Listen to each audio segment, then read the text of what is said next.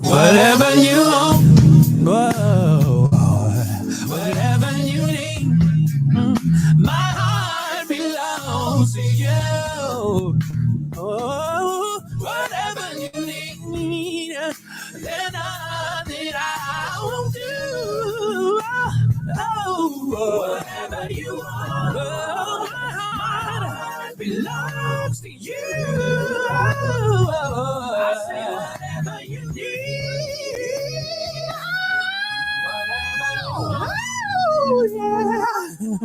whatever you need, my heart belongs to you. Whatever you need, there's nothing I won't do. Whatever you want, my heart belongs to you. I say whatever you need. ACP, did you see this? Look, if it ain't official Dana J, Prima Donna News, I don't even want to see it.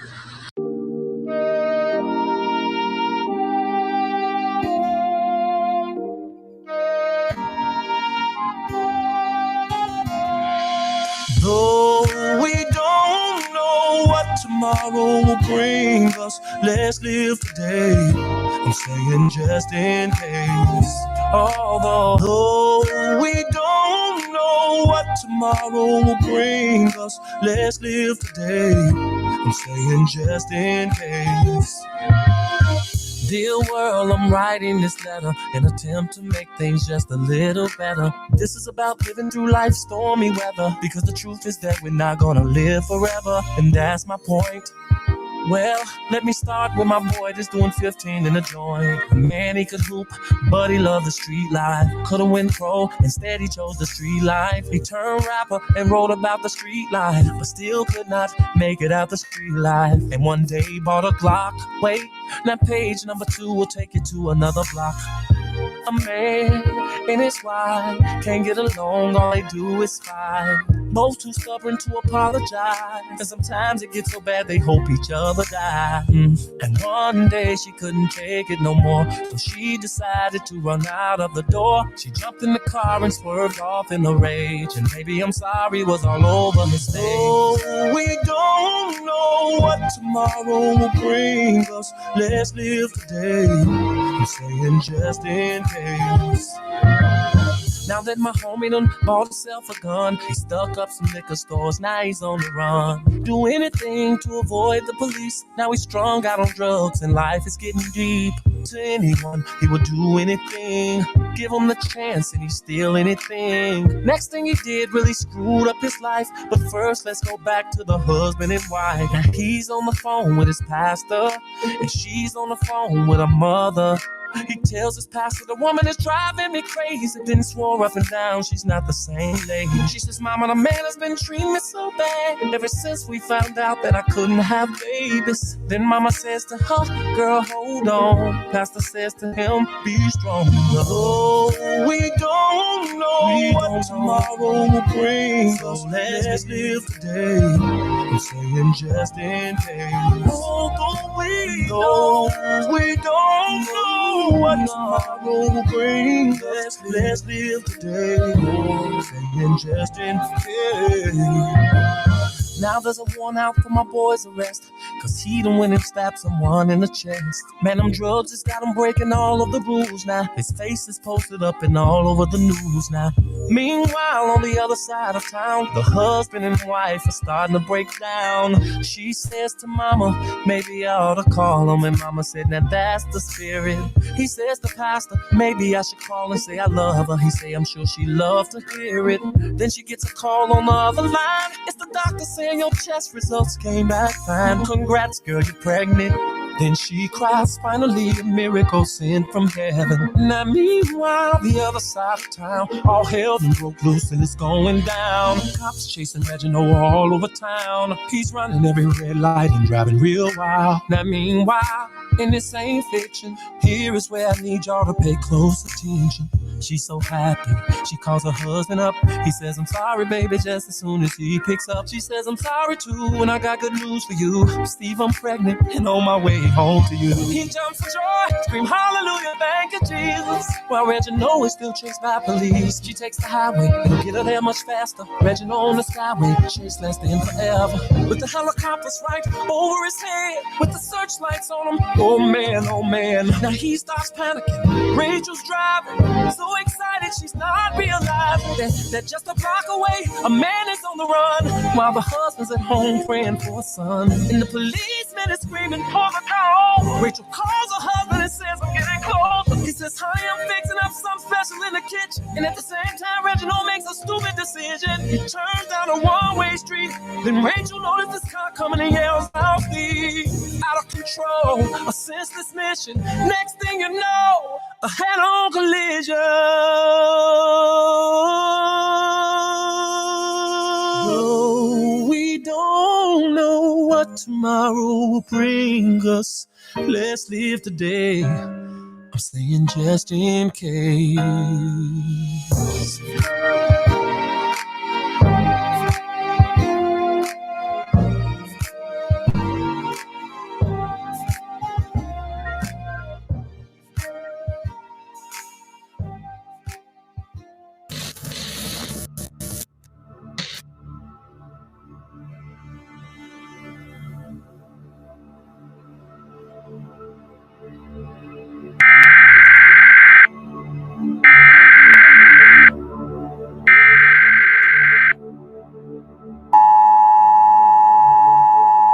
This is not a test. This is your emergency broadcast system announcing the commencement of the annual purge sanctioned by the U.S. government. Weapons of Class 4 and lower have been authorized for use during the purge. All other weapons are restricted.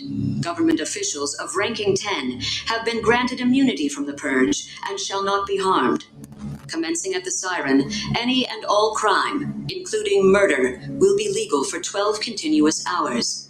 Police, fire, and emergency medical services will be unavailable until tomorrow morning at 7 a.m. when the purge concludes. Blessed be our new founding fathers and America, a nation reborn. May God be with you all.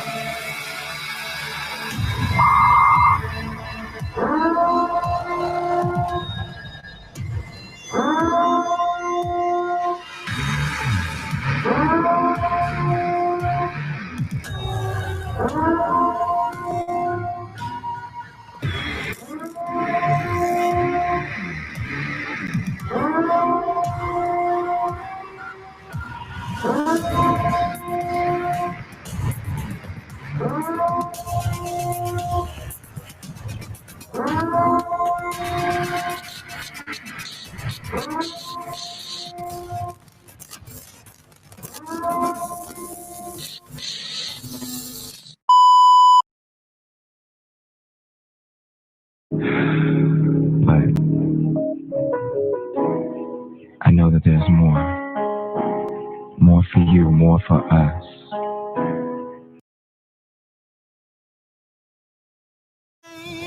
Children, rain all night long. Didn't it all, didn't it all, oh my Lord, didn't it rain? Didn't it rain, children? Rain all night long. Didn't it all?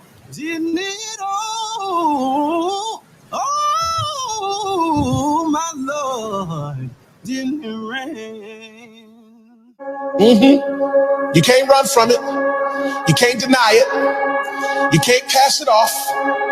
It's your call. God knew what he was doing.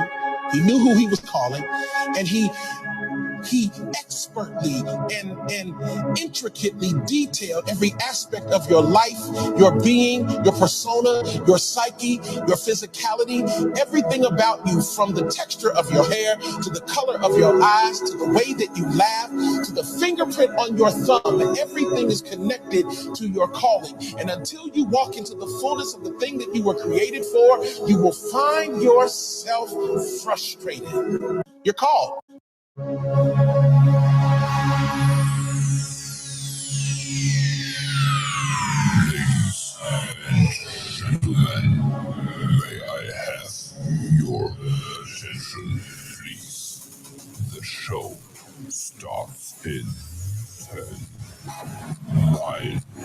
8, 7, 6, 5, 4, 3, 2, 1, go.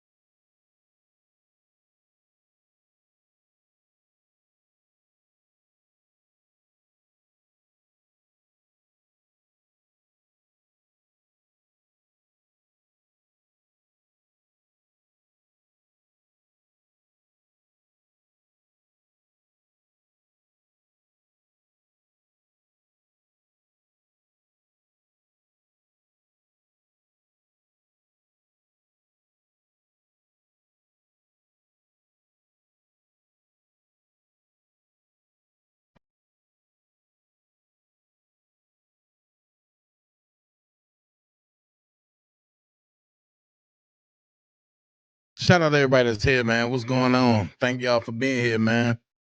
Shout out to everybody that's here, but y'all know what it is, man. A lot of people want to throw hate towards Donald Trump. A lot of people want to throw shade and towards anybody that's doing the right thing, right? Some people are just stuck on, they just don't like the orange guy. Oh, he's in the Epstein files. He's this, he's that.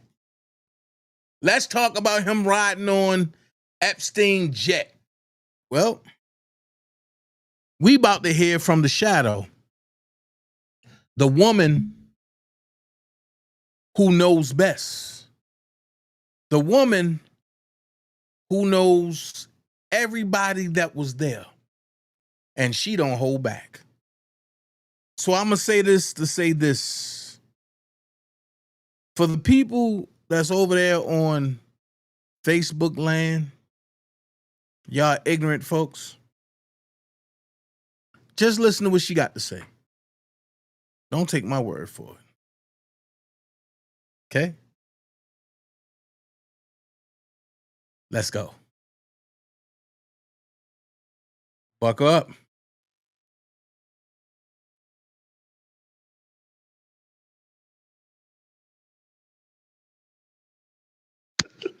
Light to let you know that it works. Today's date is Thursday, July 24th. This will be the recording of a proffer agreement of Ghislaine Maxwell from the Deputy Attorney General, DOJ, and the time is currently 9:16. Maxwell and counsel are arriving to the U.S. Attorney's Office, and we will commence the proffer shortly. I'm gonna ask everybody to put their name on the record. Good morning. My name is Assistant Special Agent in Charge Spencer Horn of FBI New York. Today we're doing a proffer of Ms. Maxwell. The date is July 24th, and the time is 10:12 a.m. This interview recorded. And my name is Todd Blanche. I'm the Deputy Attorney General. And before we start formally asking questions of Ms. Maxwell, I'm going to put on the record everybody that's in this room in addition to me.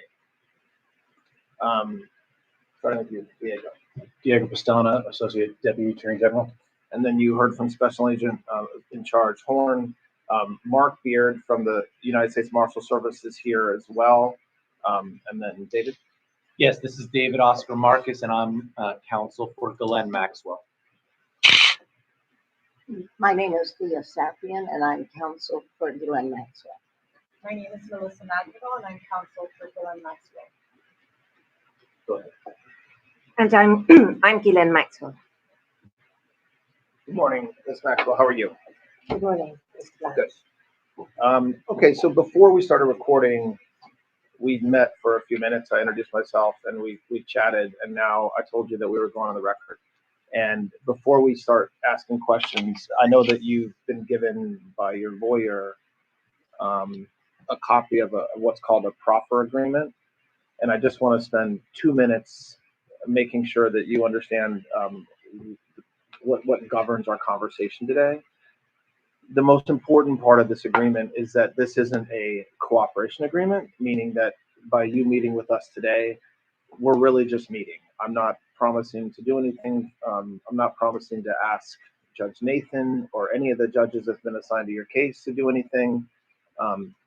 We're just talking. And so that's the most important part of this agreement.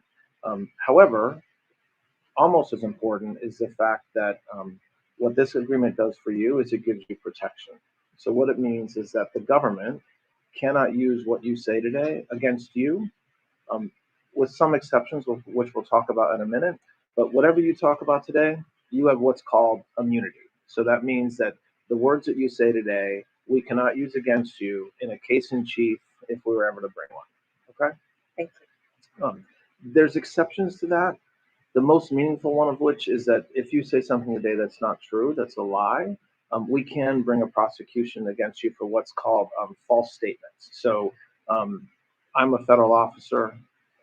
I have several officers here. The FBI is here, and if you lie to someone that's like me or like Special Agent Horn, it's a crime. So you have to be truthful. The other exception to this that doesn't necessarily apply directly to you, but if there ever was a retrial in your case, or if there ever was a criminal case, a future criminal case against you, and your lawyer or you said something different or took a position that's different than what you say today, we can then cross-examine you or a witness based upon what you say today. So it's a little bit nuanced, meaning I can't use what you say against you in our case in chief.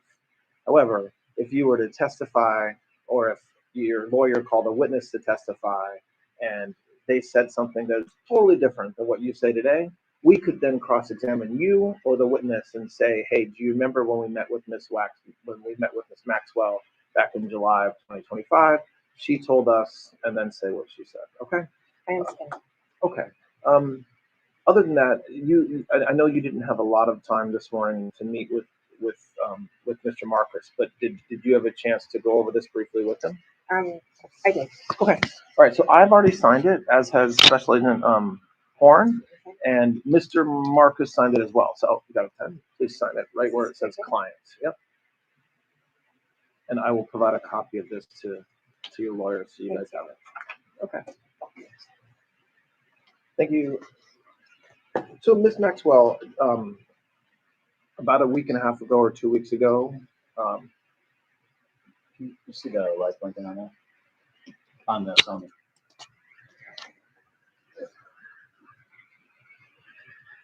Yeah, there it is. okay, we're just confirming that it works, and it does.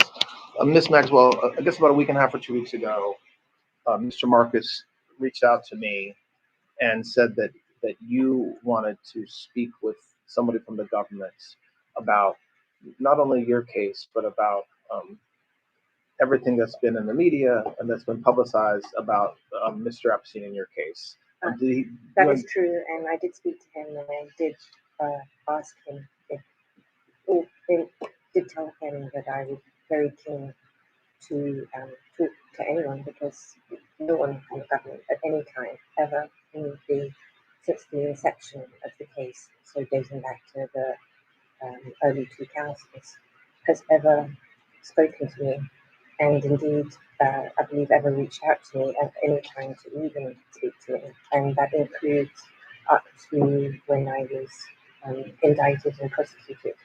I believe that, or I understand, I should say, rather, that my attorneys at the time did tell the government that I wanted to speak to them, because I was very keen to meet with anyone so that I could tell or have them ask me any question. I've never had any problem to speak to anybody, and I offered myself, and I kept asking if they would meet with me so that I could talk to them.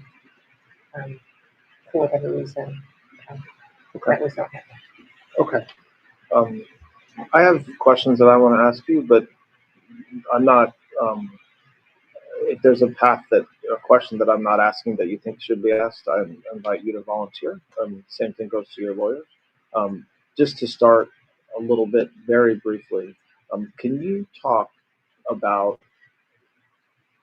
when you first met Mr. Epstein? I know that goes back a while, and just very generally talk about your relationship with Mr. Epstein from the time you met him all the way up until his death. I met Mr. Epstein in 1991.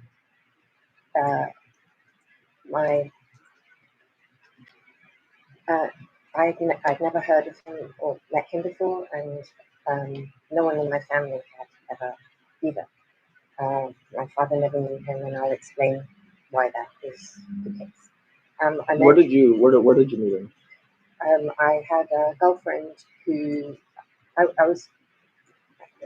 I'd moved to America briefly I'd moved to America in 1990. Okay. Moved, that's a good word. I'd come to visit America in 1990. I had been running my own company up until that time, which was a company called Maxwell's Corporate Gifts. And I had also been working for my father at the time. I had multiple jobs with him. I was in 1990. I was working with a new company of his, a new newspaper that he was launching called The European, and I was in charge of launching a magazine to go with the European. And I was traveling at that time from England to America because my father was looking to, he'd also bought Macmillan, the publishing house, and he had purchased the New York Daily News. And it's true to say that my father always wanted me to come back full time about him, but that's a much longer story. I don't think we need to go into it this time. So, but I was always working with him. Well, there was no escaping, as it were, to work for him. So, in 1990, I had come over to New York to help look at some of that. He was having some advertising issues with the New York Daily News, and in fact, I may have met Donald Trump at that time because my father was friendly with him and liked him very much. And I think it should be said that he also very much liked Ivana because she was also from Czechoslovakia, where my dad was from. So I don't remember if I did meet him or not in 1990 with my dad, but I knew that that's how I knew about Mr. Trump. And this was before you met. This was before I met Mr. Mr. Epstein? Yes. Okay. So I was already going backwards and forwards in America, and then in April of 1991, I came to New York. I can't remember for what reason, what business reason, but there was a business reason, something to do with my dad at that time. And a girlfriend of mine, who an American, told me I broken up with I've been engaged, getting with a very long time boyfriend, and we've broken up. And she said, well, I've got, as your girlfriends do, I've got a guy for you to meet. And I was like, who is it? And she goes, he's been dating my sister, you'll love him, he's looking for a wife. I'm edging towards 30. I don't need to tell you guys that's a very important moment for a girl to think about important things. Sure, I'd be happy to meet him. And so sometime in 1991, now, we're in 1991, I met him at his offices on Madison. And I think the most memorable thing I can think about that is he was wearing a tie, which he didn't want to do. It had a giant tomato ketchup stain on it. So I was like, wow, okay. And that was how we met. Was your meeting at his office for you to meet him just personally, or were you there for work-related reasons? No, I knew nothing about it. He just invited me to come and have tea. And I was like, tea, that's English, okay. But what was unusual was in his offices. So I went to his offices and we met. And I found him very engaging, and that was that. So, okay, so that's how you meet him. So, and again, I don't want to spend a lot of time, on this particular issue, but what happened with your relationship over the years from the time you meet him in 1991 up until the time he passed away? Just give the highlights. Okay, so I was looking for real estate for my dad to buy some, and Epstein told me that he was also looking to move from his apartment, and would I help him? And I said, sure, I'm looking already, so I could look for him. So that's how it started. And then in 1991, my father passed away, and I returned to New York after that, originally to come back and help with family businesses, which was Macmillan. And then the debacle of my father's passing hit the family, and we lost all our businesses, and my family thought that it would be best if I stayed in America because of the intensity of the press and the drama surrounding my father's death in England. So I stayed, and Epstein said, well, you can keep helping me, you can help me find that house, and you can decorate the house, and it gave me something to do. Were you in a romantic relationship with him at this point, or just friends? Just friends. And while we're just, with respect to your father, there have been multiple questions about whether he worked for any intelligence agency. Do you have any knowledge about that? I think, well, certainly my father had a background in intelligence because he was, I believe he did in the Second World War. He was a British intelligence officer. I think that my sort of belief is that once you've been an intelligence officer, you're kind of always, it doesn't mean that you're formally employed. So I don't think my dad in any formal sense was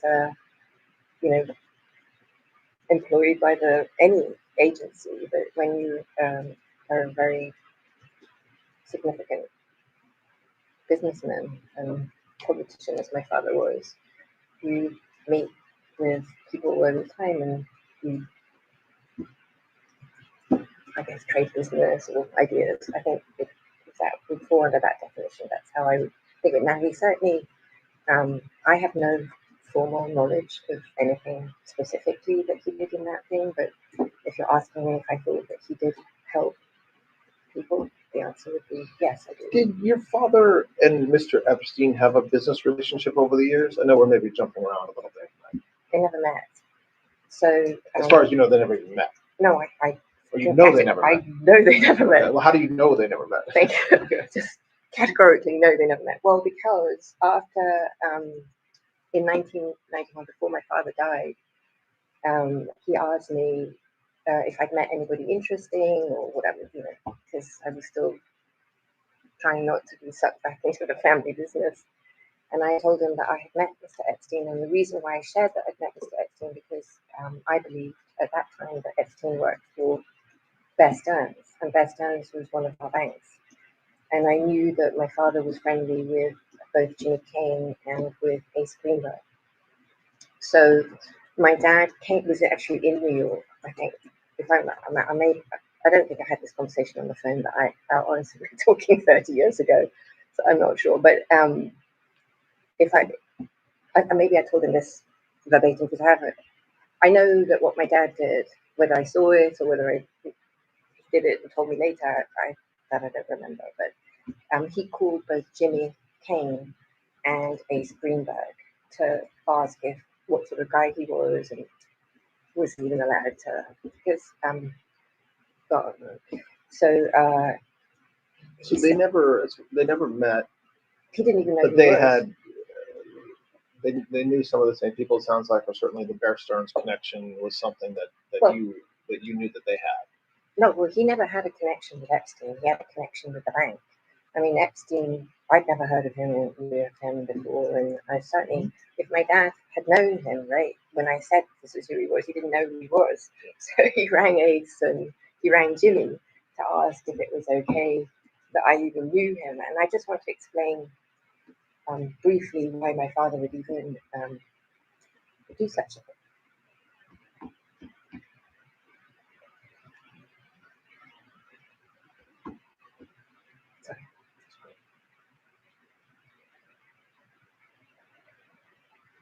I've had some interesting things that have happened in my life, and one of them was to be found on an IRA kidnap and murder list. And so after that happened, well, there were other related, I'm not going to bore you with all the horrible things in that vein, but if you want the details, of course, I can. But after that happened, my father wanted to put a lot of protection on me, obviously. And I declined on the grounds that would be a very life-restricting event. You're all in law enforcement. I know you understand this. And so he had told me that,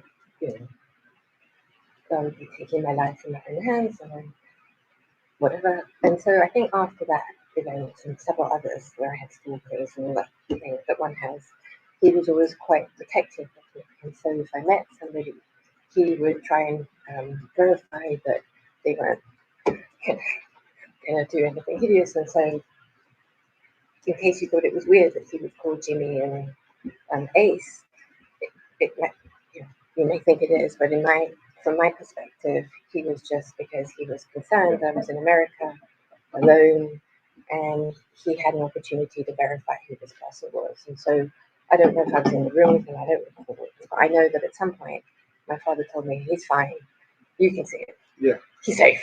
Okay. Well, okay. So we might come back and touch a little bit more on that at some point, but Yeah. I went down a rabbit hole for a minute. That's all right. about I just your wanted to. father. No, that's helpful. Thank you. So, okay, so you're now in the 90s, and you're friends with Mr. Epstein. Your house, decorating the house or the apartment. What happens with your relationship again? I know we're talking about a 35-year time period or whatever, but to the extent you can kind of at a very high level talk about it. Listen, I think just full disclosure is the best way to go at this point. Yeah. So in 1992, I slept with him one time, and I was like, "Oh, that's it. We're going to be dating," because that's how I thought. And I kind of thought of myself in that moment, like, because I felt if you slept with someone that you were then dating them, that's the world I came from. But that really was, well, that's how I thought. But we didn't sleep together again for, I don't know, really a significant period of time. And when I say years or I don't know if it was a year. I don't feel that feels long, but maybe 9 months. I mean, a long time. Okay. I just want to go back. So I had found a house for him to rent in New York because he had asked me. I'd been looking on it for my father, and I found one, which was a former Iranian embassy. I think it was. I think it belonged to the Iranians or the Iraqis. Someone. Okay. And I didn't know that he had any money. Really, and it was like, I want to say it was $12,000 a month, which to me seemed like a fortune. And I said to myself, I found this house, but I don't think you can afford it. It's ridiculous. Of course I can afford it. We rented it. And that house came with, it was a State Department house because it was, I think it was under sequestration or whatever it was. And anyway, I put it back together, but there were certain rules you couldn't paint because you had to go back and gave it back to the country. So he had this house, and I had moved into a 10-foot by 10-foot apartment because all of our stuff had been either lost or frozen or whatever. So he became, in this moment of my life, free because I was like, everything felt very similar to this moment, if that makes sense. Anyway, so, but I had no key to his house. I had no free access to his house. And in the entire time that he lived there, which was, I believe, until the beginning of 1996, I never slept a single night in that house. Ever. Never. But so you said a minute ago that the first that you had slept with him on one occasion, and at the time you remember thinking, that this meant you were in a relationship, but then it didn't. You really were not in that type of relationship. Did that change over between 91 and 92 or whatever, and years forward? So I did travel with him a lot. Okay. So I would go to his houses on the beach. He only had that house actually in no, that's not true. He had the house in Palm Beach, and he had a house in Ohio. In where? Ohio. Okay. And he had the house in Ohio because of his business relationship with Mr. Wexner. And he had and I had to go and decorate and put that house together. When we traveled together, we stayed in the same bed, but not in the. But I didn't. Go ahead. It's okay. Talk. So you stayed. So when you would travel with him to his houses in Palm Beach, Ohio, or even just traveling, if it was just traveling with him, you would stay in the same bed. So sleep in the same bed with him. Yes. Okay.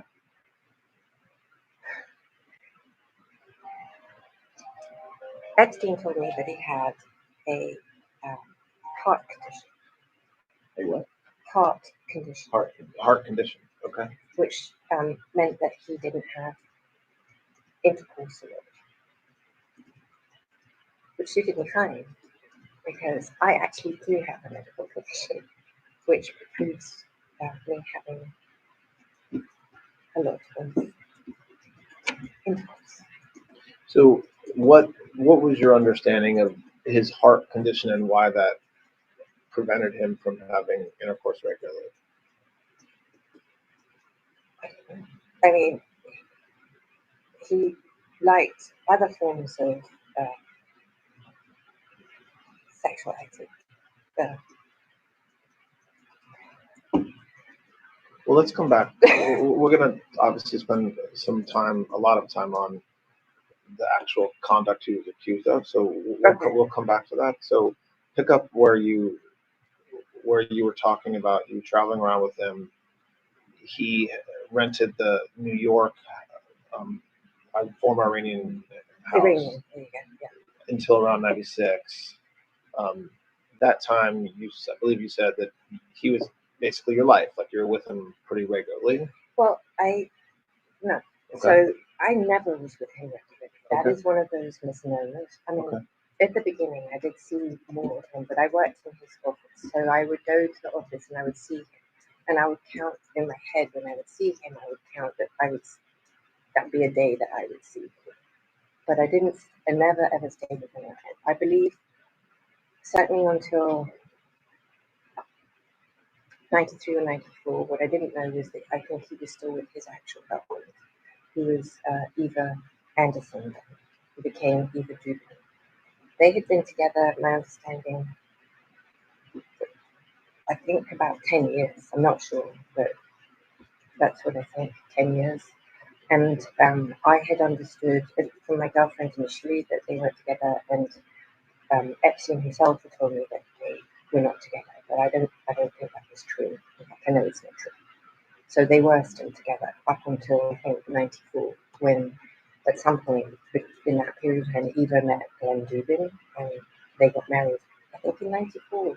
I don't remember when they got married, but she was his best friend and his everything. He told me that he always wished that he had married her and had a child with her. And I know that she was family for him for his whole life. And I think even, I'm not sure this is true, but you guys will know if this is true or not. When he came back from Paris and we arrested him, I don't know if Eva was on the plane. Now, I think that either I read it in the discovery that I received, or I saw it somewhere. But even if she wasn't on the plane, there must have been some email communication where she was in Paris at the same time and going to fly back. One or the other. I don't know which one is the correct version of that. But so they were still obviously very close and remained throughout the entire time. He was still her love. And so I also know now, which I didn't know at the time, was that he saw lots of other women. And I know that now because I can see it from the flight logs, and I know it now because I can see from the emails. So you know from the case, yes, that from what happened. Yes, you I didn't know that along the way. Contemporaneously, I absolutely didn't. So just, and we're going to spend time on everything you're talking about, but just to kind of close out big picture your relationship. So we're now in the late 90s. Continue on with, again, saying high level to the extent you can about your relationship with him. So my responsibilities increased with each acquisition that he got and each new project. So I believe the first thing that he purchased after was the ranch in New Mexico. Okay. And so what he had tasked me with up until that, and I think that was purchased in 94. So he had tasked me, one of the things that we did was visit, in my mind I say every state, but it wouldn't have been every state, but many states, to go look at real estate property. And so I know we went to Montana, I know we went to Utah, and it was to go look at real estate. It was fun, to be honest. And then I arranged for us to go to New Mexico, and he just loved New Mexico. And then I don't remember how the ranch happened. I don't remember that now. It's lost. And then he ended up buying the ranch. And I think, if I'm right, it came from the kings who made him the governor. And bought the ranch. And then I had to dealing with that was extensive. I mean, the way that I thought of myself, or the way that I think is the best way to explain how I view my role, was as a general manager, because each property to me was like a hotel. So the ranch was very challenging, because not only that, but it had BLM land. So to maintain your BLM, you had to have cattle. And I love animals, and so the first thing, horses, and so I wanted it. If you're going to have a ranch, I like authenticity, so I don't think you should have a ranch if you're not going to have the things that make it special. So were you paid by him along the way? So I time? became salaried at some point. My memory is that I got paid 25,000 a year to begin with. That's my memory. I may be wrong. And then with each, as it became more obvious, because I kept thinking I was going to have a home thing. And, but it, Did you, and financially, you were not relying on him, the 25,000 or whatever amount you were paid, were you relying on that money to live and his generosity to live, or did you have your own money? So there's a, And again, I want to just make sure we're talking about that. Like, keeping it between like the late 90s, maybe I guess into a little of the 2000s. I just want to hit something on the head right now. There's a tremendous amount of reporting that said that I had a trust fund. I have never had a trust fund at any time. So how did you live? Did you live with I mean, 25,000 is not enough to live on. No. So I had, during this period of time, the Sears Ford Squad had come to see me in relation to my father's passing, and to establish whether I had been involved in any way with his business or with any shenanigans. I think I've told the story many times, so I don't know if it's now somewhat hypocritical, but I'll tell you what my memory is. So I received a letter from them that said, "You can't go about my business," and my memory, maybe hypocritical, was a PS. It said, "I used Snow White's cousin." I had nothing. I was never involved in any of his business, whatever. So I was free. And But you're, obviously your father and your family had a lot of businesses. Is it because the money, whatever money or whatever equity was in the businesses, just stayed with your other family members? No, there was no money. So my father was never attached to money. He was born a peasant, a real one, dirt floor, no shoes, no clothes, some clothes, but not, sorry, I don't mean to say, and nothing. And he was never into that. I mean, there were things that he had, his extravagances. He loved his boat and his plane. So obviously you need money for that, but there was nothing else. And there was not a single penny that came to any of us at any time, ever. Okay, so when you're talking about your life with Mr. Epstein in the 90s, you're very different financially. You're very different financially positioned than he is. Meaning, Absolutely. He's giving you money. He's paying for when you fly. He, I assume, pays for your flights. Yes. Okay. Okay. So I interrupted you when you were saying how you were functioning as general manager. You helped with the New Mexico ranch. So did your role with him continue like that for many years, or for how long? So I continued in 2000. Well, by 1999, our relationship had foundered. Why? Two reasons. We were never sleeping together again, so we stopped having sexual relations in 1999. Not full sex, sorry, to be clear. Didn't mean that we didn't still share a bedroom sometimes or whatever. He had another girlfriend. He had what? Other girlfriends. I definitively knew that it was over after 9/11, actually, because we were both in New York. And I don't know, were you in New York? I mean, 9/11's. And it was a scary time if you were in New York. You didn't know. I didn't know. Nobody knew what was going on. And he was in 71st Street, and I was in 65th Street, my house. And he wouldn't see me at all. Asked me, his mum, who I'm very close to, who's in the hospital at Lenox Hill, just asked me to look after her. And then I knew, as anyone did at that time, if you're not going to be there for someone in 9/11, you're never going to be there. So for me, that was the blind side. And he had another English girlfriend, actually, from 2000. Are you though still on his? Are you still being paid by him at this point? Yes. Okay, so go ahead. So what at that point when you say you realize kind of?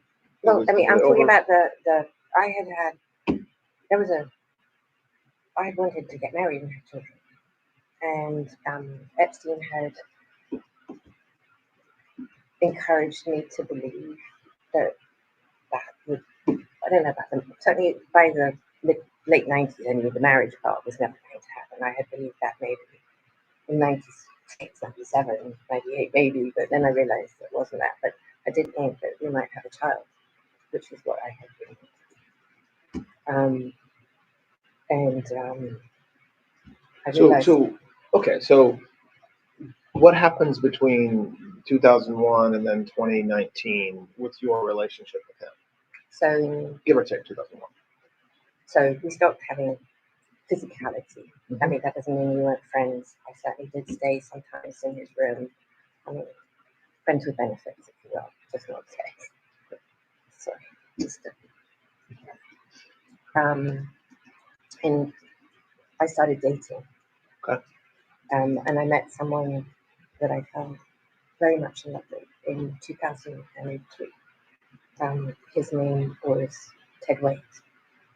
Ted Waite, you may know as the founder of the computers. And we had an amazing relationship that went on until 2010, I think. And I was with Ted from that time. Did you meet him through Mr. Epstein? No. Well, indirectly, I suppose you could say. So. No, they never met. I was at a dinner where I met Ted, but it wasn't. I was with President Clinton. President Clinton was my friend, not Epstein's friend. And Epstein had flown him. And there was a dinner, and Ted came to the dinner. So I guess indirectly through Mr. Epstein, because it was his plane, but I'd have been there anyway without him. Was Epstein on the plane when you guys flew? On that trip, yes. Yes. Yes. So when you say the dinner was where? Okay. Okay. And so you had flown over with. So who was on the plane? That's right.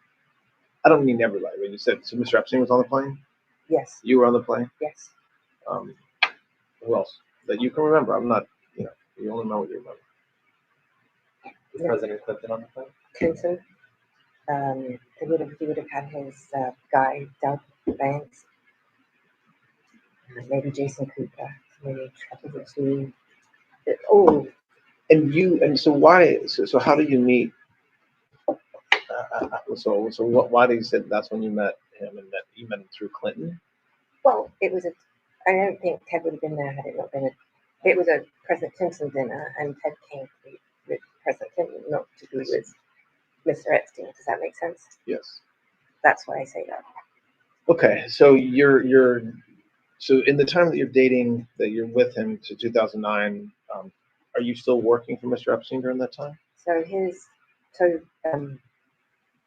It'd be true to say that Jeffrey tried very hard, Mr. Epstein tried very hard to keep me to work for him, because I mean, this is a complex operation.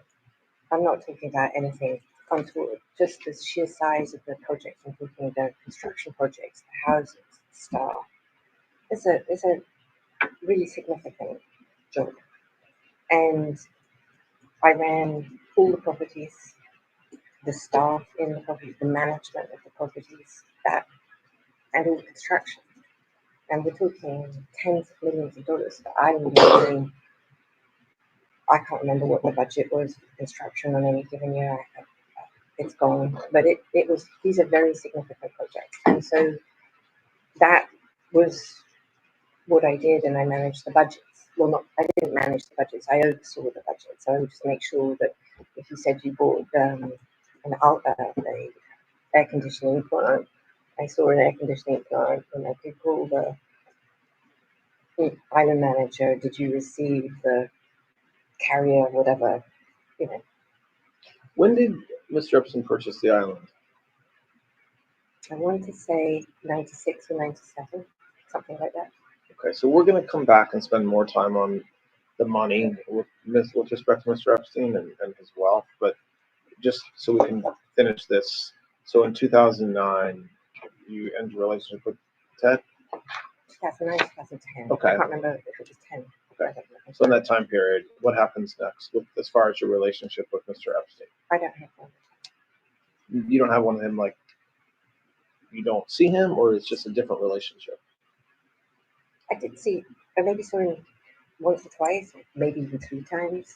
I certainly went to his house once, for sure. Maybe twice.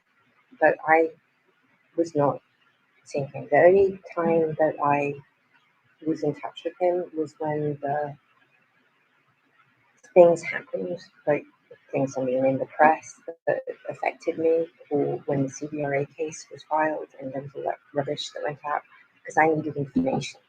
Because I didn't know anything about what was happening, and I needed his help. I doesn't make it sound right. Do phrase that. I don't mean his help. I meant to have answers so that I had an ability to defend myself. That's what I'm talking. I'm not. So when does that relationship change? So you're working. You talked about when the physical relationship stopped, and then you're still working for him or with him, managing his properties and serving as like a general manager. You then start your own relationship with another individual with Ted from 2003 till 2009 or 10. At what point in that whole period is there like more of a break where you're no longer acting as his general manager? I wanted to have a full break when I started dating Ted, and he was clever. I suppose it would be true to say that I sort of viewed Mr. Epstein at that point as sort of family, if you will, like someone I could rely on. And I should have had more confidence in myself. I can see that now. But at the time, given everything that had happened in my life, I thought that it was, and I saw how he was with other people like Eva, who seemed to be very comfortable saying that. I thought this would be, and he always said I was like family. So he worked hard to maintain a relationship with me. He was generous with me. He let me use the plane, for instance, which was very generous. He would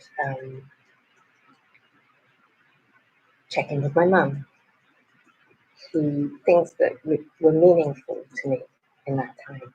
And then it may still not have worked, but that his mother, Paula, had been in a very serious car crash, and she had become sort of like a surrogate mother for me. Sort of because my mum wasn't there, I could look after her the way that I would.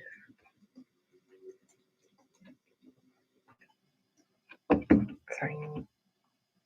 The way that I would have liked to look after my own mum. So I became very close to his mother, and she had been in a car crash, and in 2004, I believe it may have been 5. I don't recall exactly.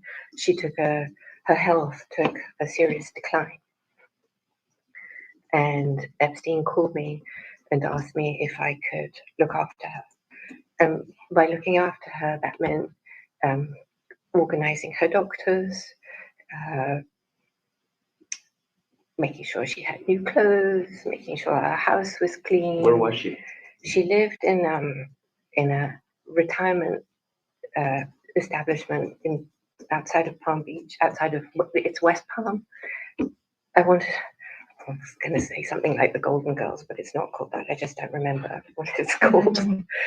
But it was an old age. It was a retirement home, if you will. Todd, I don't know. We've been going for maybe about an hour now. Do you think, is this a good Sure. time? Yeah. So we'll take a break. All right, so we're going to take a break. The time is 10:56.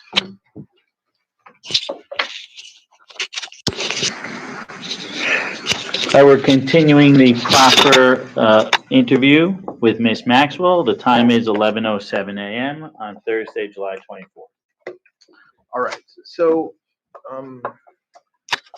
just picking up where we just stopped. So you have basically a break. Well, not a break. That's the wrong word. But your relationship with Mr. Maxwell, professional and other, changes in 2003, 4.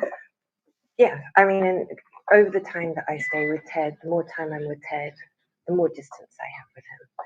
And then when the arrest, well, let's go back, whatever happened in 2005 and he became arrested in 2006. So when he's charged and arrested in what we'll call the Florida investigations, that's what you're talking about. I am. Okay, go ahead. So I was not in, well, were you part of that investigation?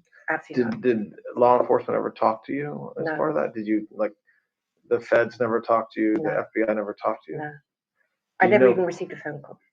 So you didn't receive a subpoena? No. Did the state law enforcement ever reach out to you? No.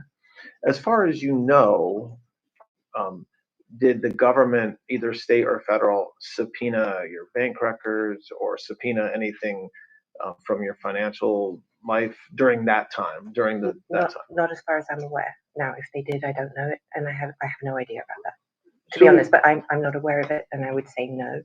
But maybe you guys do things that I don't know. So how did you learn of that case when Mr. Epstein was arrested, or did you know that something was happening before then? The first thing I knew was he had told me he was deciding to redecorate the house in Palm Beach. Didn't surprise me. It was like a rolling situation. But by that time, are you like, he tells you because he wants your help, or had your relationship changed by this time where you were no longer kind of acting as his general manager? No, I was still around. I wasn't gone. I was with Ted. I was traveling. I wasn't daily. If you'd asked me where he was in any given time, I'm not sure I would have known then.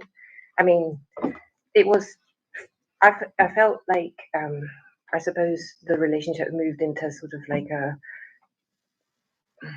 long-term friend, family, like I felt he had with Eva, if I'm honest. Yeah. Okay. So he says to you he's going to redecorate the Palm Beach house. He asked me specifically which decorator he thinks he should use, because I had a lot of contacts with decorators, and he was not very good with people. He was useless at maintaining relationships with people who work for him. I'm not. So, anyways, I think I recommended, I can't be 100% sure because it's a long time, but I think I recommended Mark Zeff at that time. Who? Mark Zeff. Okay. I believe. And I don't know why. I don't remember. That's all lost to time. But anyway, at some point, I think his mother had died now. I can't remember the timing of all of that either. Okay. But I ended up in Palm Beach, and he had asked me to come and look at the swatches or whatever he was doing, because they had laid it all out over the house and various things. And I think he'd asked for my opinion. That's my memory of this. It may also be that Ted and I were going to Palm Beach because Ted had a golf match or something. There was a reason I was in Palm Beach. It wasn't solely, maybe that's not true either. I don't know. So okay. There's sometimes I went to Palm Beach because Ted was there. I don't know if that's part of that time or not. Or Ted went there and left me. I don't know. Something. Anyway, I was there. No, that's not either. No. Anyway, at some point in that time, I saw all the swatches. At some point in 2005, I think that was. And then I believe, I don't remember. I think I got a phone call, actually. I wasn't in Palm Beach. I think I got a phone call that there was a police at his house or something. There was a. And would you have gotten a phone call from him, or you think you just told by somebody that knew that it happened, or don't you remember? Definitely not him. Okay. I think it would have been the houseman. So when that happens, whenever it was, that's kind of the first time you know that Mr. Epstein's being investigated for. I didn't even know I didn't even understand. Okay. I didn't have a context for that. It was Okay. like I didn't even know. I didn't know. Okay, I didn't. I'm not sure even what I thought. I was like, So that's weird. after you find out about it, what happens with your relationship I with asked him. I asked him what was going on, and he said, "Not to worry, nothing. Taking it. Don't worry about it." And I was like, and then it all went quiet. He didn't say. He didn't share. I wasn't part of it at all. I was off with Ted, and I really just. Did he tell you?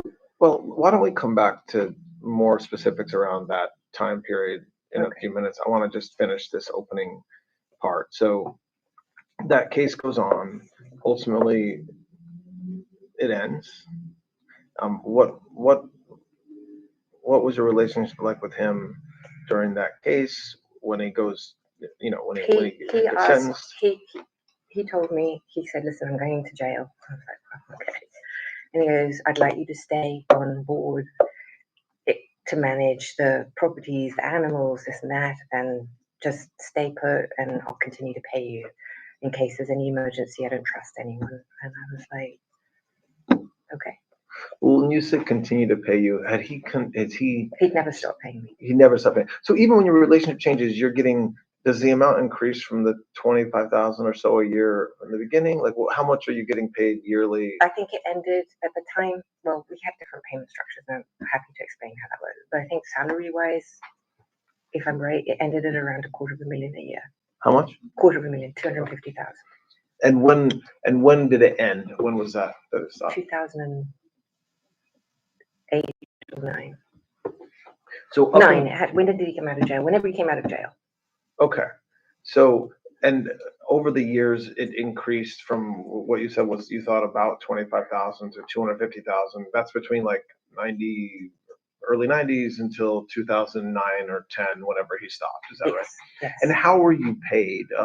W-2. W-2 from what company? He just moved me around over to this company, that I didn't care. Okay. And I didn't care, and I didn't think that I didn't understand any rhyme or reason. It doesn't feel, whatever.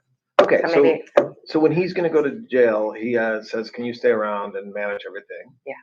And do you do that? I do. Okay. And then we'll come back to that. I will not manage everything. No, I mean there are other people at this point. My specific role then was very, very diminished. I reviewed the bill structure that came from the constructions that was doing the island. Okay. And wherever else I was going, Paris at this point, because I speak French, I'm fluent in French.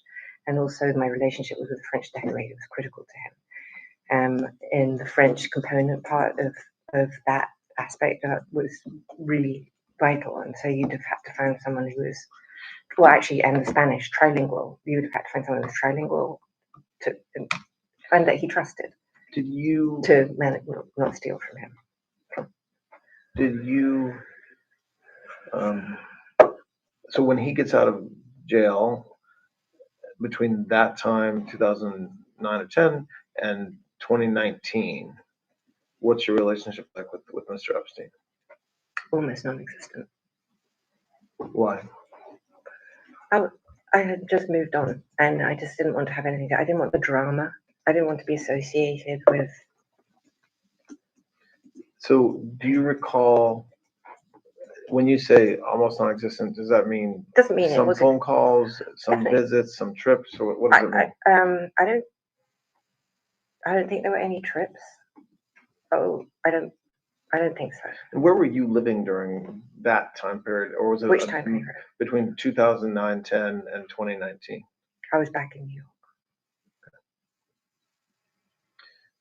So you had no, so you had phone calls with him on occasion? Yes. Well, I certainly did whenever there was any legal drama or any like serious press attention, I always called him to try and find out what was going on. Okay. Okay. And I then- did email him at that time for those types of details. I was like, what do I do? I was like, And then when he's charged in New York federally, how did you learn about that case? in the press. And had you, as far as you know, been contacted by law enforcement before his arrest? No, I that- wasn't in the indictment. No, I know that, but Oh. even as a witness or asking you if you would give documents or materials. I had never, up until when my lawyers said that, I don't even know, I had no knowledge of them being interested in me. Honestly, I want to say until he had died. Now, I know that my lawyers were in touch with some district of New York at some point after his arrest. I'm pretty sure that had to have happened, right? Okay. But my understanding is that they had not shown any interest. I know my lawyers went to see them once, I believe. And Went to see him, meaning Mr. Epstein? no, them, the sub-district of New Okay, York. the subject of New York. Sorry. Okay. And that they had been in touch with them. And But now you're talking about after Mr. Epstein died, or are you talking about before he died? I think If you can remember. it's easily verifiable. My memory is that they were in touch with him when he was arrested. Mhm. I don't know if anything happened until after his death, then after that. Okay. I don't think they saw them, met with them, Southern District of New York I'm talking about now, until after he died. I know that they were in regular telephone contact with them, and that my lawyers believed that they had been told that there was no interest in me. Okay. And were absolutely stunned when I was arrested. But maybe stunned is too big a word, but surprised. I certainly was. Okay. So so that's was a long description of what was a very long life, and that was very helpful. So I want to go back and talk more specifically now about particular areas, and that was a very helpful kind of foundation for us. The first thing I want to talk about, you talked about earlier on about Mr. Epstein's financial success. What do you know how when you first meet him at some point, you say, I got this place for you to rent, you can't afford it, and he laughs at you and says, yes, I can. What did you learn about his wealth and how he was, and how he accumulated his money? I can tell you what he told me. Yes. So I know that he was hired from working at a private school whose name eludes me at this point. Dalton. He was working at Dalton as a math teacher. And he met, I think it was Ace, I'm not sure. He met someone from Bear who hired him because he was very good at math. And I believe that he then worked on creating a trading of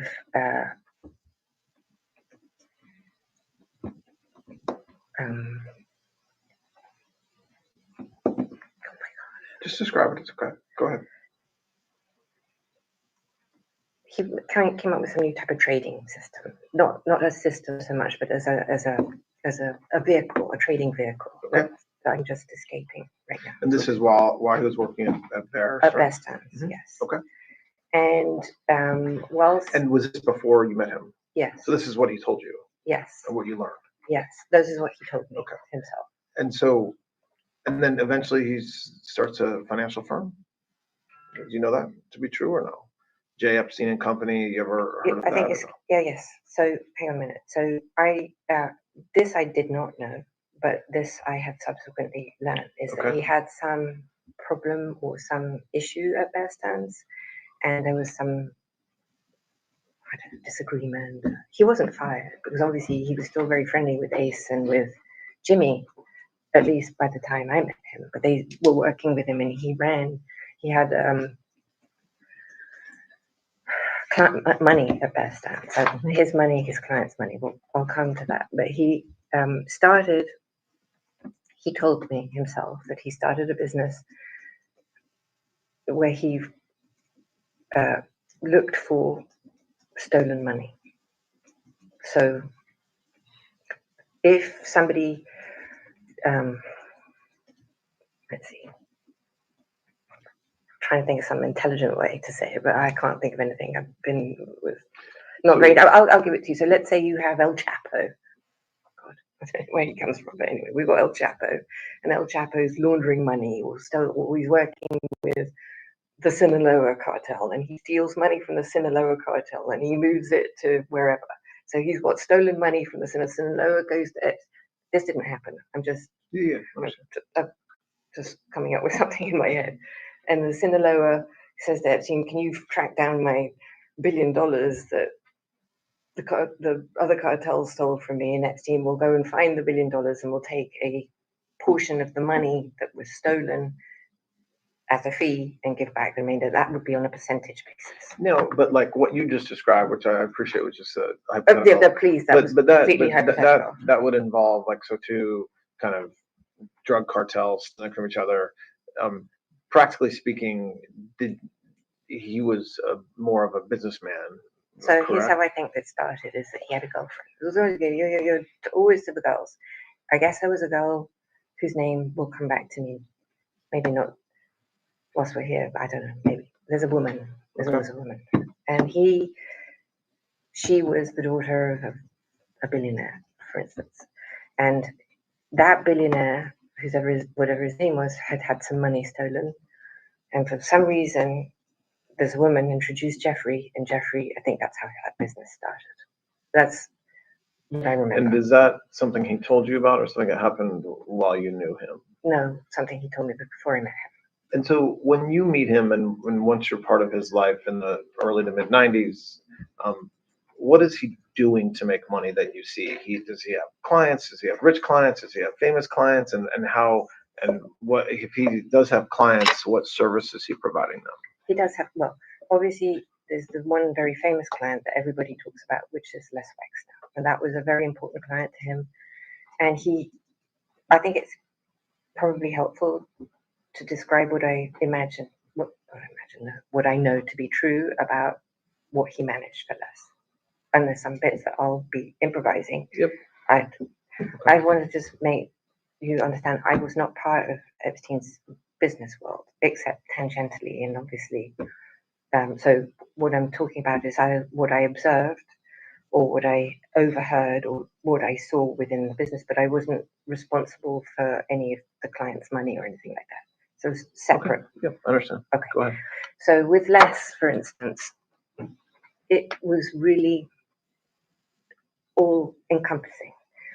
It could go from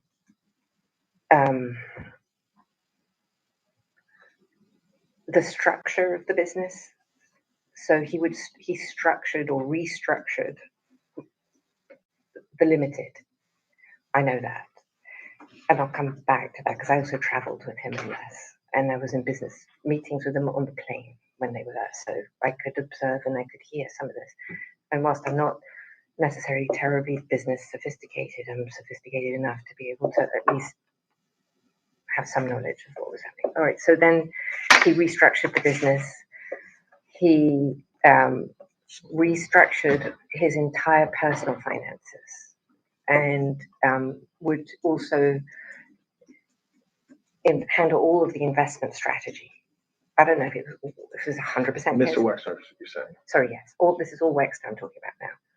So let's say you had $1 billion to invest.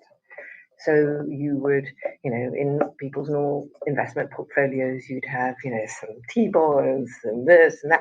But Epstein's strategies would be much more sophisticated than that. And so just staying with Mr. Wexner, from what you heard or saw, is Mr. Epstein paid by him in percentages?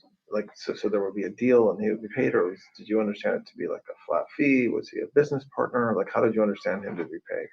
I think it was more a la carte. So let's say this is a conversation actually Epstein told me. So that illustrated for me, said if I saved someone $5 billion, he would take a flat percentage of that $5 billion. He wouldn't have $5 billion back. When you say you think that, is that because you heard him talking about that, or you? It'd be a combination of both. I certainly told me that, and I heard him talk to people like that. I couldn't. Sorry. No, go ahead. No. Did Mr.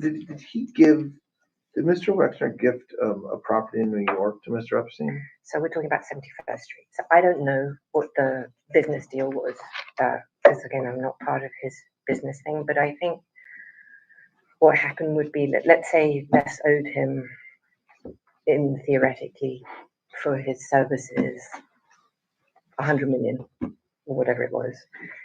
He could have traded that against the property. But do you know that happened, or are you kind of, do you remember whether there was conversations about that, or are you just thinking that could be one way that it happened? I'm not sure. And I'm not trying to be, I just don't remember if that's something I know, or if that's something that I remember, or if it's something that I subsequently know. I believe that to be what happened, but I don't want to tell you that I have. Does that make sense? Did Mr. Wexner and Mr. Epstein, are you aware of their falling out that they ultimately had? I think I wasn't there, and I don't know how it happened. I only know what Les has said in the press. So you only know about their falling out, or whatever you want to call it, from what you've kind of read, not from any firsthand knowledge. You weren't there. You weren't part of that. Correct. Do you know somebody named Stephen Hoffenberg? Only from the press. Okay.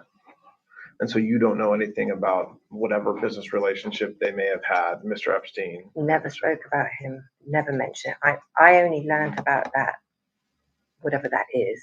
I don't even know what the truth is of that story, from the press. How about Leon Black? Oh, I did meet Leon. I do know Leon. When do you remember, and again, I know we're talking about a very long time ago, but do you remember approximately when you met him?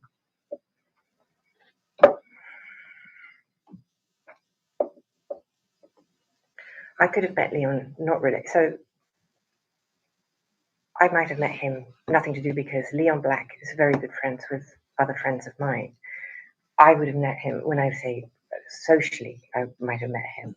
How Leon and Epstein became really good friends, I'm not sure. But not through you, as far as you know? Not through me, as far as I know, no. In fact, I'm sure that's not through me. Do you know what kind of work Mr. Epstein was doing for Mr. Black over the years? Same as what he did for Wexner. So we just talked about two individuals.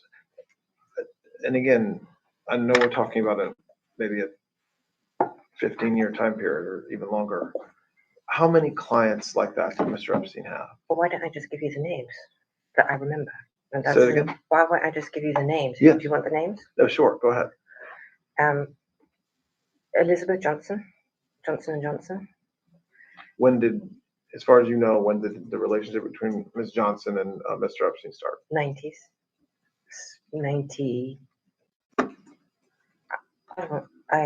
95, 96. So during the time period? Yes, we're talking 90s. We're talking when I was there, when I was around. How did the relationship start? I don't know how he became that friendly, why he ended up managing her money. I wasn't there. I mean, I really had a separate life. We really had separate lives, Okay. Except where they said. But it wasn't from. It wasn't from me. From you. No, it was not. Okay. And what's your understanding of what Mr. Epstein did for Ms. Johnson? Same as what he did for Wexner. And you have to understand, it went down to in tiny detail. So I remember this is an actual memory, that he would make the contracts for the maids, for the people who worked in their homes.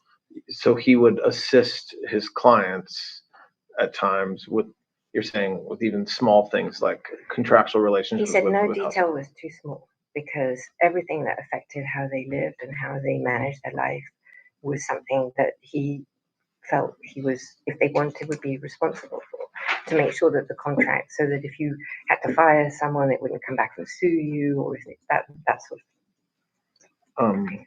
Okay, so Mr. Black, Mr. Werner, Miss Johnson, who else? What's the name of the woman from Ohio? Oh, Glenn. There's someone named Jess Staley. Yeah, I do know Jess. Who's that? He was at Morgan Stanley and at Barclays. What do you know whether he and Mr. Epstein had a relationship? Well, not a physical one. I didn't suggest it. Sorry. No, I'm saying a relationship in the broadest sense of the word, business, personal, Yes. both. Okay. Yes, both. Okay. And do you know when they met?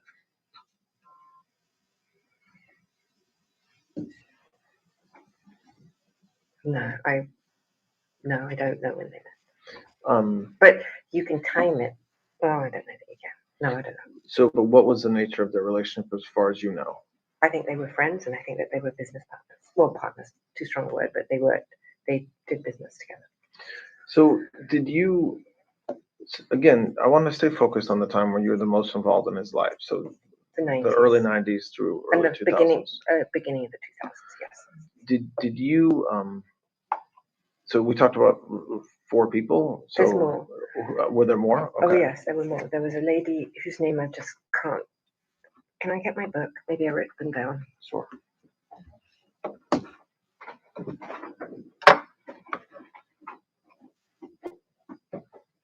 Where are my glasses?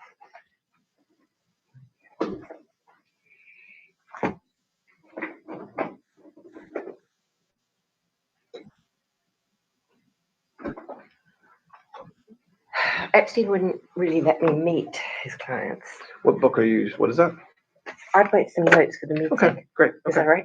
No, that's fine. I just was curious what we're looking at. Oh, okay. Not the birthday book. It's not the No, birthday we're book. going to come to that, I'm sure. Yeah. All right. I wrote down something because I tried to make. I just want you to understand my memory's not as good as it was because when I was in Brooklyn, I was in the SHU for almost 2 years, and I was on suicide watch for almost 2 years, which meant that they woke me up every 15 minutes for the entire time, and it really did affect my ability to Understand. Okay. Yeah. So I'm not. So you've taken some notes.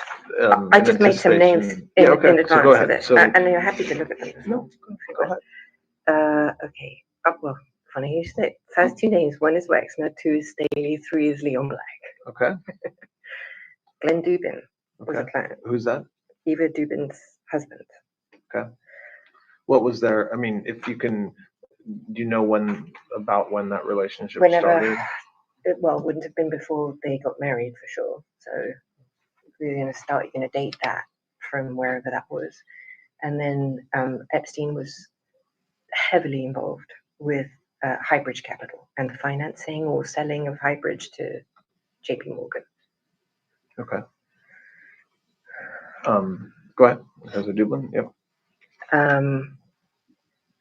Okay, you're only looking for clients, so.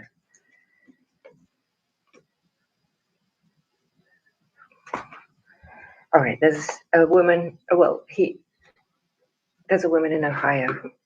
I just can't think of her name, but I tried to remember it yesterday, and I can't. So this is a good thing. Like, as you think of things, write it down, and if they have any other names, they'll ask you. But don't force it out. So you'll have time to think about this, especially today, this afternoon, overnight. We'll probably meet tomorrow. But you can find them. I mean, if you basically find a billionaire female. So there's a woman in Ohio who's wealthy. Yeah, well, you can identify her yourself because she had the largest Klein painting that was huge. So you can find her because it'll be in the museum. So that's her. And so that was one of Mr. Epstein's clients. She was one of Mr. Epstein's clients as well. Yes. Okay. Who else? Well, I think that there was other people that he would like assist. I know that he helped Lynn Forrester, who became Linda Rothschild. She'll deny it, and she has, but she can't.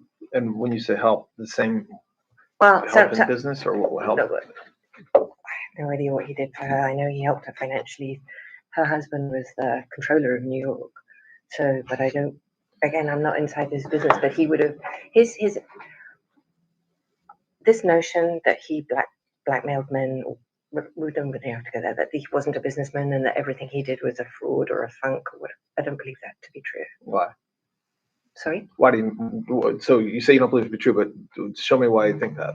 Just from, I know you've been talking about it, that he was very conscientious. He was very good at math. He paid a lot of attention to his clients, but yes, you're right. There's allegations of blackmail, or also that there was some level of fraud involved in what he did, and you don't believe it. Why do you say that? Well, let me rephrase that.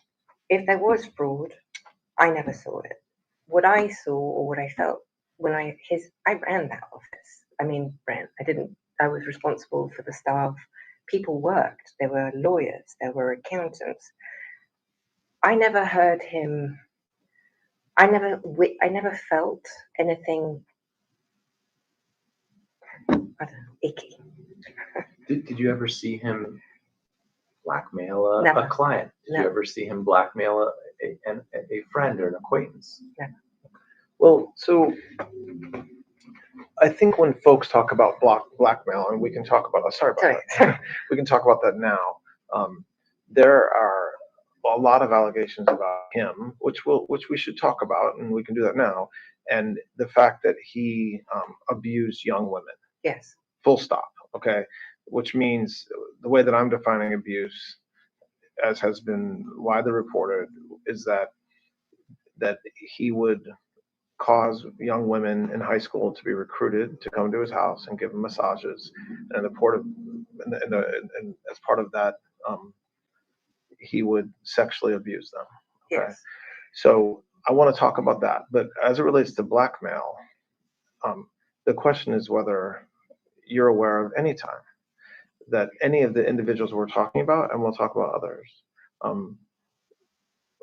receive massages from women who are under 18 or may have been under 18, and that whether there was any sexual assaults or sexual contact between any of these people and those masseuses, which would have allowed then Mr. Epstein potentially to blackmail them and say, you have to continue to work with me, or you have to give me money, or else I'm going to tell the world that you did this. Right. I think this is a really good place to start with how this story began. Okay. So let's assume that premise is correct, that he was doing that and he was going to tell everybody, going to say, oh, you had inappropriate relations with an underage girl. If you don't have video or photographic evidence, because I'm not sure that even the FBI would take that, well, maybe today, but certainly not back then, would take that seriously. So you have to have something to say, hey, look, I've got this video of you doing terrible things, and you need to. So I built those houses, many of them. I decorated those houses. I put the electricians in for the wiring. I never wired nor saw a single house that had any type of inappropriate, let's say, video surveillance. And I'll define that for you. Inappropriate surveillance would mean in a bathroom, in a bedroom, in any private area of a home. In a room where there were massages given. Inappropriate. I would define appropriate surveillance to be the front door of a house, or potentially, as in 71st Street, the physical plant. Anywhere else would be grotesque. So I just want to come back to, I know I'm just hopefully saying the obvious, but when you say the houses, you're talking about his New York Yes. brownstone. Yes. You're talking about the island in the Caribbean. Yes. You're talking about the residence in Palm Beach. Yes. And you're talking about the ranch in New Mexico. Yes. Anywhere else? Paris. And in Paris. And so. And the plane. I saw some ridiculous thing with the plane that was, okay. Well, mind you, yes. I didn't hire any electrician on the plane. So unequivocally, from what you know, and you only know what you know. I only know what I know. But from what you know, you do not believe a camera exists, or a video camera, or a camera that takes pictures inside any of his residences. Correct. So even the appropriate cameras that you just talked about, which would be kind of exterior security cameras, did you know whether there was any cameras that you're aware of inside any of the locations? Never, with one exception. Okay, what's the exception? The exception is Palm Beach. Okay. And the reason, so in Palm Beach, Epstein was having money stolen. He noticed money was being stolen from his briefcase, call it his briefcase. And he called in the Palm Beach police, and the Palm Beach police, installed cameras on where he kept his briefcase. Where was that? Do you remember? At his desk. So the house on the ground floor was, he had a desk sort of in a corner. There was that camera. I think there was another camera. I think there were 2 or maybe 3 cameras. I believe only on the ground floor, wherever he may have had, maybe he had another office in the cabana. There may have been a camera there. When was this? I'm not looking for an exact date, but what time period are you thinking about when you say 2003. I think I can date it for you precisely, actually. 2003, I'm pretty firm on that date. And I can be firm because John Alessi, the butler, was fired in the end of 2002, and he was the thief. So aside from law enforcement installing a camera to try to catch somebody stealing money from Mr. Epstein, you're not aware of any cameras at the island? No? Sorry, just so we record it. No, sorry. No, that's okay. You were nodding your head no. So what about... No cameras anywhere outside of possibly things that I would consider myself, I would consider normal. So the garage gate, something like that, a front door. Outside, like security cameras. Security cameras. And there were cameras inside in the 71st Street that did the plant, the physical plant, because it was a commercial building. So you had the whole, that's a real thing, that's a commercial building. And there was one camera on the front door, from the internal that did the front door, as I recall. But there were no other cameras inside the house. Did you ever, how about photographs? Did you ever observe Mr. Epstein or anybody around him take pictures of anybody in compromising positions with women or with anybody? No. Did you ever hear, when you were present for conversations that Mr. Epstein was having or others were having, anybody accuse him of blackmailing them or of trying to extort them because of something Mr. Epstein knew? No. There have been, and you in the discovery you got in the New York case, okay? Yes.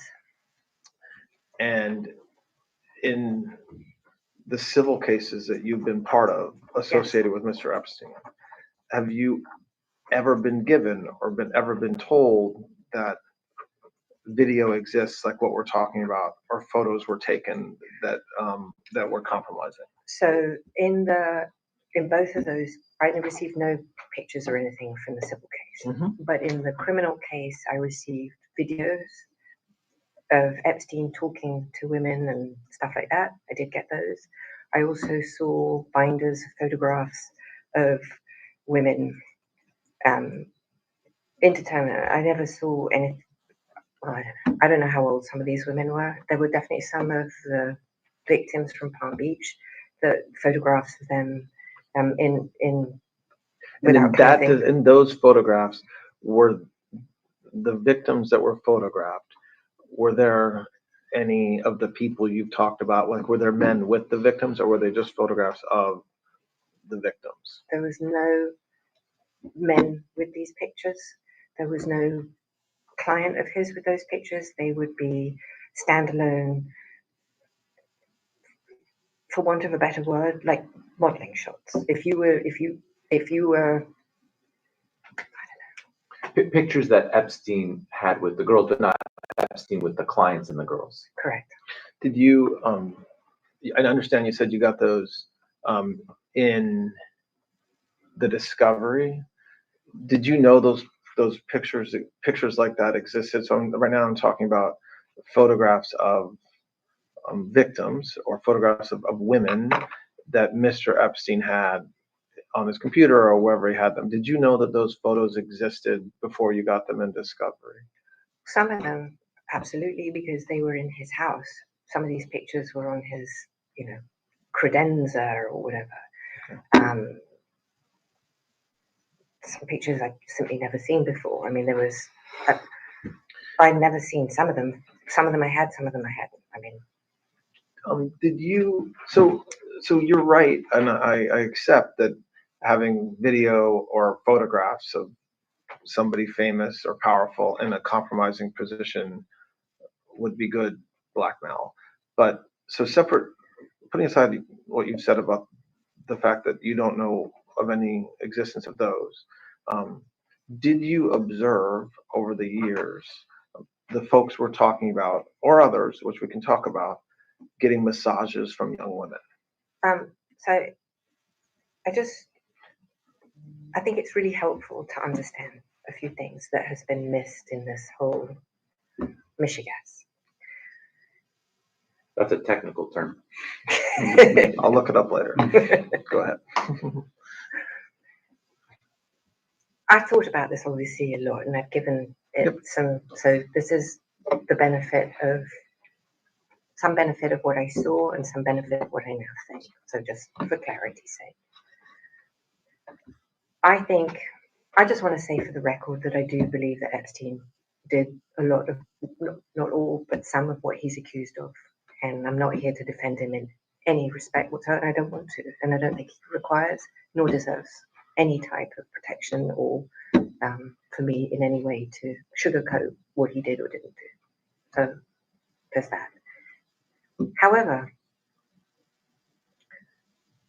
the man I met and the man he became, I believe that there is a progression. And I don't think that the man I met is the man that he became. I believe he became that man over a period of time. Now, we can discuss anything you want, and I'll tell you everything I know. But I think somebody who has an interest, however you define that, in underage people is obviously someone who is unwell. But I don't think that you wake up one day and you start doing what he's accused of. I think this is something that you develop or you progress to. I think. Because Glenn, before you get into all that, let's answer the top line question and then get into Okay, the top line question is, did you ever see any of these people with underage? No. So the reason I'm saying that is not to avoid that question, but it's because by the time we were talking in the 90s, I don't think he was there. That description, I think that what you're talking about is a later version. Yeah, and is that? No, I understand that, and I do want to talk. I'm not. So it's just I think you need to separate the periods of time. Sure. Because one of the things that was definitely missing in my trial and definitely missing from the narrative is this notion, everything happened and he was always a bit. No, I don't believe that to be true. So that's fine, and I do want to talk about that. I'm not pushing that away. I'm just putting it aside for a moment. What Mr. Epstein did, and frankly, what you did or are accused of doing, is one thing that we'll talk about.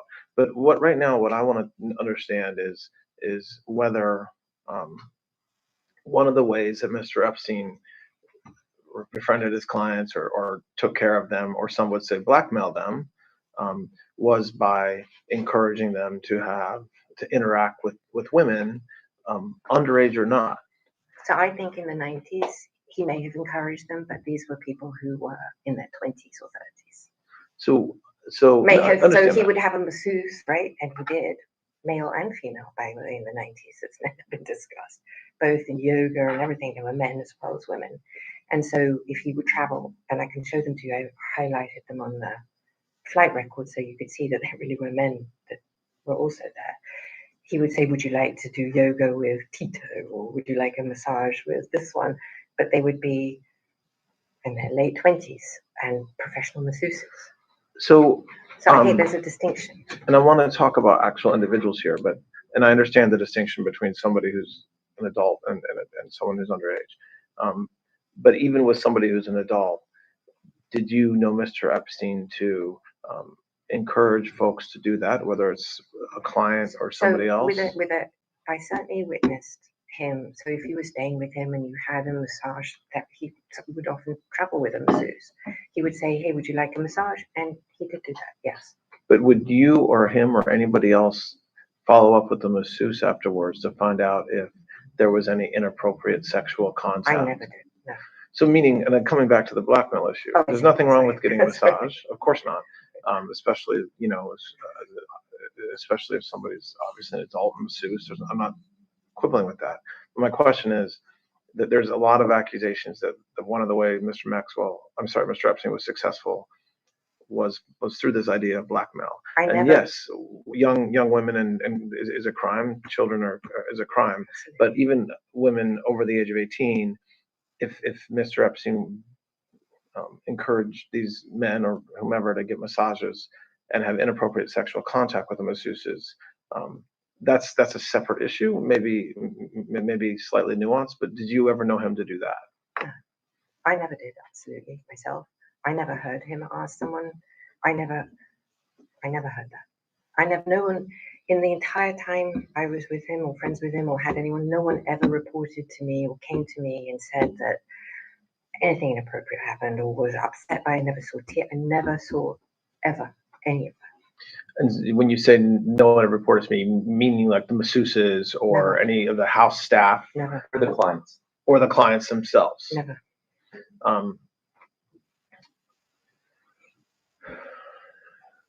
Okay. So let's, again, I want to stay, and coming back now to what you were talking about a moment ago with Mr. Epstein's kind of progression or getting worse. So just staying within the 90s, what role did you have, or what did you observe, which are two different issues, but both important, with respect to recruiting masseuses to come to either, I guess, Palm Beach or to travel or eventually New Mexico? What role did you have in that? He asked me to find masseuses for him. Say it again? He asked me if I could find him masseuses. Like as part of, like you said, you were his general manager. So as part of all your duties, that was one of them. And I did do that. So the first person I believe that I introduced him to as a masseuse was somebody called. She was, I don't know, late 20s, professional masseuse. Was this something that happened early on in your relationship, or? And again, I know we're talking about the 90s, but are we talking about early 90s, or is this later on? So in terms of massage, I've had a lot of injuries. I do a lot of dangerous sports, and have had multiple serious accidents, and walk without any lameness because of physical therapy and massage. That to me is it's medicinal for me. So Epstein, whatever his massage situation, whatever, he loved massage. And if I met somebody who I thought was a good masseuse or masseur, I introduced them. And because I got them and he asked me if I did, and I said yes. And I'm pretty sure that would have, well, I don't remember, 93, 92, early, from the beginning. So go ahead. So then what happens over the next, there's a ton of writing and a ton of, I guess, testimony as well, but also public reporting about how the recruiting was a very aggressive effort that you were a part of, that he was a part of, and others, to try to find more and more masseuses. What is that true, and what role did you have in that? That is partially true. Okay. So it is true that I found masseuses, and he became more insistent. He like knew all the time. He got bored, so he would be bored with other masseuse, and he would say, "Find me a new masseuse." I am the entire opposite. If I find someone that I like, I stay with them. I'm like, I don't want you. He would drive for you. So that is true. And in my effort to find them, I would go to massage spas, like legitimate spas. We're not talking, funky ones people have. So, and if I got a massage from somebody in a spa that I liked, I asked them if they would do home visits. If they said yes, I would ask them to come to the house, and he would see if he liked them or not. But these were people who worked in spas. I never ever checked their age, and I never checked their credentials. I never asked for a certificate. What? But just to be clear, you never thought anybody was underage. I never crossed. I never. No, that was never my. That was never a drive. What? What did you know at the time about him, Mr. Epstein, requiring masseuses to be naked or requiring masseuses to either perform sexual favors for Mr. Epstein or to be there if Mr. Epstein masturbated or things like that? And again, I'm asking you about a 15-year period or whatever, 10-year period. So I appreciate it's a very broad question. So answer it in a way that, addresses what you've been charged with doing, but also what's been said about you. Okay, so the 90s, I don't think that I ever thought, that never would cross my mind. I'm not sure that I thought about that in those contexts at all until his arrest and those papers came out. But I believe the subject of the question that you're asking me, I believe started in the 2000s. In the 2000 time period. Yes, 2000. Why do you think, like, what in your mind makes you think that that's the time that it started? I think because in December of 2001, he met, and I think was responsible for that in its entirety. And the reason I believe that, so she was a self-confessed, having been sexually abused as a young girl, and was trained, her words, I'm quoting now, not mine, in all the arts of whatever that is, the sex program, by a man called Ron Eppinger, who was her pimp from when she was 14, I believe, or 15, I don't know. And in her book describes him training her to be what every man wants in all its manners, fellatio and everything else. I believe that then what happened was that he met her and she came as a masseuse to his house in December of 2001 is when I think it started. Now, what their relationship was and what happened with them in that early period of time, I cannot say. What I can say is that he liked her and she started to travel with him at that time period. I know then what happened was that when she first started to see him, or first came into his orbit as his masseuse or whatever, she was engaged to be married and wearing an engagement ring and was living with her fiance. She broke up after a few months with her fiance and took up with the local drug dealer. So let's say after 4 or 5 months in the time period when she was seeing Epstein, let's say we're now May, June of 2002, or is it 2000? From whenever she hits whatever that is, if that's 2000, I think it's 2000, I'm sorry. I think it's when she met him, December of 2000. So then you go through, I don't remember, you'll have to look. Okay. I'm not holding you to exact dates. No, I mean, I'm giving so then I think, so she takes up with the local drug dealer and she becomes druggy. Like, you know how druggies, well, maybe you don't. I live with a lot in Tallahassee. They become even more unreliable than normal. And at some point, she's now working somewhere else. He stops seeing her because he doesn't like people who do drugs. And I think that not seeing her lasted 5 or 6 months. And in that period of time, she got arrested for theft. And she had a warrant out for her arrest. Now this I've pieced together because this piece I didn't know. She then called Epstein to have help avoiding the warrant for her arrest. And he sent her to Thailand to get a massage therapy license.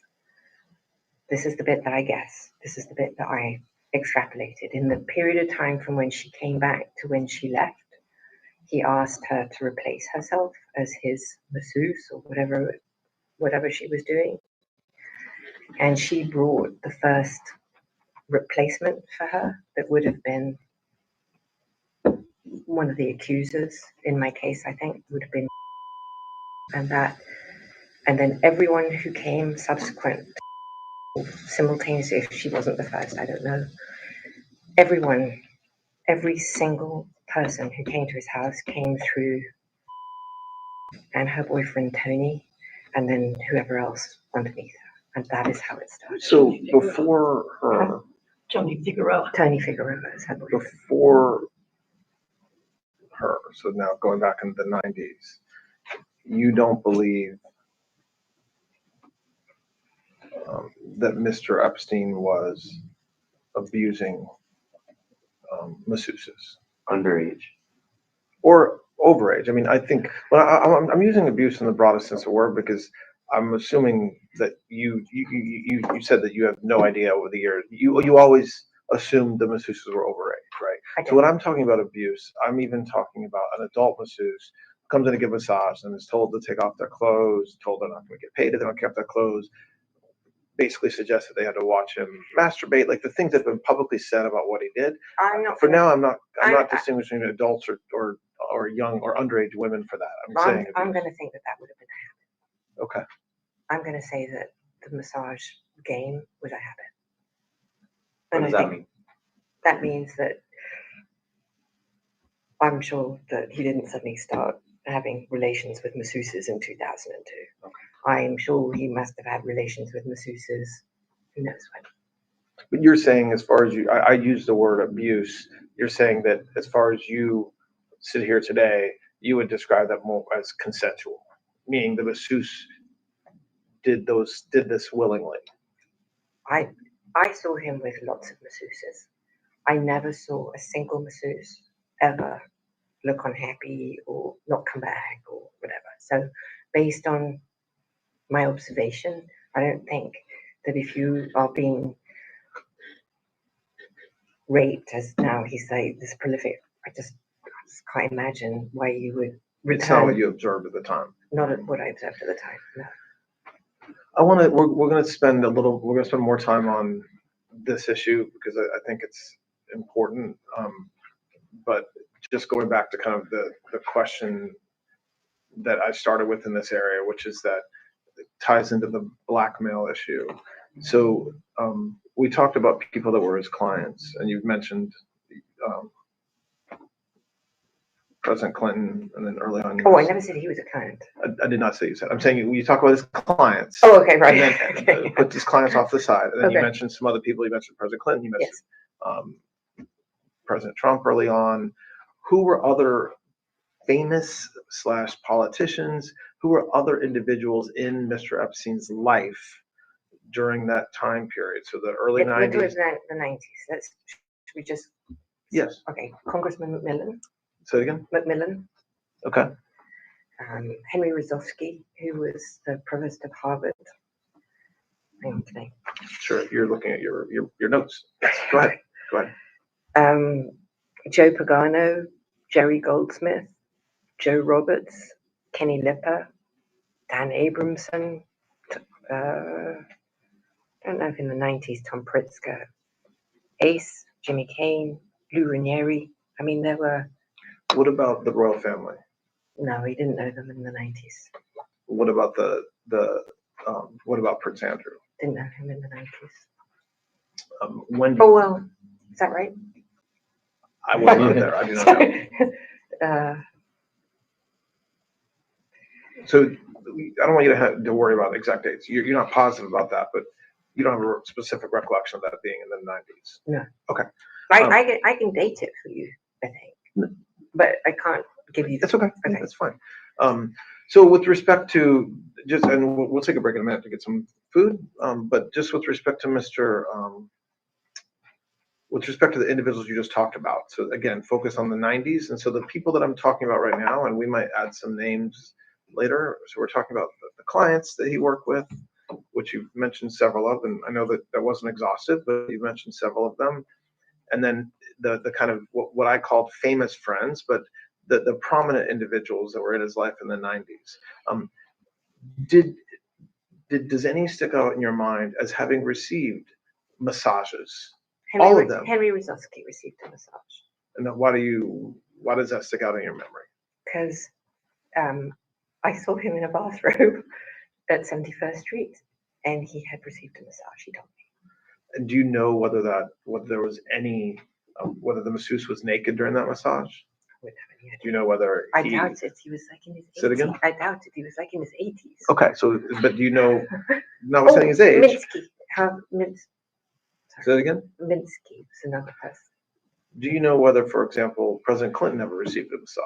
I don't believe he did. And what makes you say you don't believe he did? Well, because I don't. So that's a good question. The time that Epstein and President Clinton spent together, the only times I believe. Well, obviously they traveled. There was that, they went on the plane 26 times or whatever. That would be one journey. So they spent time on the plane together, and I don't believe there was ever a massage on the plane. So that would have been the only time that I think that President Clinton could have even received a massage, and he didn't, because I was there. And you mentioned that early, in the very beginning of the conversation, you mentioned President Trump in the early 90s. Yes. What did you observe as far as President Trump and his relationship with you or Mr. Epstein? Well, I just want to say for my relationship with President Trump, relationship's a big word, but I just want to say that I met him, or I believe I may have, because of my father in the 90s. Yep.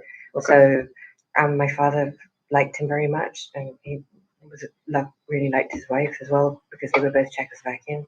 And as far as I'm concerned, President Trump was always very cordial and very kind to me. And I just want to say that I admire his extraordinary achievement in becoming the president now, and I like him, and I've always liked him. So that is the sum and substance of my entire relationship with him.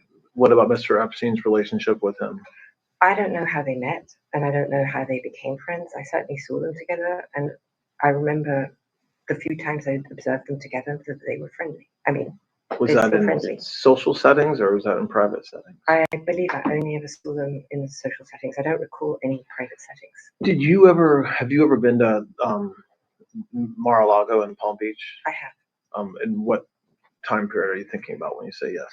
Well, I don't remember when the president purchased Mar-a-Lago. So from whenever it turned into a club, I went there, and I was loved going there. So did you go there alone or with Mr. Epstein?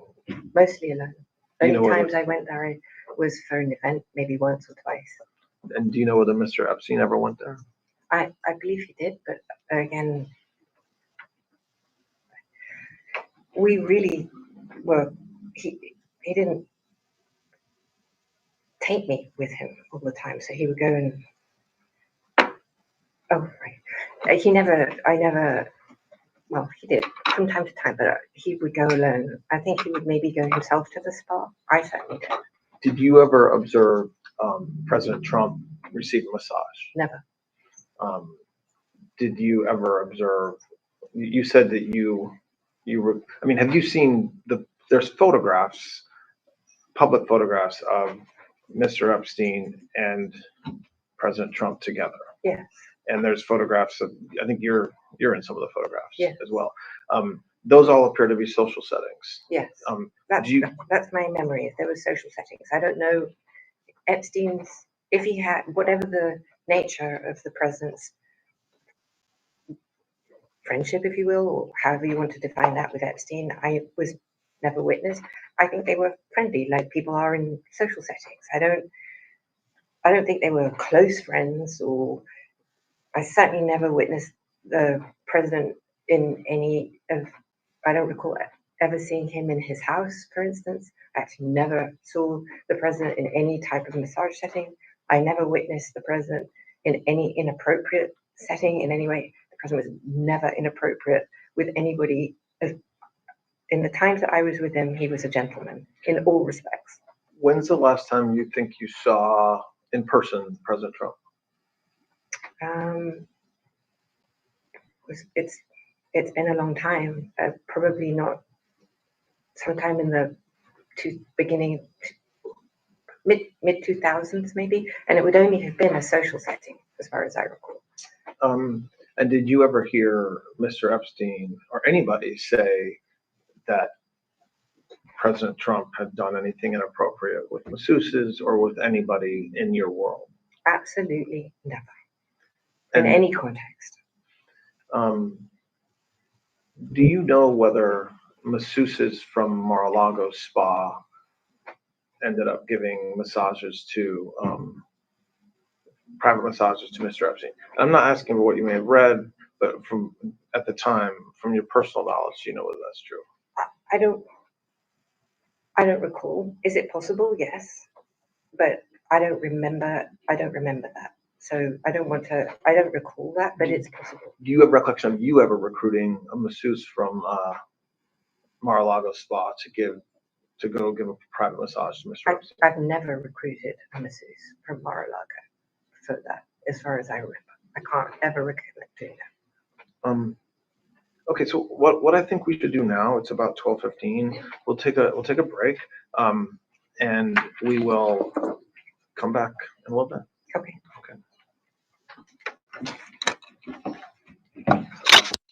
This is the afternoon test of the recording device.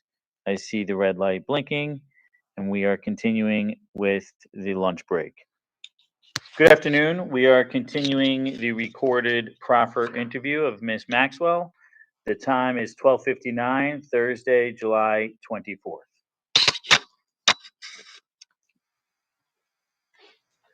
Okay, so just continuing, we're talking about Ms. Maxwell. Still focused on the 90s time period, with understanding that could spill over into the early 2000s, but still that part of your life with Mr. Epstein. There's been public reporting about conduct by Mr. Epstein and others at Little St. James. Yes. So can you talk about the frequency with which you went there, and address some of those, some of the reporting, namely around young masseuses or young women who would be present, and what you observed relating to them, and then I'll ask questions around that. So, if I'm right, he purchased the island in 1996, and he was friendly with the owners. And originally, we went to the island as guests of the owners, and then I guess at some point the owners told him they wanted to sell, and he decided to purchase it. So the island was very rustic. I loved it. Of course, I had completely different ideas. And I would say there was none of what you were describing at that early period of time. So the frequency was often on the island, because he loved it. He really, really loved it. And we would go all the time. Mostly, all the early phase was based on improvements that could be made on the island, always going with new architects, new designers, new construction people. I'd say the first 2 years, almost every trip, not everyone, but almost every trip contained an individual who would be brought on board to have an opinion as to how to, I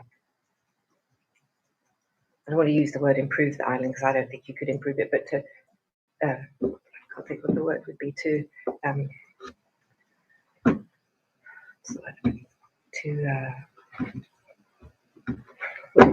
develop it. Sorry, that's the word. Okay. Develop the island. That's the word. So there were trips, constant trips with that in mind. And I would say now, if we're moving to the late 90s, 96, 97, I definitely witnessed a progression in Mr. Epstein's behavior and a modification, if you will, where in the past, in the early 90s, I don't remember traveling so much with other people, or there'd be a masseuse or a yoga person, but now he started to travel with always a masseuse, whereas in the past it wasn't always a masseuse or always an instructor. There was now starting to be always an individual or a friend or whatever. It's always maybe the word would be entourage. But these were always people in their 20s, late 20s, early 30s, as my memory sees it, as I observed that time. And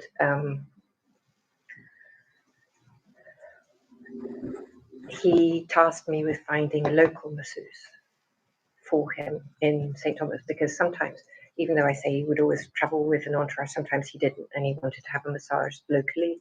So I visited the spas that were local in St. Thomas and in St. John. And if I met someone, a man or a woman actually, because it was difficult to find somebody in St. Thomas, it's not exactly, so, and I did find a couple of people who would come. So that's how they came. Because also it was a schlep. So if you had somebody who came, it would be, you'd have to, boat ride and several hours. It wasn't just it's not like arriving with your massage table and stuff. So there was that. So I did do that. So did, over the years, males also give massages to Mr. Epstein? Yes.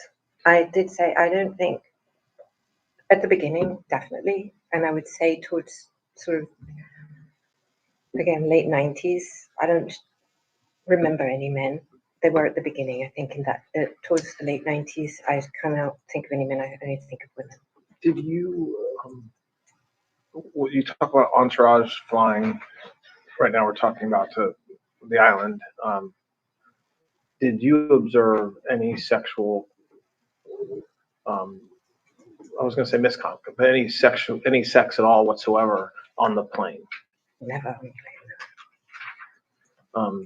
Was there a part of the plane that was closed off from others where Mr. Epstein could go and get a massage? Or yeah. Okay, so that's a good question. So there were two planes. So you had there was a Gulfstream, and that's open plan. So anything, I mean, there was a sofa that turned into a bed, and he did sleep on that. And then, but in the Boeing, which he flew on a lot, there was his area could be closed off with a door, and behind that door there was a bedroom and an office. So if that door was shut, you wouldn't see it. But you never observed Mr. Epstein engaging in sex or getting a massage with somebody where the masseuse was not clothed on the plane? I can't say that.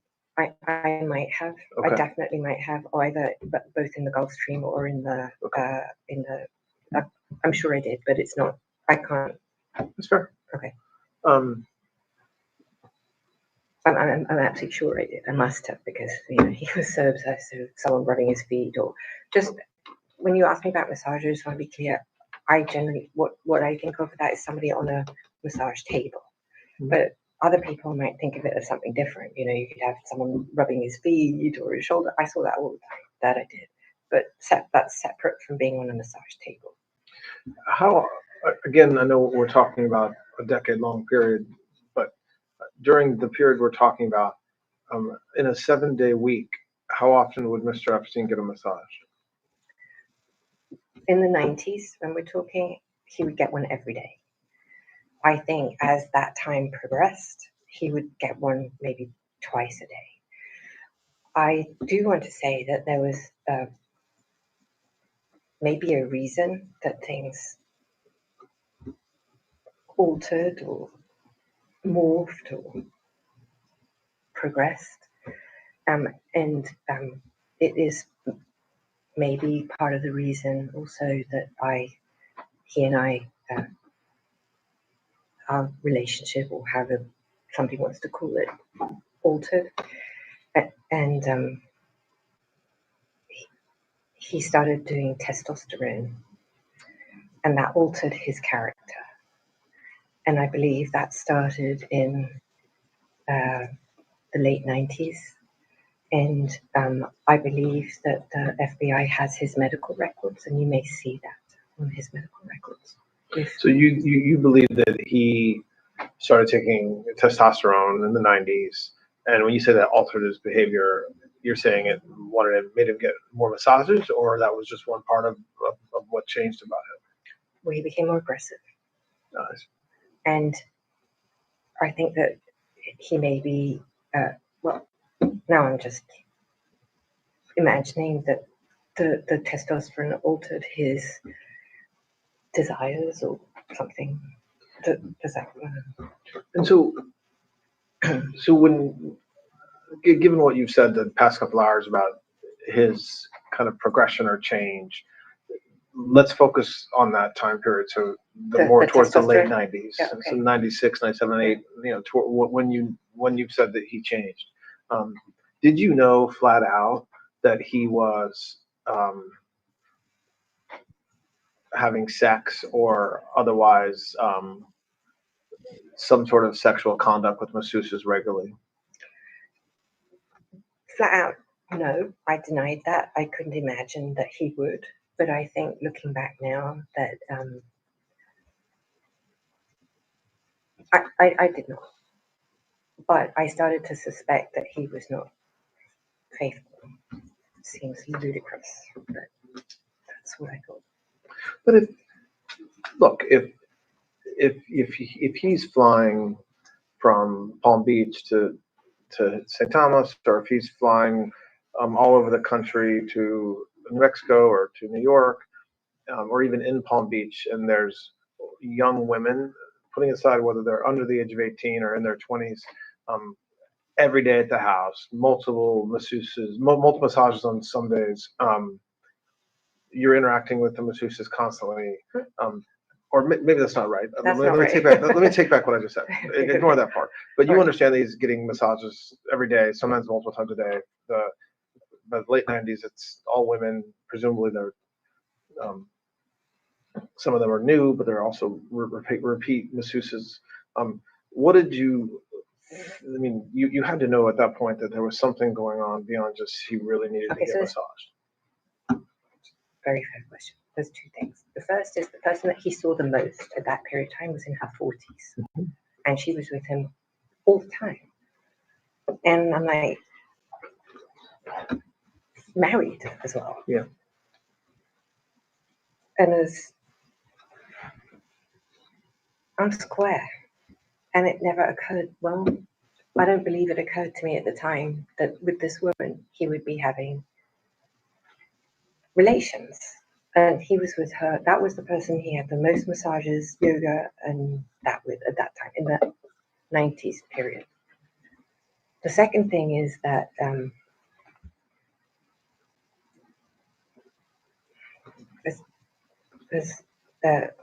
he told me he had difficulty having an erection, and I believed him. When you said he said that, you mean he regularly told you that? Like when I first, because when I didn't have sex with him after the first time, and it took, so I asked him, was it me?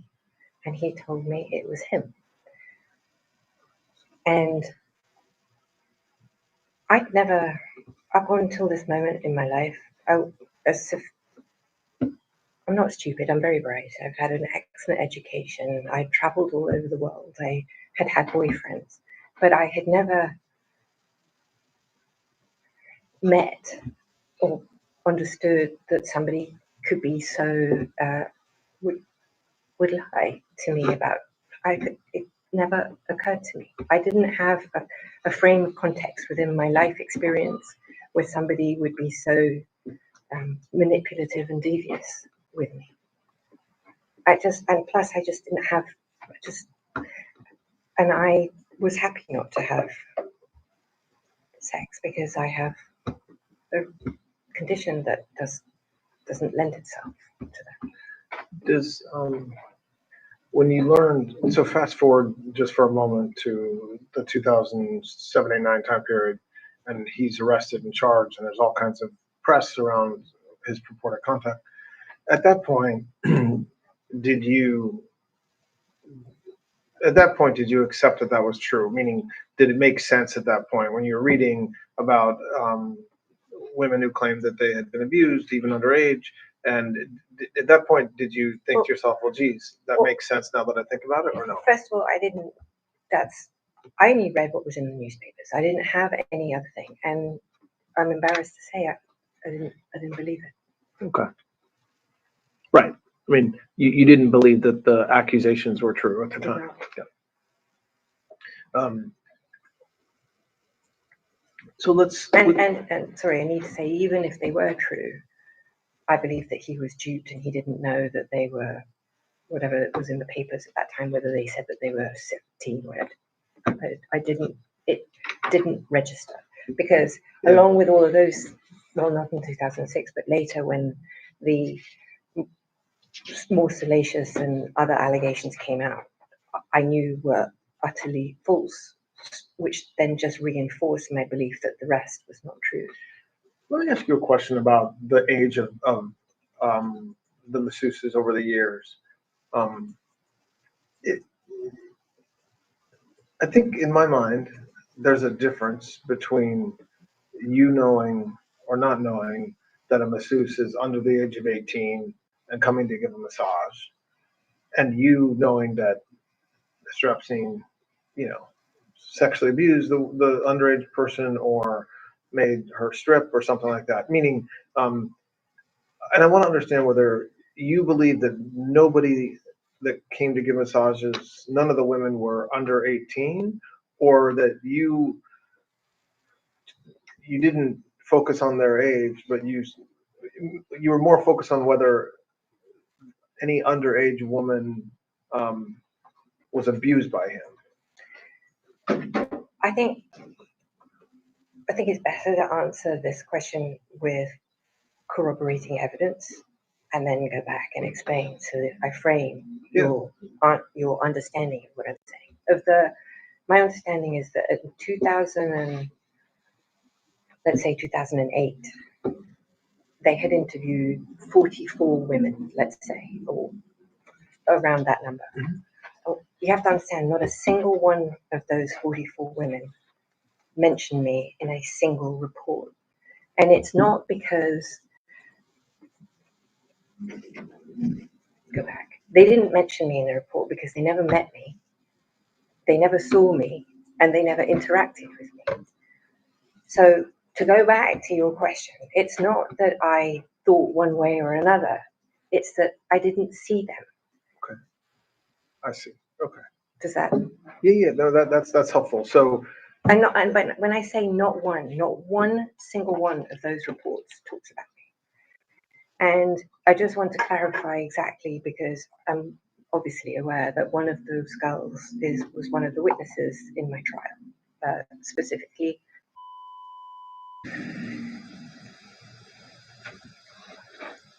To use her own testimony so that you don't have to hear my point of view, it's better if it comes from her own words, and that way there's no second guessing what I'm saying. Herself said that recruited her, brought her, and trained her. Those are own words. Where was I going with this? That you didn't know. I mean, I assume. Oh yeah, sorry. Yes, I'm trying to remember words. It's okay.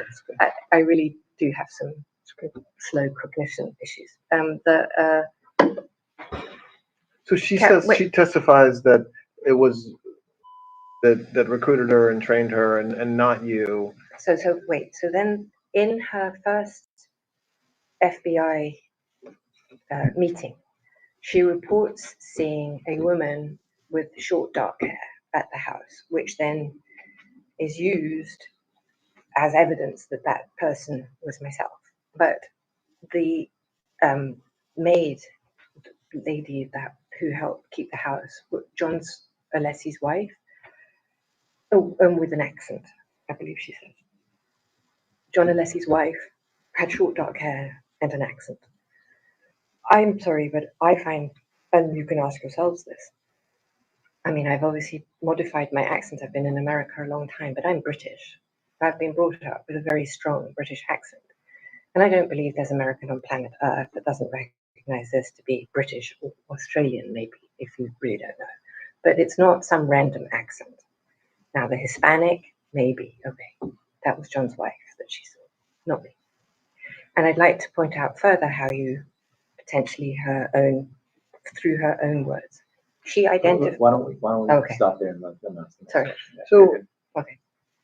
So just, and look, I wanna try to. I think probably tomorrow I want to talk more about kind of the evidence against you and how to address that. So sorry. No, don't apologize. That's helpful, but I don't want you to be burdened. I want you to just tell the truth the best you can. So I don't want you to be burdened by what people said at trial or what the press says about you. I just thought it was illustrative when you asked me the question, because it doesn't. I did not. I absolutely have no memory at any. Now I'm leaving separate to this, obviously, so that's a separate story. I'm not going to pretend. Well, we'll get to yes. Go ahead. But in the terms of the scheme or whatever, however you want to determine what you're calling that, I have no memory, no active anything of having seen anybody that resembles a young child, let's call it what it is, at that house giving him a massage at all. It's not even like I did this. It's an at all. And 44 people didn't see me or talk about me either, including. Did and when you say that house. Oh, sorry, Palm Beach. Yeah, no, I understand what you mean, but does the same memory or lack thereof apply to on planes in New Mexico and New York and with some other important caveats. On that, Bajorlin Jane in my trial was clearly underage, clearly a child, and I only saw her in Palm Beach, and I only saw her with her mother. The other person who was clearly also not an adult or even clothed, I believe, I remember her now, but that would be the only two, or three, whatever that is. So, did you ever know Mr. Epstein to communicate with FBI agents, either like intelligence FBI agents, like as a source, or just generally with FBI agents? No. Do you think if he had done that, you would have known, like he would have told you something like that? Like if I said to you, Mr. Epstein was a source for the FBI, would you say that's crazy? No, he wasn't, or maybe he was. He would have told me that anyway. I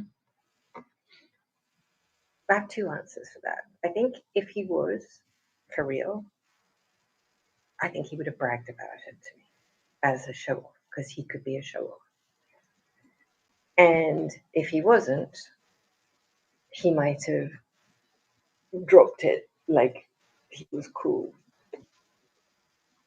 And I don't remember him doing either. Now, with again the caveat that before I met him, finding money, I think he may have suggested that there were some people who helped him, but that's the only context that I recall that in. What do you mean by that? When you said finding money, what do you mean? Well, his business where remember I told you, I think in that context, he showed me a photograph that he had with some African warlords or something that he told me, and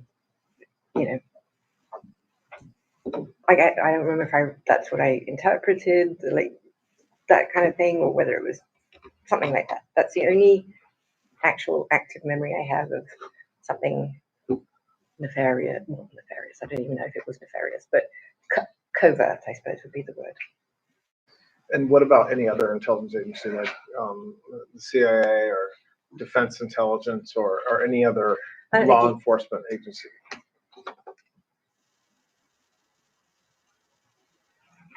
Okay. I don't think so. I think that I don't remember anything like that. I just don't think he had the wherewithal, and I think that whole aspect of that is, can I use a bad word? Yes. Bullshit. And what do you think is bullshit? Meaning, what do you mean? Would you have known if would he have been bragging to you? Would he have been saying these things? I think he was, because I think that I think one of the reasons why he liked me was because of my family connections, and why he liked other people was because they were cool or whatever. And I think that certainly early when I met him, he would have tried to impress me, or tried to show off, if you will, like he was that guy, and he wasn't that guy. And so, and I think that he would have tried to bullshit me, and he didn't. So I think it's he may have tried to bullshit me, but not. Right. Sorry.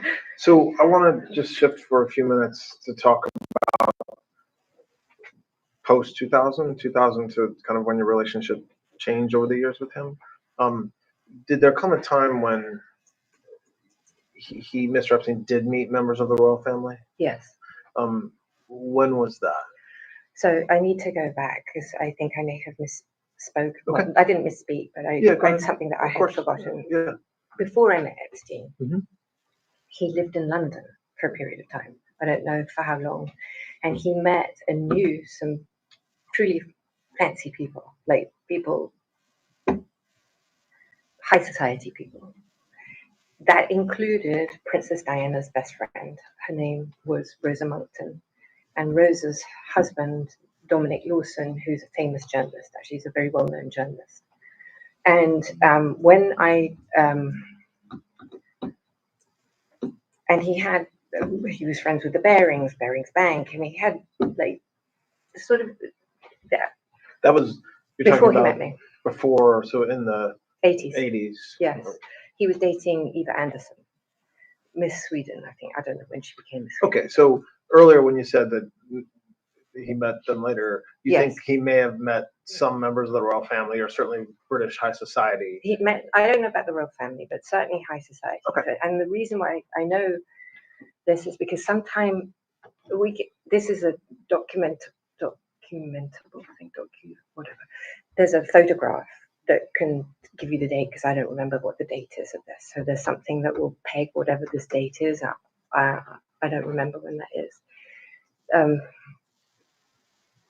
Epstein went to London he often went everywhere without me, but he was in London without me, which was decently unusual because London's my hometown. But anyway, he went without me, and he went to a big event I think it was in the park. Anyway, it's a big event. It's on the news. It's like there's photographs of it, and I don't know if he sat with Diana or he met Diana or he'd already met her. I don't know, but this, I believe, was organized by Rosa, and so I don't know if she was being set up as a date for him, maybe, because I don't want to speak bad of Diana, but I'm not going to do Okay, so that was pre-meeting you. No, that was when that event happened, when we were. Oh, okay, that was. It's when we were. Okay. I'm not going to say together, but how about this? When I was his employee. Okay. So now moving back to the 2000s, there came a time when Mr. Epstein met Prince Andrew? Yes. And others in the royal family, or just Prince Andrew, as far as you know? Well, so as much as I can piece it together, first of all, let's just state I did not introduce him to Prince Andrew. I did not introduce him to Prince Andrew or to Sarah Ferguson. That is a flat untruth. I'll start with that. So now I'm going to tell you how he did actually meet him. So if you find me that photograph, I can date that time when he met Princess Diana at that event. And based on that, I'll be able to tell you if it's pre or post that event, because I haven't looked it up and I've never bothered to check. So Lynn Forrester, who was a client or some type of client, I think she actually tried to date him or might have dated him for the record. She was in. Do you want to ask me something? No, okay. Okay. She was. She had a house, or she rented a house in the Vineyard. I think it was in the Vineyard or Nantucket. I can't remember now which one it was. It was one of those. It's either Nantucket or the Vineyard. And invited Epstein to go. And I believe that's when he met Prince Andrew. However, I believe that before that event, he had gone to the Bahamas and had hung out with Sarah Ferguson. And Sarah had called Epstein and had arranged with Lynn, or I don't know now, I'm speculating. Anyway, long and short, he met Andrew at there. And I'm not holding you to an exact date, but when? Well, we can date it from that picture. If you find me the picture. But you know, without looking at a photo, in your mind, approximately when was that? I want to say it was 2000, no, probably 2001, 2002. Early 2000s. Yes. And I think it was actually Prince Andrew himself who suggested that he met Jeffrey Epstein through you. I think that's true. So, well, It's true that Andrew said that. Yeah, no, I'm sure it's true. Because I find it, and my close friends are all close friends with Sarah and Andrew. And I would not say that I was close friends with Andrew before, but certainly we were friendly, and certainly his best friends, some of them were very, very close with me. And I think that my friendship, me being present for me is what made Andrew like Jeffrey more, like trust him, or I think that's. So you don't dispute that that you kind of had a role in them getting together. You're just saying you didn't say, Prince. I would never Jeffrey. have introduced them. It would never have occurred to me to introduce them. I couldn't imagine them being friends. Two chalk and cheeses would never. I mean, for real, there's nothing there to connect them. So he met Prince Andrew, and then he had a really good relationship. I don't like that word. It sounds clunky. They had a acquaintanceship. Thank you. And through Sarah, actually, I think Sarah is the one that pushed that. And they met and hung out, I want to say 2 or 3 times. That had nothing to do with me. I wasn't communicating with Andrew. I wasn't in touch with him. And I know this because I was annoyed and I felt left out and I felt disrespected. And I was like, this is weird.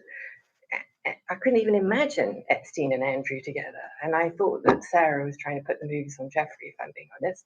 And I thought the whole thing was annoying. And I was pissed. So what happened with their relationship, putting aside the publicity around Prince Andrew's purported relationship with,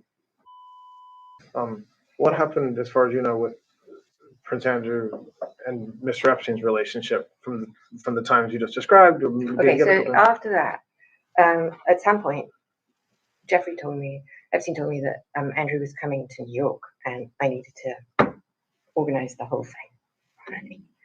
That's classic, by the way, classic Epstein. Of course, if someone's, I'm like, all right, fine, whatever. And because he wanted to make sure that Andrew was taken care of and that he was comfortable, he had whatever he needed, and yada, yada, yada.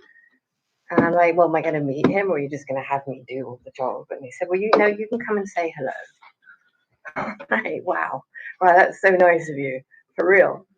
Because you have to understand, like, I don't know if I told you this before, but I did not have the keys to his house. I was not allowed to go to his house unless I was summoned or told. I was not allowed to answer his phones. We can go there. But anyway, so this, we can tell was a bit of a sore point, perhaps. Anyway, so Andrew came, and of course, the minute we got together, I was like, yay, hi. And then it was so nice because the difference of being in England with Prince Andrew versus being in New York without all the bullshit was insane. And our friendship just like lit up like this. Because first of all, he knew that I'm safe. I mean, safe as in I'm not, Nigel Dempster or taking a pic. Not in a million years would I do something so gross. And we honestly got on like a house on fire. I really liked him a lot. And it was so nice. And we just became really, really good friends. Much more so than when we were in London, if I'm honest. And then with respect to and Prince Andrew, what do you know about that relationship? Would you like to ask that again? Relationship's a big word. Like I said, I don't like the word. Let's just start there. Okay. So I have read. I just want to like piece together. Well, but don't say before you say what you read, because that's one of the problems is that we're all kind of all right. What we're all informed by like all the publicity and information around what everybody else has said. But what do you think, or what did you see? Well, what did you hear? What's an even bigger word than bullshit? Okay. Why? Well, go ahead. But finish that thought. Why do you think that? I'm going to tell you right now. I'm so happy to tell you. I'm like excited. I'm beyond excited. Okay, so there's going to be a mixture of what I've actually seen and know from the evidence and versus what I've put together. Impossible for me at this point to separate everything, but I'll tell you what I know versus what I saw and what I physically have in here. But it's helpful for you to know.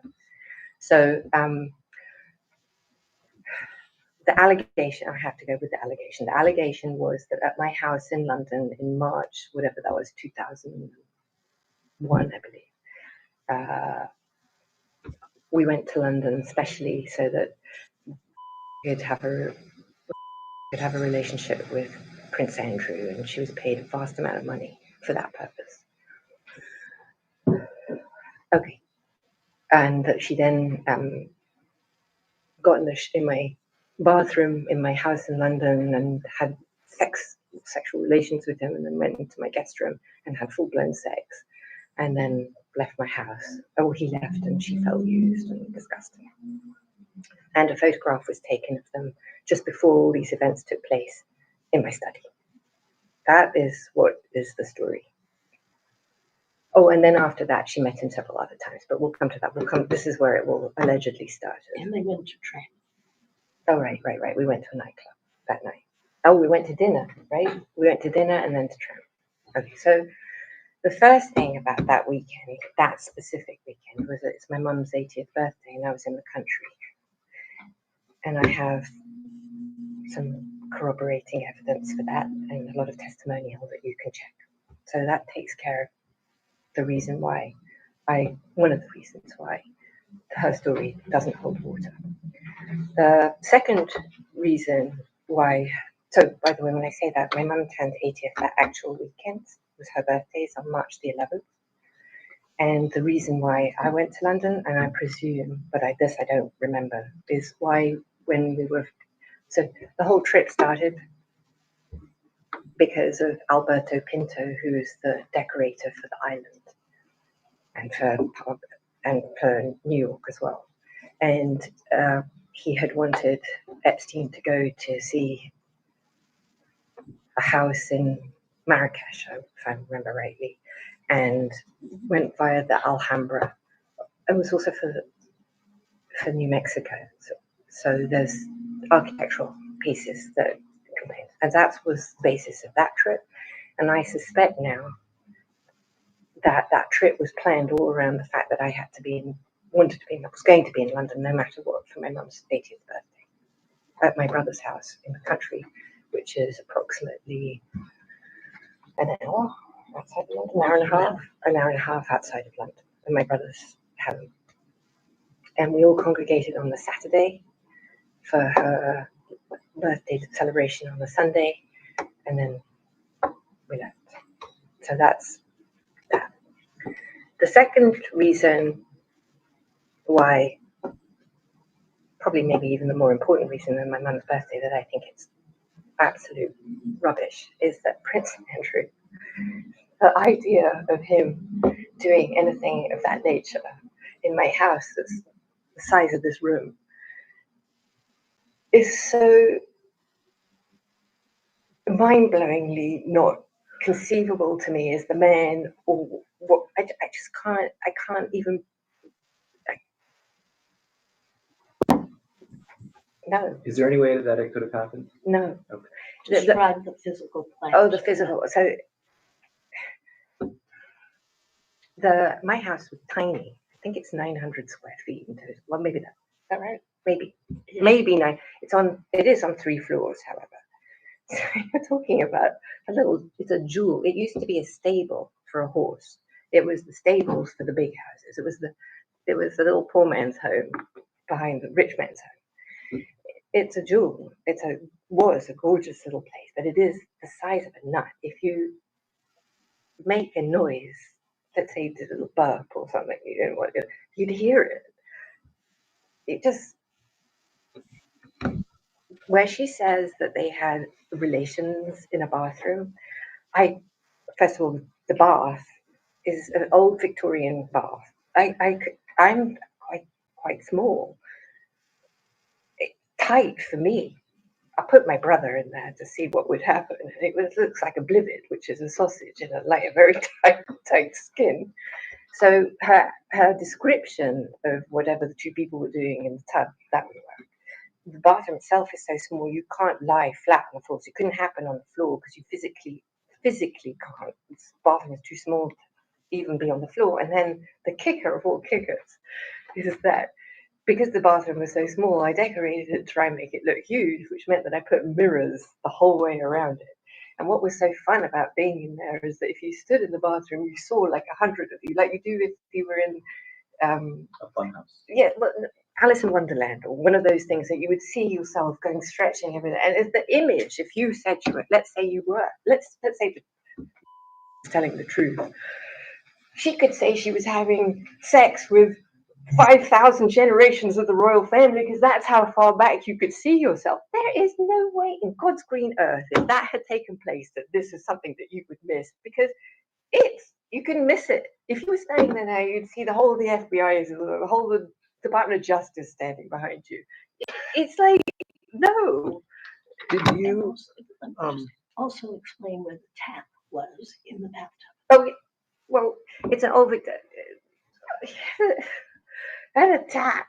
So if you were in the tub, this is the tub. My tap would be here.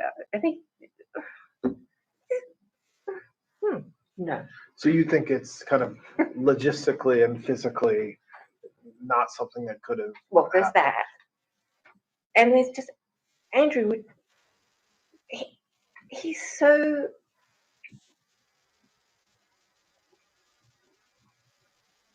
English.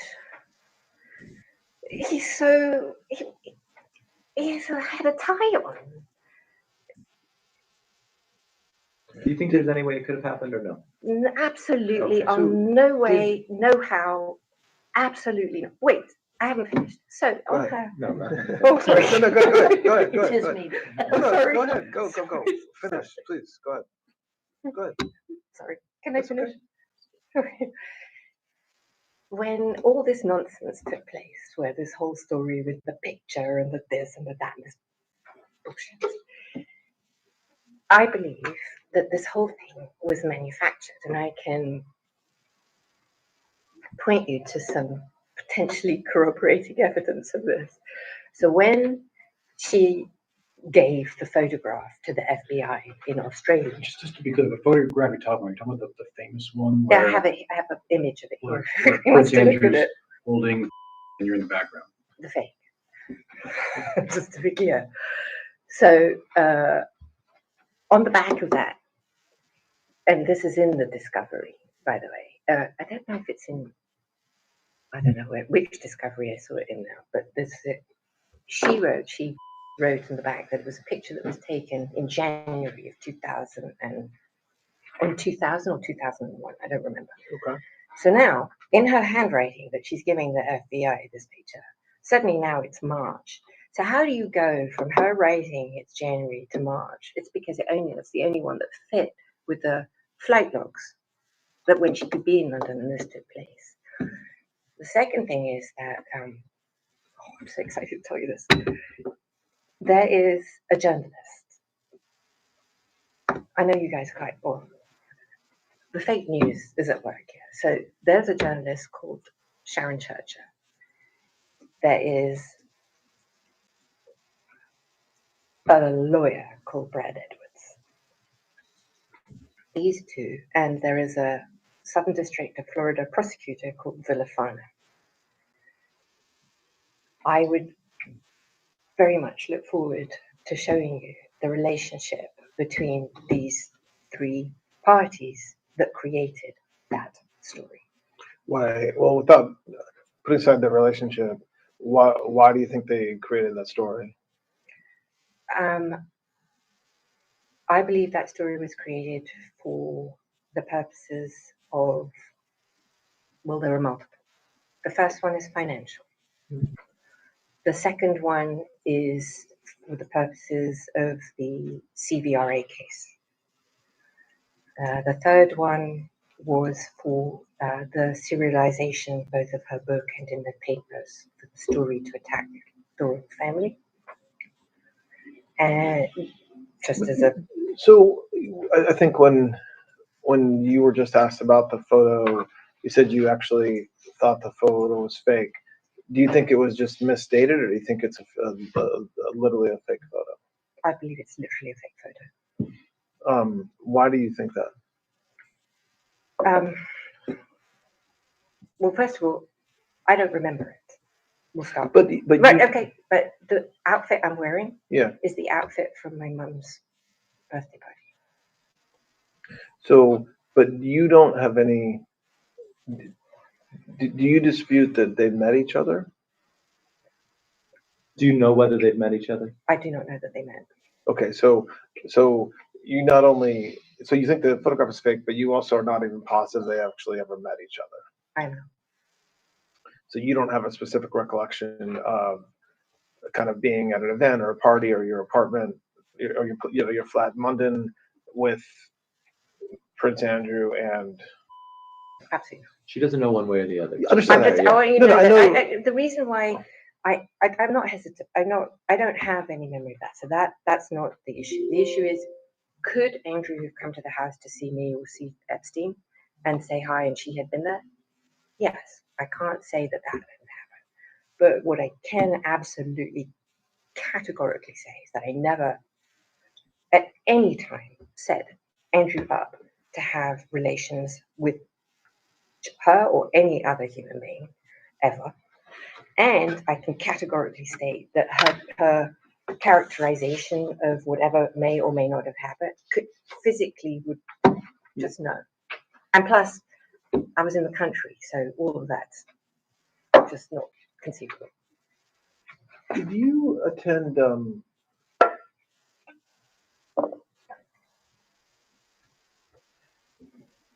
Did you attend social parties over? And again, I really now I'm focused on 2000 plus, so not the earlier, where Mr. Epstein would host a party or be a big part of the hosting of the party, and some of or many of the young women who were masseuses would be invited to the party as guests or as entertainment. I certainly went to his house when he would have people who would be there that were, I call them, the way I would think of it, and I would characterize it, were his entourage. That's how I thought about it. And that certainly was in the later 2000s, yes. Did you attend any weddings of famous people with Mr. Epstein? Again, I'm mostly focused on post post 2000, but if there's something that comes to mind in the 90s, that's fine as well. A wedding Weddings. with Epstein? I don't think I ever went to a wedding with Epstein. I can't think of a wedding that I ever went to with him. Do you know, so you don't remember, or you didn't attend President Clinton's daughter's wedding? I did. Chelsea Clinton's? But that wasn't with Mr. Epstein? No, it was with Ted Waite, my boyfriend. Say it again? With Ted Waite, my boyfriend. Okay. Do you know whether Mr. Epstein was at that wedding? He was not. And how did you have a relationship? Well, why did you get invited to that wedding? Because Ted and Clinton were very close. And how were you close to them? Like, what was the reason you were close to them? I met President Clinton. Well, first of all, I went to the White House with Epstein once for, I think it was for a historical, like one of those benefits. And I met the president then, but like 1,000 other people shook his hand. Then after that, I had a very good friend of mine that was known to be the mayor of Miami Beach, Philip Levine. And Philip and the president were very good friends. And Philip and I were very good friends. And so I actually was introduced to the president post his coming out of the White House and became friendly with him because of Philip Levine. Because of what? Philip Levine.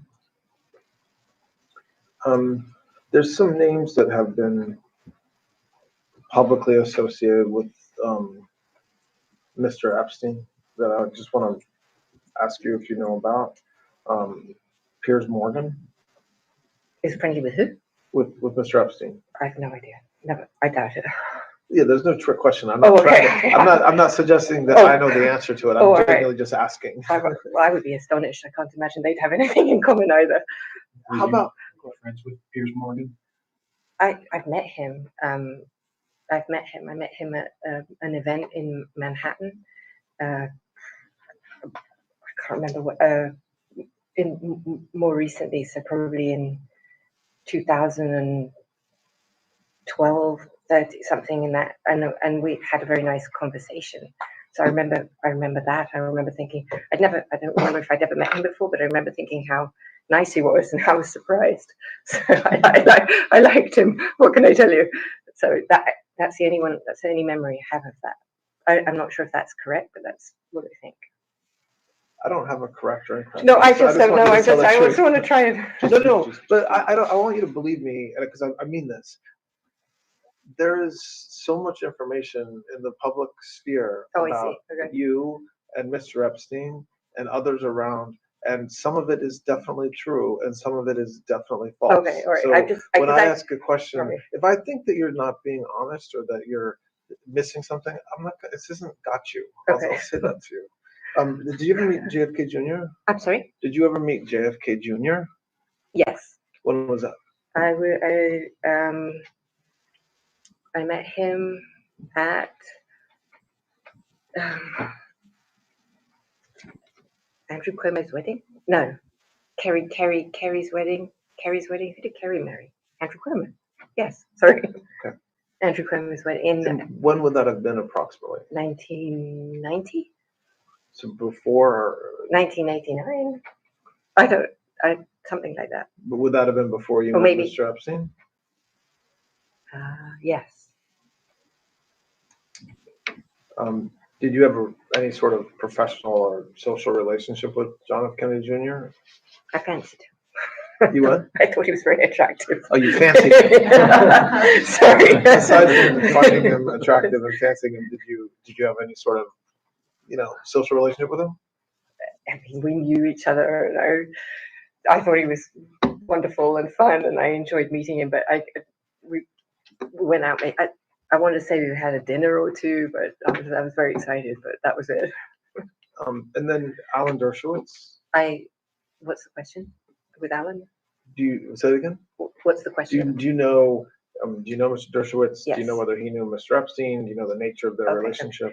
I definitely do know Alan. I'm just trying to remember if I knew him I'm trying to remember how I met him, and Okay. I met him separate from it. I don't remember, so Okay. that I have no recollection. I remember. I know that he was Epstein's lawyer.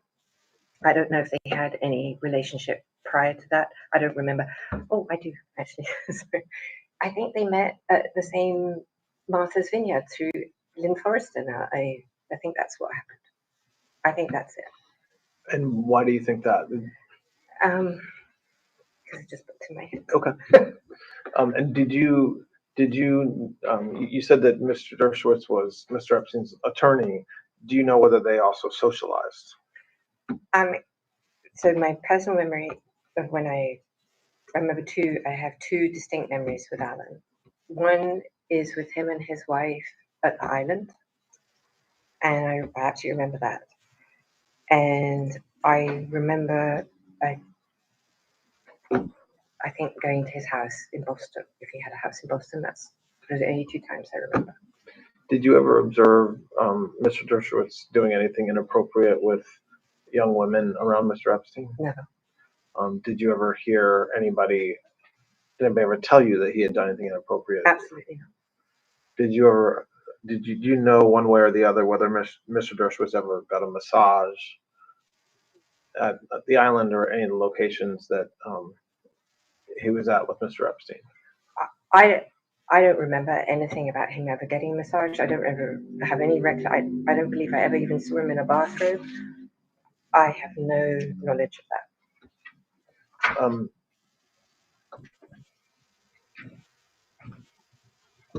I'm jumping around a little bit. You mentioned, I think, briefly, but the Terra Mar project? Yes. What is that? I founded Terra Mar the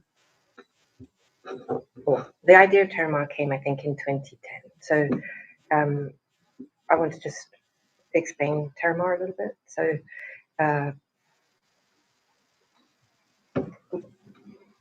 Ted and I bought a boat. Well, Ted bought the boat. And the basis of the boat was to do explorations and sea exploratory stuff. This really started because I have and have had since I was a child a love of the ocean and everything aquatic, and I've always been I'm nervous about the state of the ocean. When Ted and I, we worked with National Geographic, and we did exploratory work, and the most exciting, we did many exciting things, but one of the most fabulous ones that we did was we looked for Amelia Earhart twice. I did 2 expeditions to look for Amelia Earhart as an example of an exploration that we did.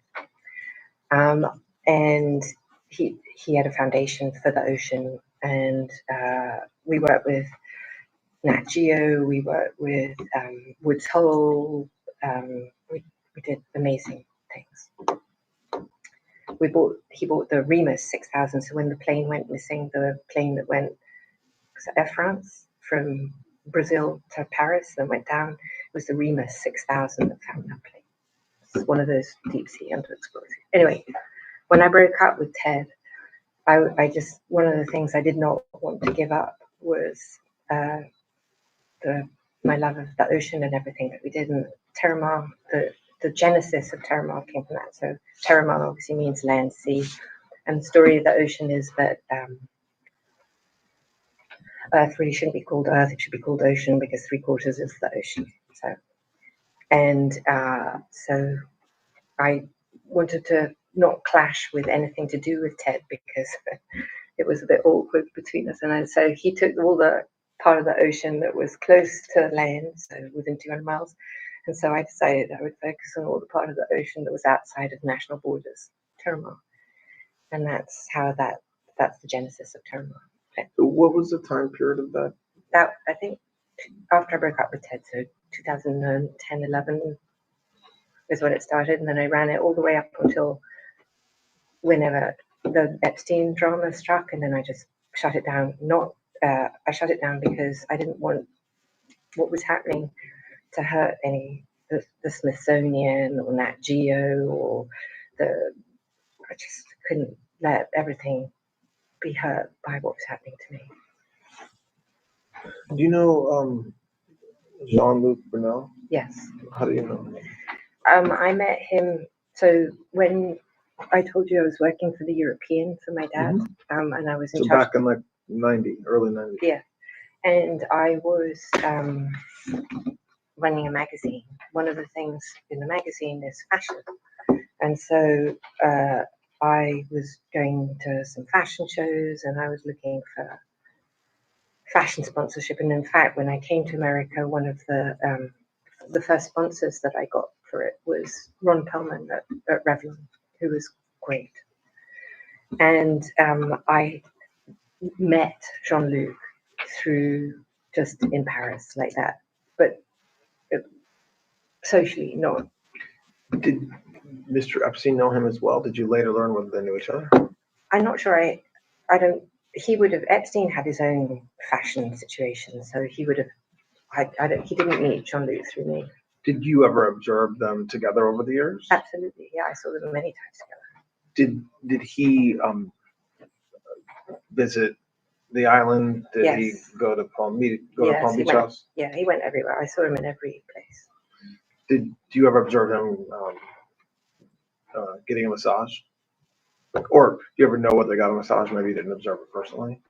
You don't remember? I don't know. I mean, I don't. I have no conscious memory of Jean-Luc. I would imagine that he did, but I don't see it.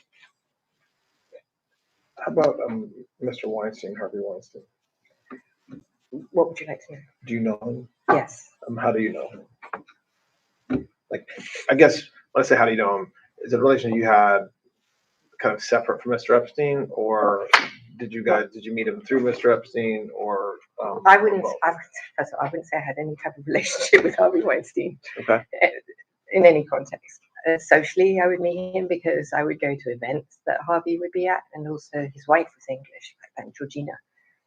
And I was, friendly also would be a big word, more of acquaintance. So we would see each other, and I would go to Miramax events. But there was a couple of people who worked for Harvey who I was friendly with. His primary producer, whose name is Meryl Poster, who I was friendly with, and yeah. Do you know whether Mr. Epstein had his own relationship with Mr. Weinstein? He did. Did they socialize together at the island or in Palm Beach or New Mexico? I never saw Harvey at any of Epstein's houses. So socialize, I don't know that they were friends. I mean, I can't see them together either. I mean, literally. But I know that they certainly do that. I would imagine, and in fact, I think I have a memory, but I can't, that when Harvey was trying to raise money for whatever his business was called, I can't remember what his business was called. Maybe he went there because Epstein was good at raising money. I just don't know.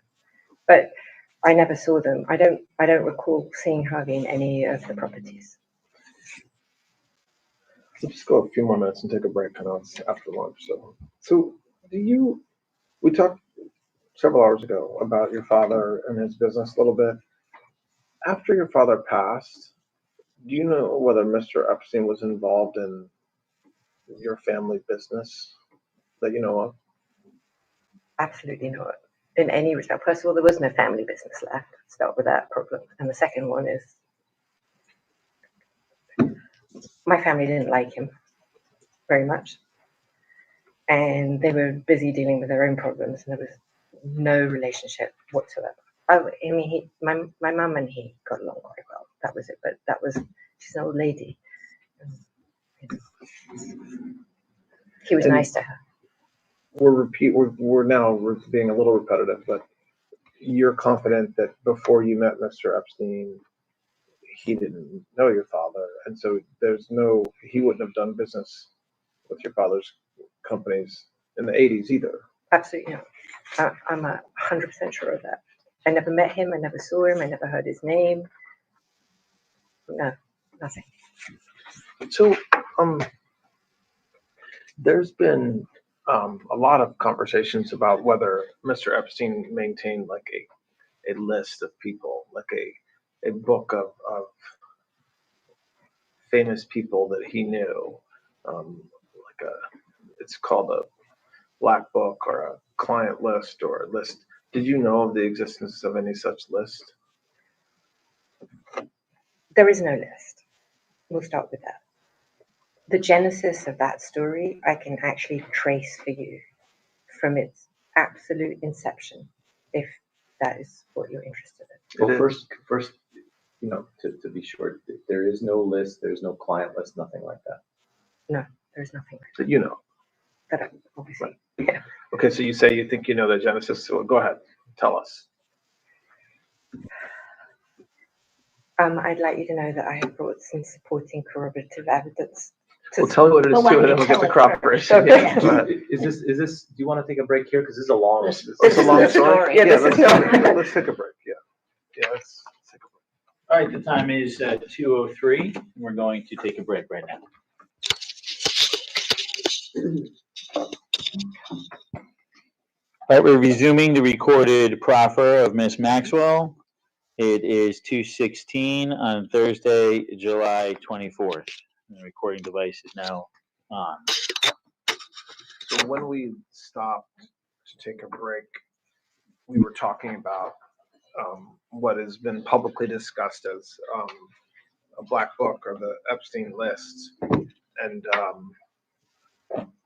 that's where we are. So you said you think you might know, or that you're aware of kind of the origin of this narrative. Right. I just want to reiterate again, there is no list that I am aware of. I've never at any time, at least during the period of time when I was present. Okay.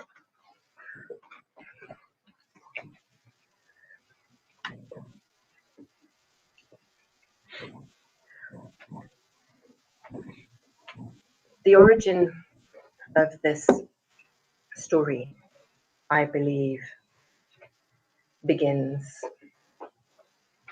or it has a beginning in 2009, and then it has a prequel. But we have to start in 2009. In 2009, there is Epstein is, I think, out of jail, and there are civil suits taking place. Many of these are coming out of a disgraced law firm, Rothstein, Rosenfeld and Adler. At that law firm is a lawyer who started there in April, May 2009, called Brad Edwards. In 2009, allegedly, the FBI gets a call in October of 2009 from Brad Edwards. He allegedly tells them that he has come across a piece of evidence that belongs to Epstein that contains a list of all of his clients and victims, underage girls, massage therapists, and his and the men who are having sex with them. And Brad Edwards becomes a cooperating witness, confidential informant for them, and in a sting operation obtains the list from a former butler of Epstein's called Alfredo Rodriguez. and it becomes evidence in the civil suit.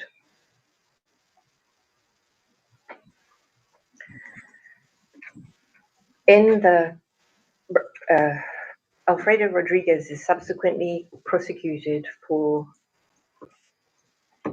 having an AK-47 or something weird, some guns or something, and goes to trial, and there's a criminal complaint that the FBI produced. And in that criminal complaint, it says that Brad Edwards became aware of the list, that we'll call it the list for the purposes of this, after Alfredo Rodriguez's 2 depositions that are held in Epstein's civil suit. It's in the FBI's affidavit that the evidence was collected, and Brad Edwards became aware of it after the 2nd deposition. It's in the criminal complaint.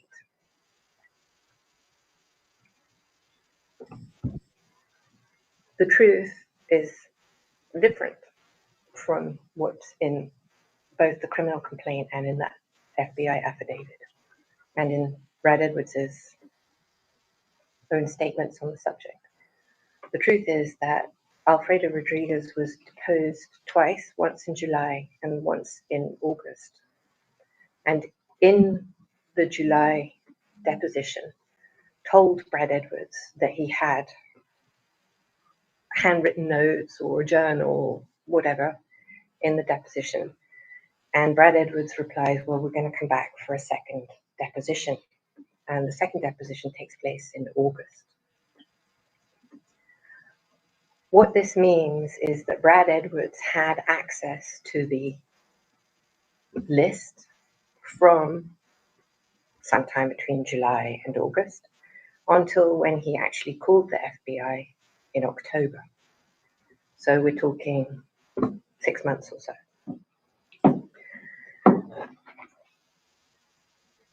Rothstein's firm was raided a few days after the list went into the FBI's hands, and subsequently Rothstein himself was prosecuted for RICO and I believe went to jail for 50 years. As part of that RICO case, he admitted to, on the record, and was, I don't know whether he was prosecuted for creating fake settlements and fake evidence in Epstein's case.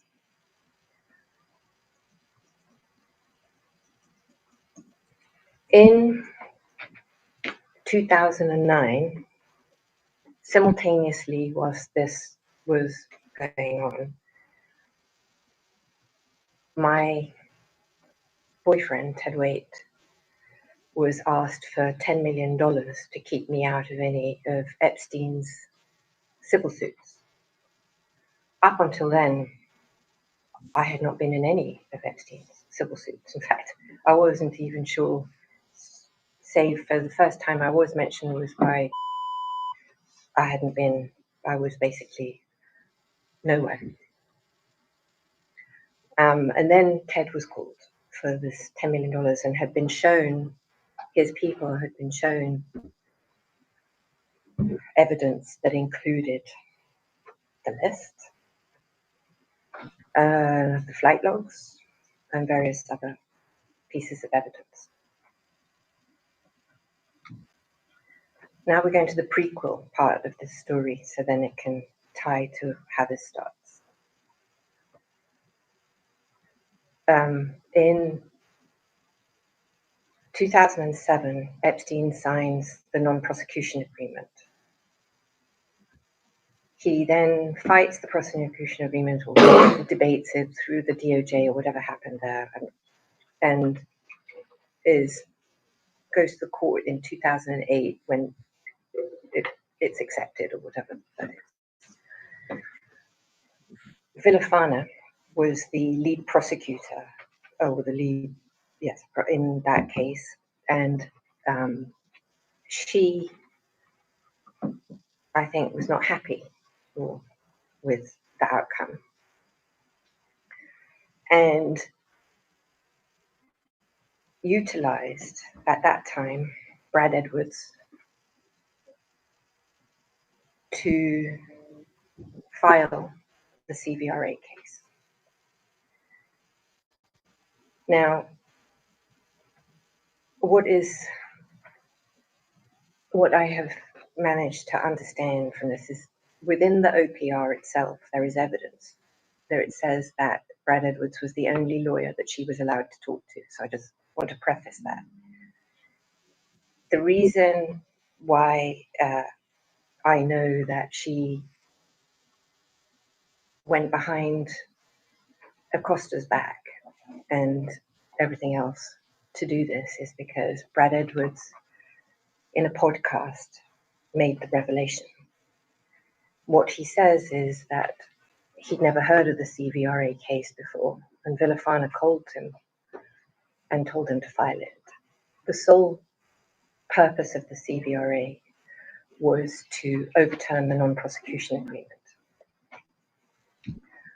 So what I believe is that Villafana worked with Brad Edwards, who she had also been, he was the lawyer that she had selected as a pro bono lawyer for some of the victims. And he was also working for Rothstein's firm that was under RICO investigation for that entire time, creating fake evidence in Epstein's case. And she had just filed hidden, secret, using Edwards to overturn the NPA by filing this CVRA case that's sole purpose was to overturn it. And so when he approached her with the list, this was part of the effort to utilize and find new evidence to support the overturning either of the NPA and or the new case against Epstein.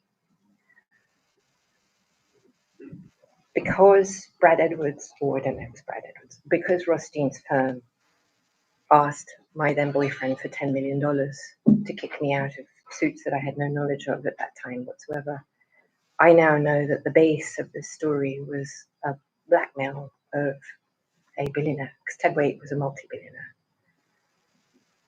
He had everything. He was way, way more wealthy than Epstein, if anyone cares. And that is the reason why Ted and I broke up. What was the basis of it?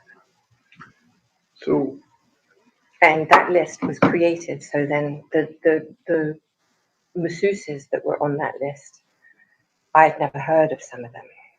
I not even from the civil suits that had come up since I've seen it. This is me now knowing what's in the list today. And I believe that, Alfredo Rodriguez, so there's a metamorphosis of this list. So the original statement that Brad Edwards makes that's in the documents contemporaneously is that it's pieces of paper that Alfredo has.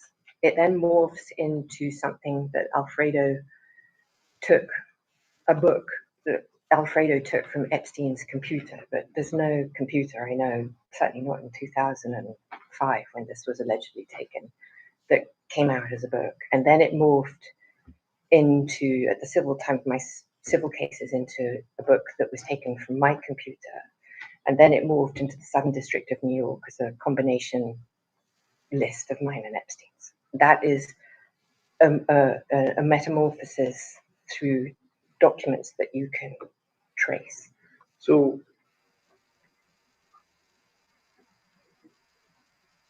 there, in your mind, from what you just described, there is a list. It's just manufactured. I mean, have you seen the list even fake? Like, do you know? I haven't seen it, but so I was confused. So I guess my thing is that what Brad Edwards says in all of these things is in the paperwork and whatnot.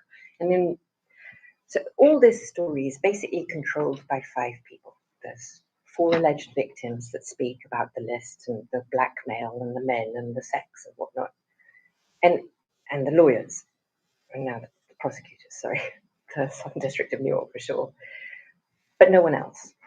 none of these stories carry from any of the 44 alleged original victims. They never ever say that they were farmed out to anybody. But the list itself, Yes, where is it? there is no list, but Brad Edwards said So that he that's what I was a little created bit the list. confused about. Sorry, he created a list. So in that book that Alfredo Rodriguez produced that became evidence, Exhibit 52 in my trial, it has markings all over it, circles and dots and whatnot. And Brad Edwards says that he got Alfredo Rodriguez to mark up the book of all the people who were involved. It includes Alan Dershowitz, for the record, who's marked. I don't remember what it does with Donald Trump. I don't know. You'd have to look. I don't have it. But I believe, so what he did, he marked up, I don't know who, somebody marked up that book of names. And I think all the names of the people that they went for were originally selected between two sources. One was this alleged book of names, and one was also from the telephone logs that were collected from the house in Palm Beach. And just to finish it off, there is a note. I have some papers for you if you wanted them, where Brad Edwards says that he has a list of 25 men that he got money off. So okay, so the list that everybody, the black book, the list. What you're saying is that your Exhibit 52 from your trial, which is like more of an address book, a Rolodex type thing, that Mr. Rodriguez, Alfredo Rodriguez, your understanding is that somewhere along the way he went through and kind of marked that list to I don't know where that book actually comes from. Okay. I don't know what that book is. That book is some type of a compilation, but what it is it's just pieces of paper with type. So if you could have made a list. I could put.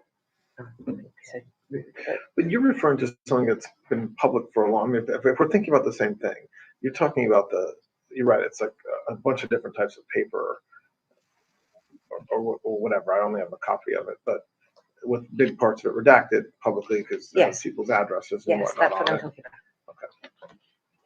So Yeah. Perfect. Yes. So you will find. We're looking at Exhibit 52 now. Okay, so you're looking at Exhibit 52. So the one they produced, the Southern District of New York actually produced a book for me to see it as evidence, the actual thing it was. And it has marks, it has tabs, it has things, it has names I've never seen. It had like that list of that list was basically the names that they choose to produce a trial. Now, in Rothstein Adler's firm, I also have some documents where Rothstein, his original scheme at Rothstein Adler was to place prostitutes. He had a bar, a dancey bar, where he had girls, and I believe he would use them and put them as fake secretaries in people's offices, and then she might touch him or he might touch her or something, and boom, he got $25,000 for that. And those girls, I'm not saying that those are the girls that came in Epstein's case necessarily, but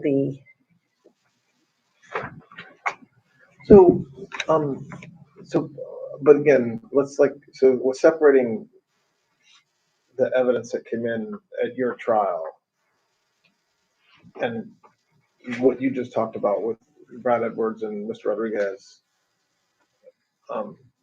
During the time that you were with Mr. Epstein, and even in the 2000s when you were around less frequently, you never observed or you never saw any sort of list or black book or a list of individuals who linked to certain masseuses or absolutely anything no. like that. Absolutely no. There is no list. There is no. I'm not aware of any blackmail. I never heard that. I never saw it, and I never imagined it. So while we're on this topic, just again, I know we're jumping around and we've been going at it for a while, so I apologize. But there's recently been reports about a birthday book that you assembled for Mr. Epstein, I think for his 50th birthday in 2003. That's true. What do you know about that? So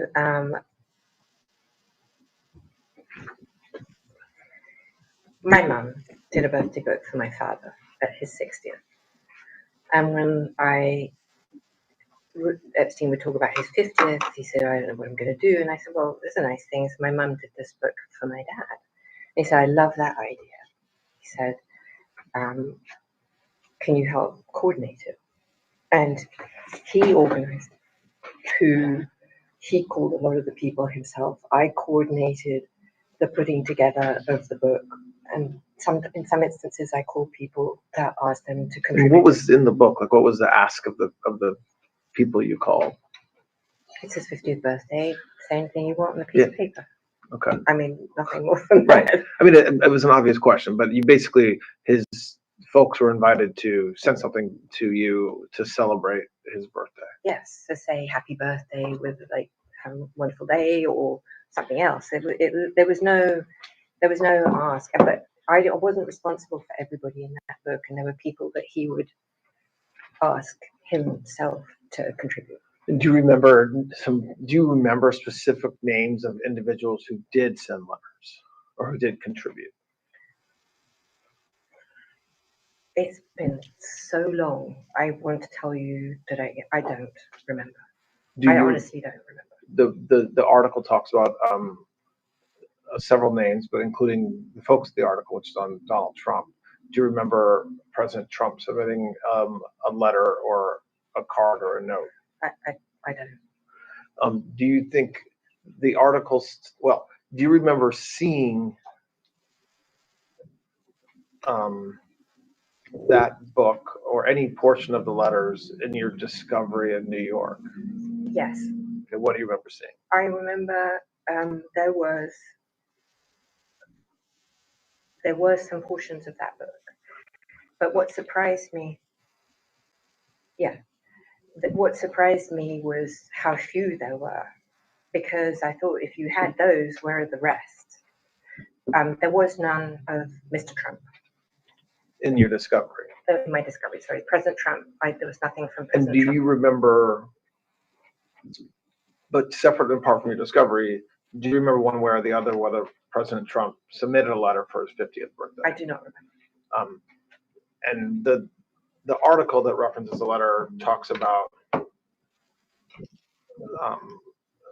sounds like either a picture of a naked woman or something like that. Do you have any recollection of that? I do not. No, I don't. Do you remember? So, what do you remember seeing from your discovery around the book? Like you said, portions of it or some of the pictures. What do you remember? I remember there were maybe.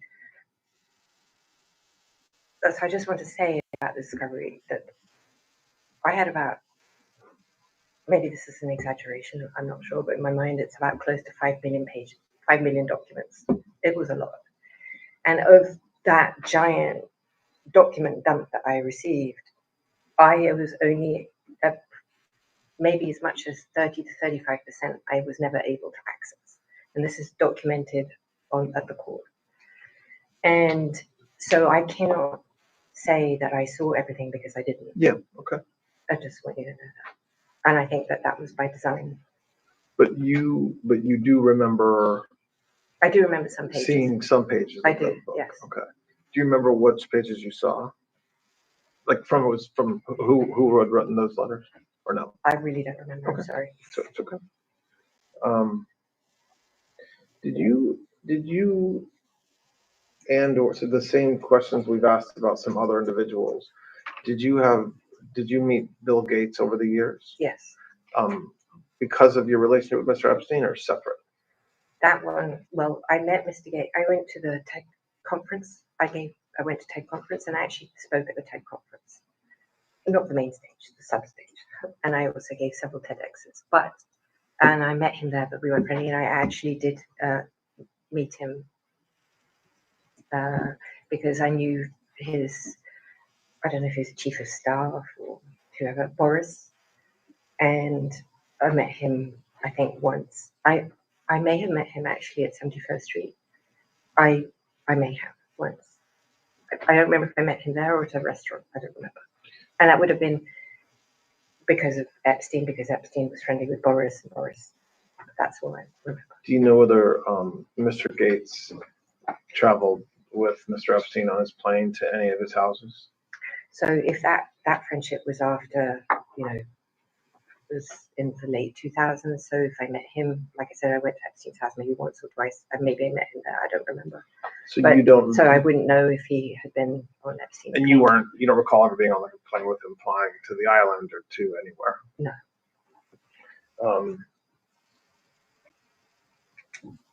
Do you know somebody named Reid Hoffman? I do. Who's that? Reid's a Silicon Valley guy. Is what? Silicon Valley. And how do you know him?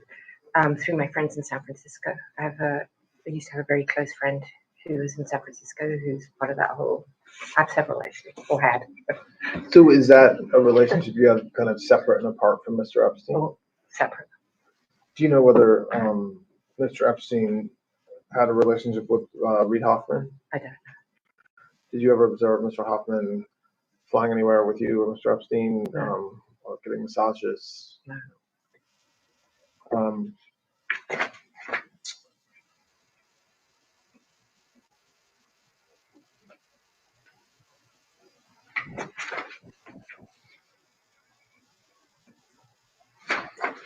So there's a list of multiple masseuses that is floating around. I think you had in your discovery. I think you were just talking about that.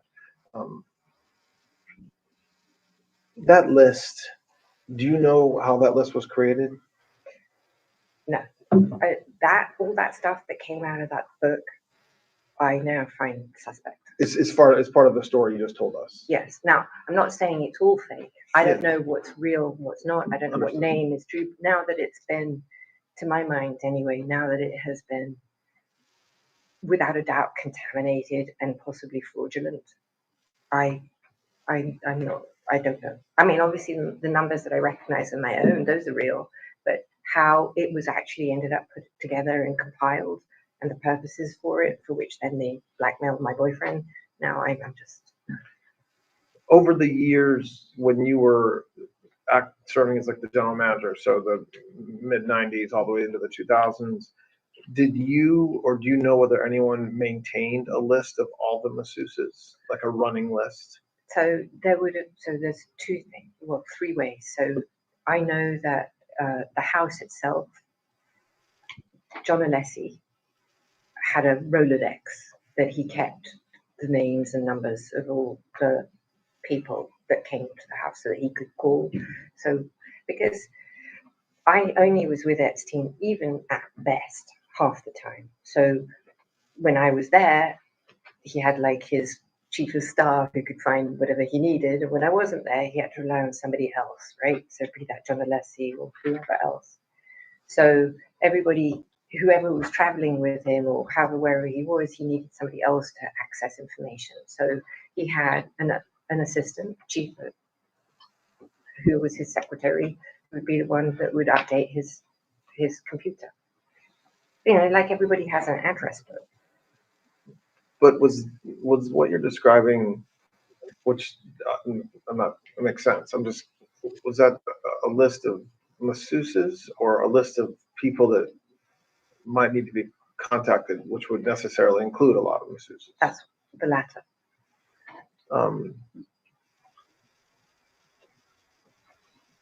And did you update that? Like, were you one of the people that would add names to it? Like, if a masseuse came and leaves and Mr. Epstein says yes, she was good, would you be part? Like, how was the list kind of maintained, or who maintained it?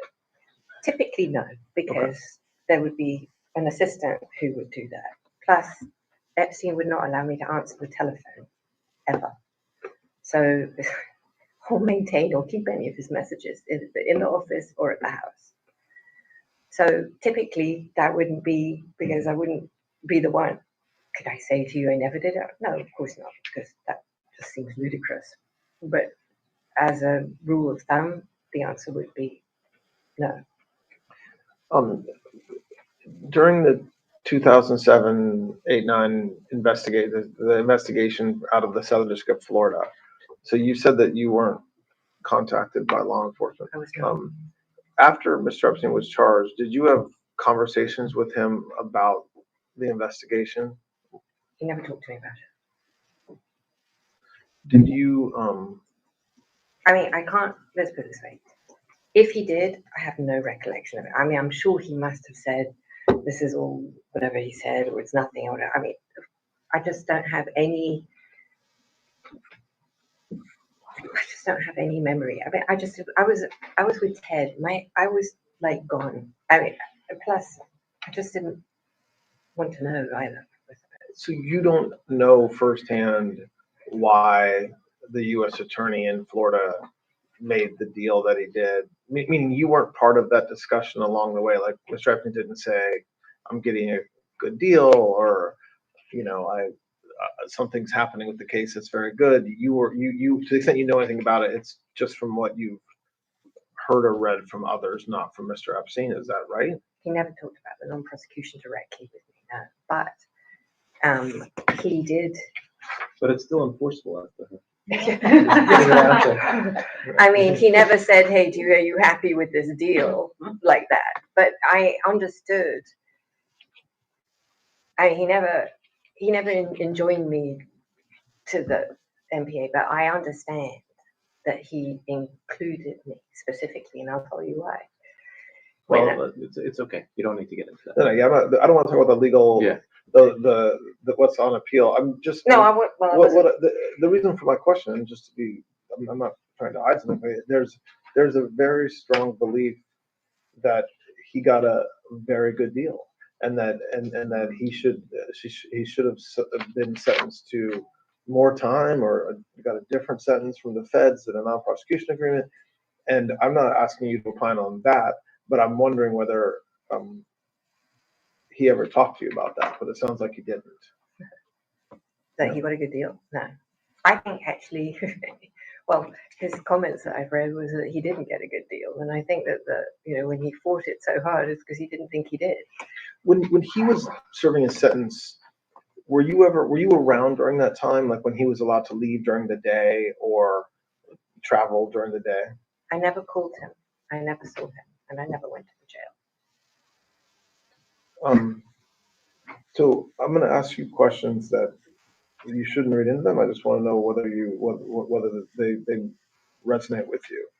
Have you ever had any contact with any representative that you know of from Mossad, the Israeli intelligence agency? Can you ask me that again?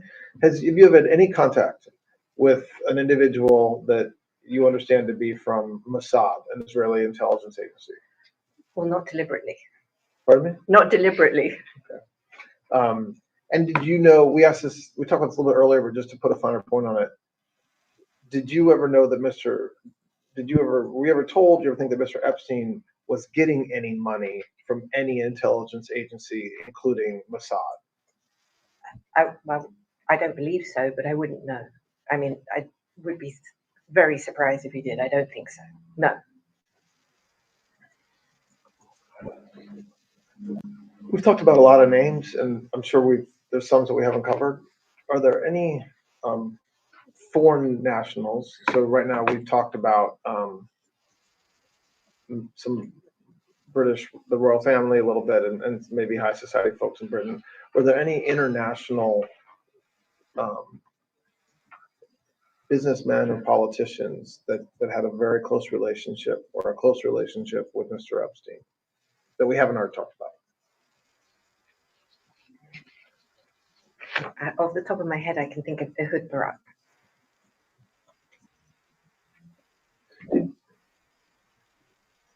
You said that Mr. Epstein, at some point in the mid to late 90s, he started taking testosterone. Did you ever know him to take any other drugs? No. I mean, he took pills for his heart, I think. But I don't know no substances. What do you know anything about his heart condition? I know we talked about this at 9:45 this morning, but you know anything about his heart condition beyond that you understood he had a heart condition that affected his ability to have sex? Other than what he told me, no, he never shared anything, but he did take pills. I don't know anything about that. And like I said, he did the testosterone, which made him lean. And we're jumping around a little bit. Sorry. Do you know someone named Donald Barr? No. He is, I can represent to you, was a former headmaster of the Dalton School, which you mentioned earlier. All right. Do you remember any conversations with Mr. Epstein about a book that Mr. Barr wrote called Space Relations? I've never heard of that. About aliens and sex? No. Do you know whether, well, have you ever met the former Attorney General of the United States, Bill Barr? No. Do you remember whether Mr. Epstein knew him or whether his name ever came up in conversations you had with Mr. Epstein? I don't recall any.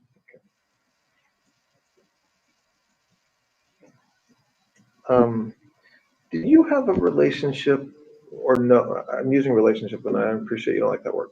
Did you know Mr. Epstein's brother, Mark Epstein? Yes. How did you know him? Through Jeffrey. How would you describe your relationship? Close, friendly? My personal? Yes. Not that close, but friendly enough. I mean, you know. How was Jeffrey Epstein's relationship with his brother Mark, from what you observed? I mean, they were brotherly, but I think that I don't know. There had periods when they were closer, and then when they weren't. I think sometimes Epstein found his brother irritating.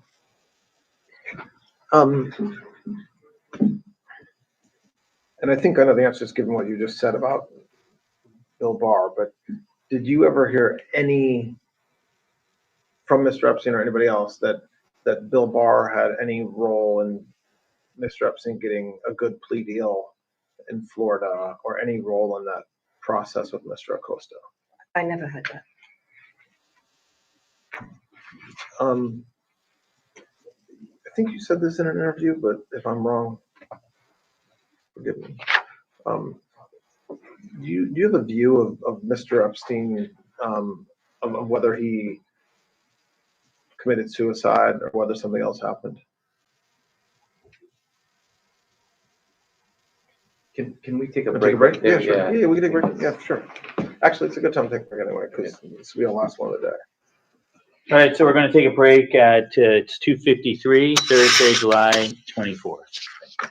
We are continuing with the recorded proffer of Ms. Maxwell. The time is now 3:10 p.m., Thursday, July 24th.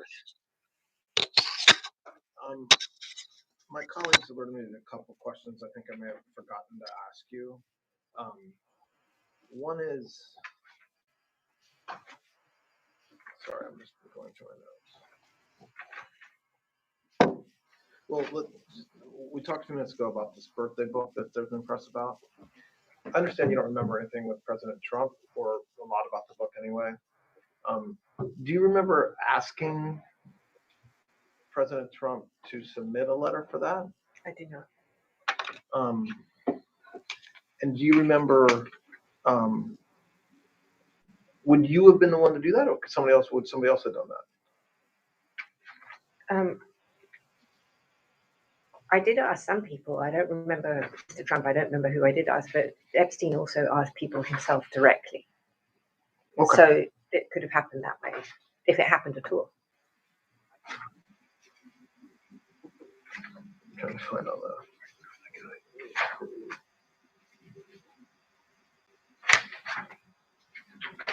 Where is that? You mentioned Ehud Barak. Yes. What was his involvement? This would have been in the later 2000s, so I do not know how they met, but I do know that they I don't know if friendly would be the right word. I don't know that, but I know that they saw each other, and only because my father, anything that touches Israel or the state of Israel, I'm always interested in, because my father loved Israel, and so I pay attention to it, and we have ties to Israel. When you said it was later, though, ties meaning friends and family relations. Was the prominent was Miss Brock, Prince Brock. Do you know what the nature of his relationship was with Mr. Epstein?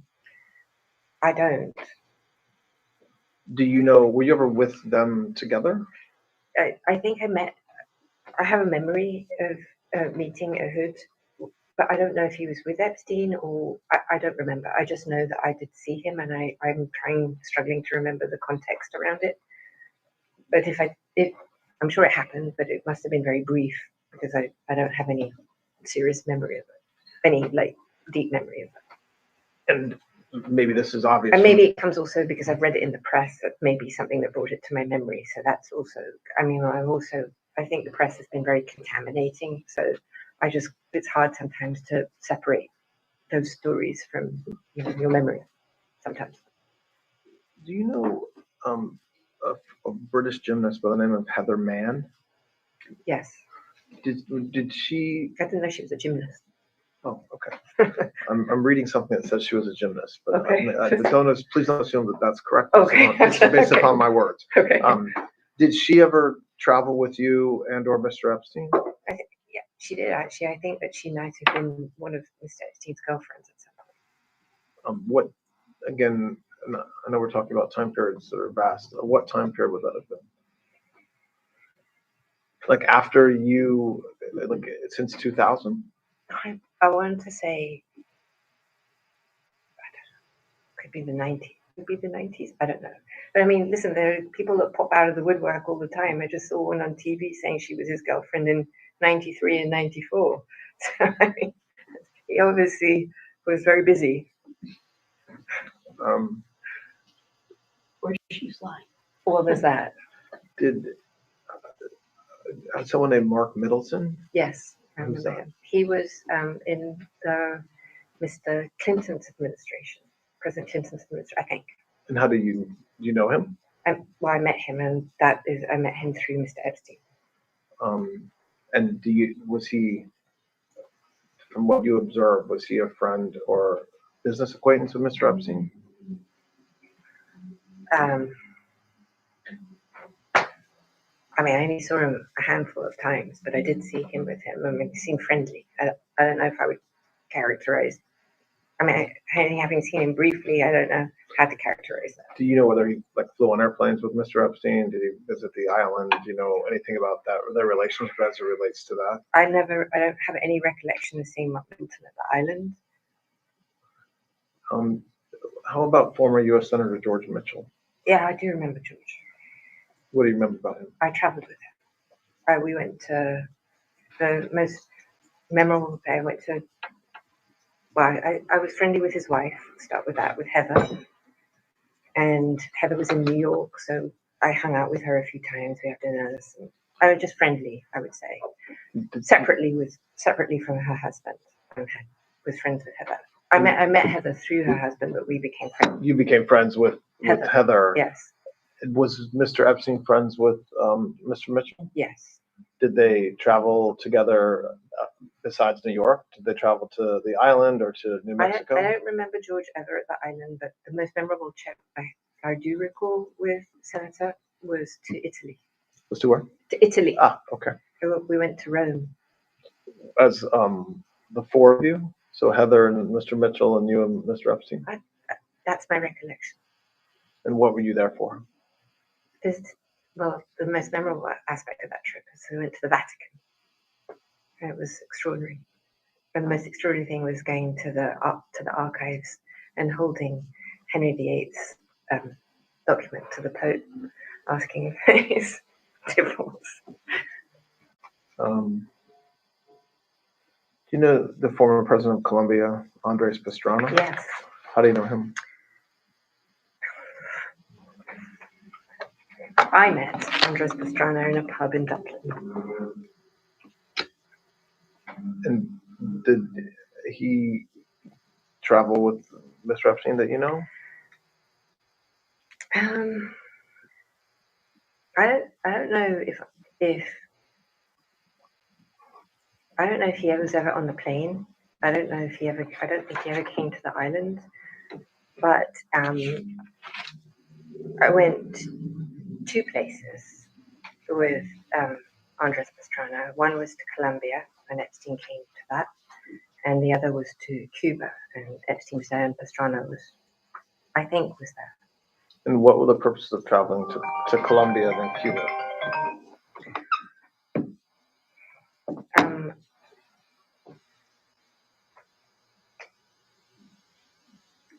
I'm a helicopter pilot, and Andres is a helicopter pilot, and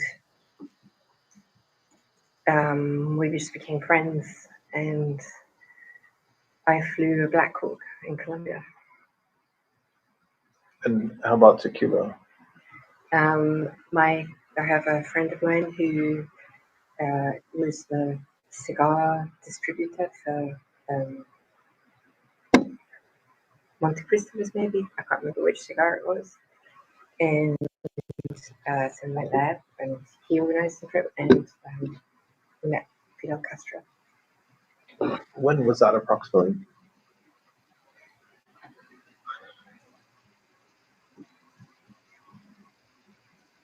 Had to be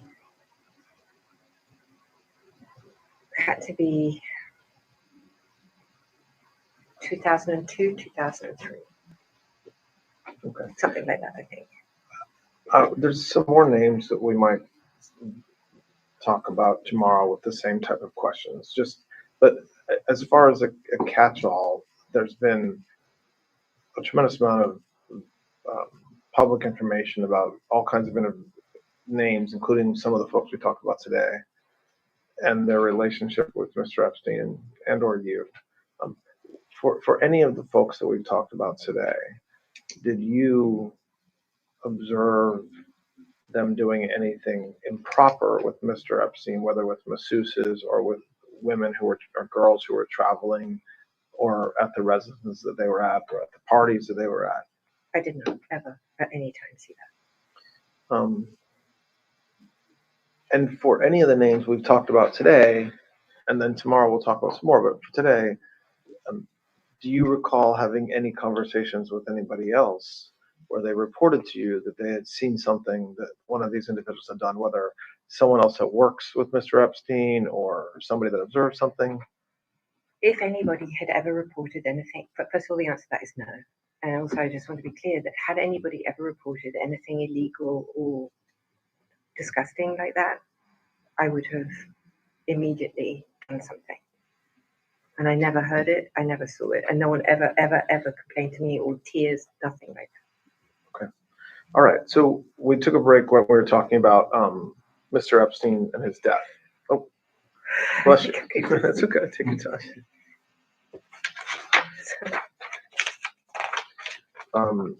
So Mr. Epstein and his death. So you were not obviously at the MCC during that time, correct? Thank you. Oh, thanks.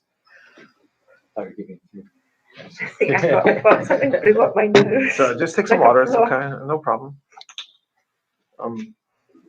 You were not at the MCC during that time, correct? I was not. So you're going to tell us what you believe, but I just want to make sure I understand your basis for belief is kind of what you've read and seen and your knowledge of Mr. Epstein for the many years you knew him, right? And actually, there's a third component. Okay. The answer to that is yes. And Okay. there's a third component, which is having experienced now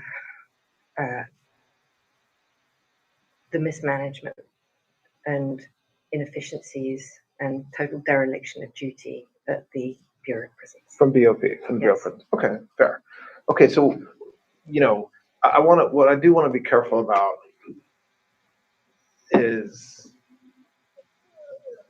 asking you to speculate because anybody can do that, and I don't think that's fair to you or anybody else to ask you to give us your kind of opinion. But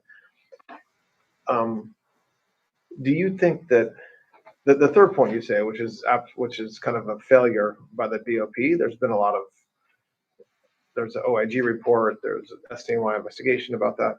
So you think he did not die by suicide, given all the things we just talked about? I do not believe he died by suicide, no. And do you believe that, do you have any speculation or view of who killed him? No, I don't. And I ask that because if you don't believe that there's any truth to the allegations of blackmail or that he had kind of a list or that he had reasons to have people hate him, why would somebody kill him in prison?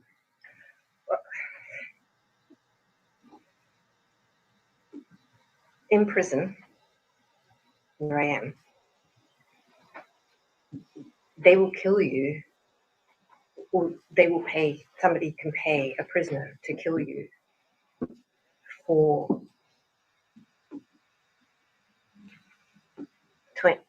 $25 worth of commissary is about the going rate for a hit with a lock today.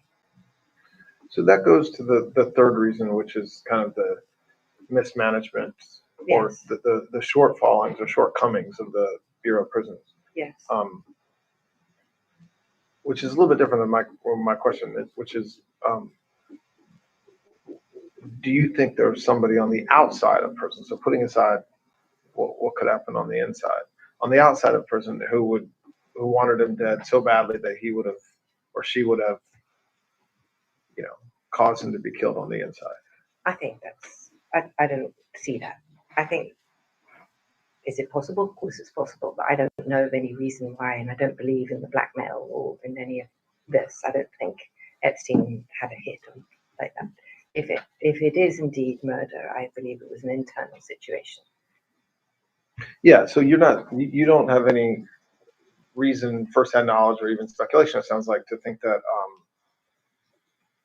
that he was killed to kind of silence him or to keep him from going public about people he knew about. I don't know, because I think that is just part of the story that's been created that started back in 2008-9. Okay. Yeah, I mean, that's the point. Like, I don't think there's value in talking. There's been a lot of information about what happened, in the MCC, but what is important to me is whether, if is the idea that he didn't die by suicide.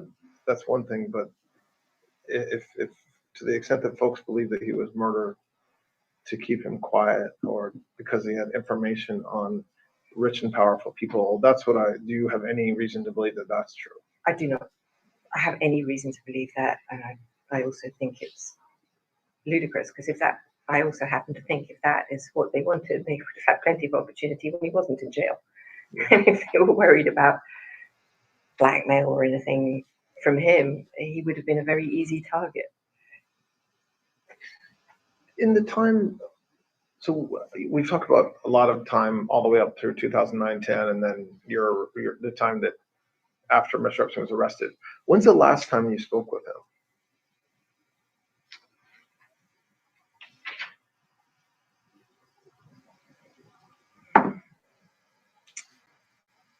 Maybe 2016, 2017, maybe 2016, 2015, 2016, 2017, in that area, I believe.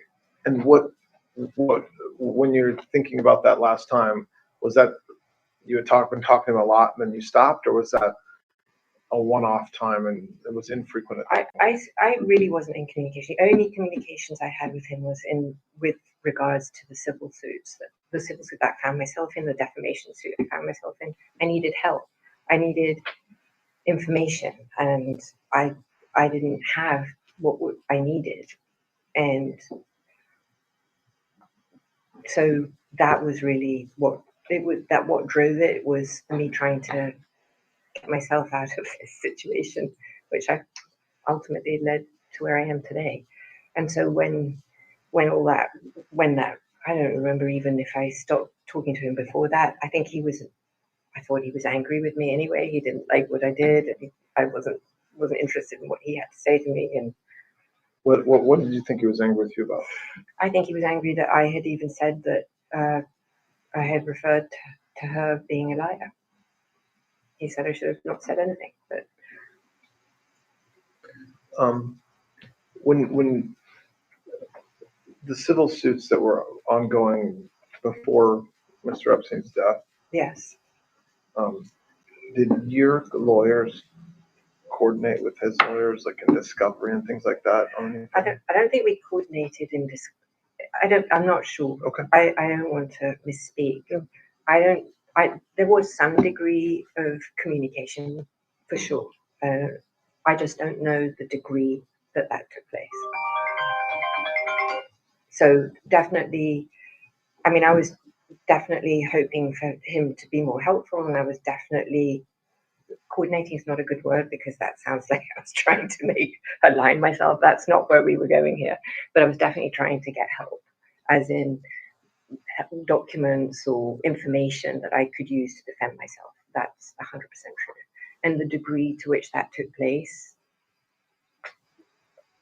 I don't recall. There was definitely some of that, though. I don't want to mislead you. And we touched on this earlier, but I just want to. I don't think we really ran it to ground maybe as much as we could. Like going up to that time, so in the 16, 17, 18, up until the time he's arrested, had your view or your understanding of what had happened changed?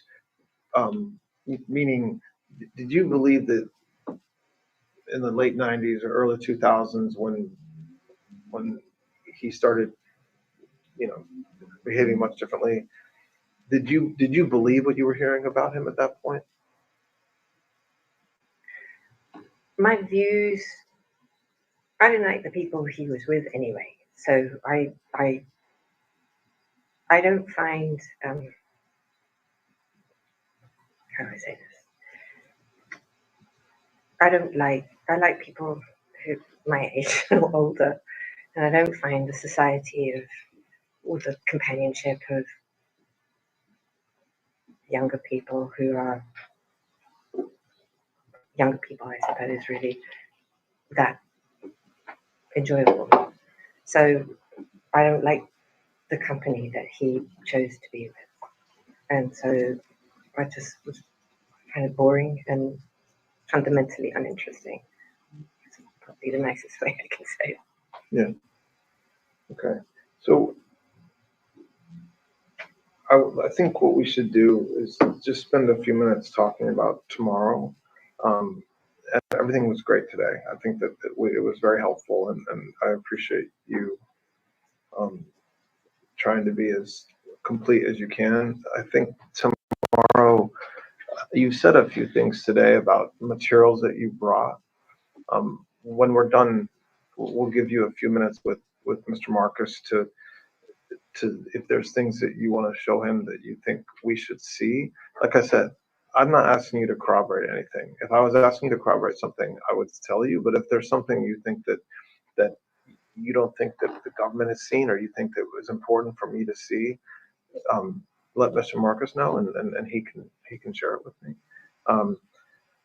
Tomorrow, we'll certainly have some follow-on questions when we all think about tonight, and I think you will too. We can all think about stuff we've talked about. We covered a lot of different areas. I do want to talk more about you. So by design today, we wanted to focus on Mr. Epstein and talk about kind of everything under the sun that we've gone through today.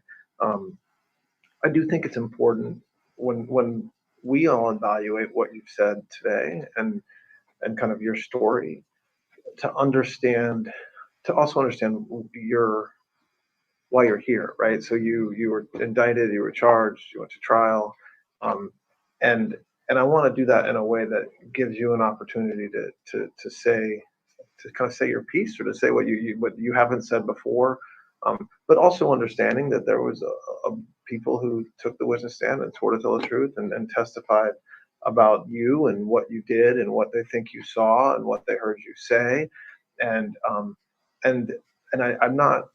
I said to Mr. Marcus, I'm not trying to create a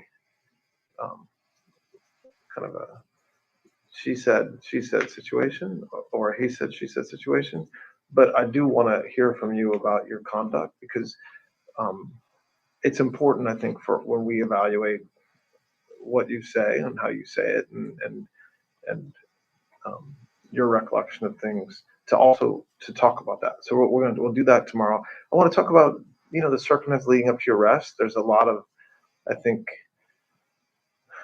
misinformation, or there's a lot of information out there that I don't know whether it's misinformation, but about the time from 2019 up until the time that you were arrested. And then, like I said, that'll take us through lunch tomorrow, and then we'll be done. I don't have a plan. I didn't know that I was coming here until this week. Okay, so I'm not. There isn't like a. We don't have like a schedule of what happens next or what happens.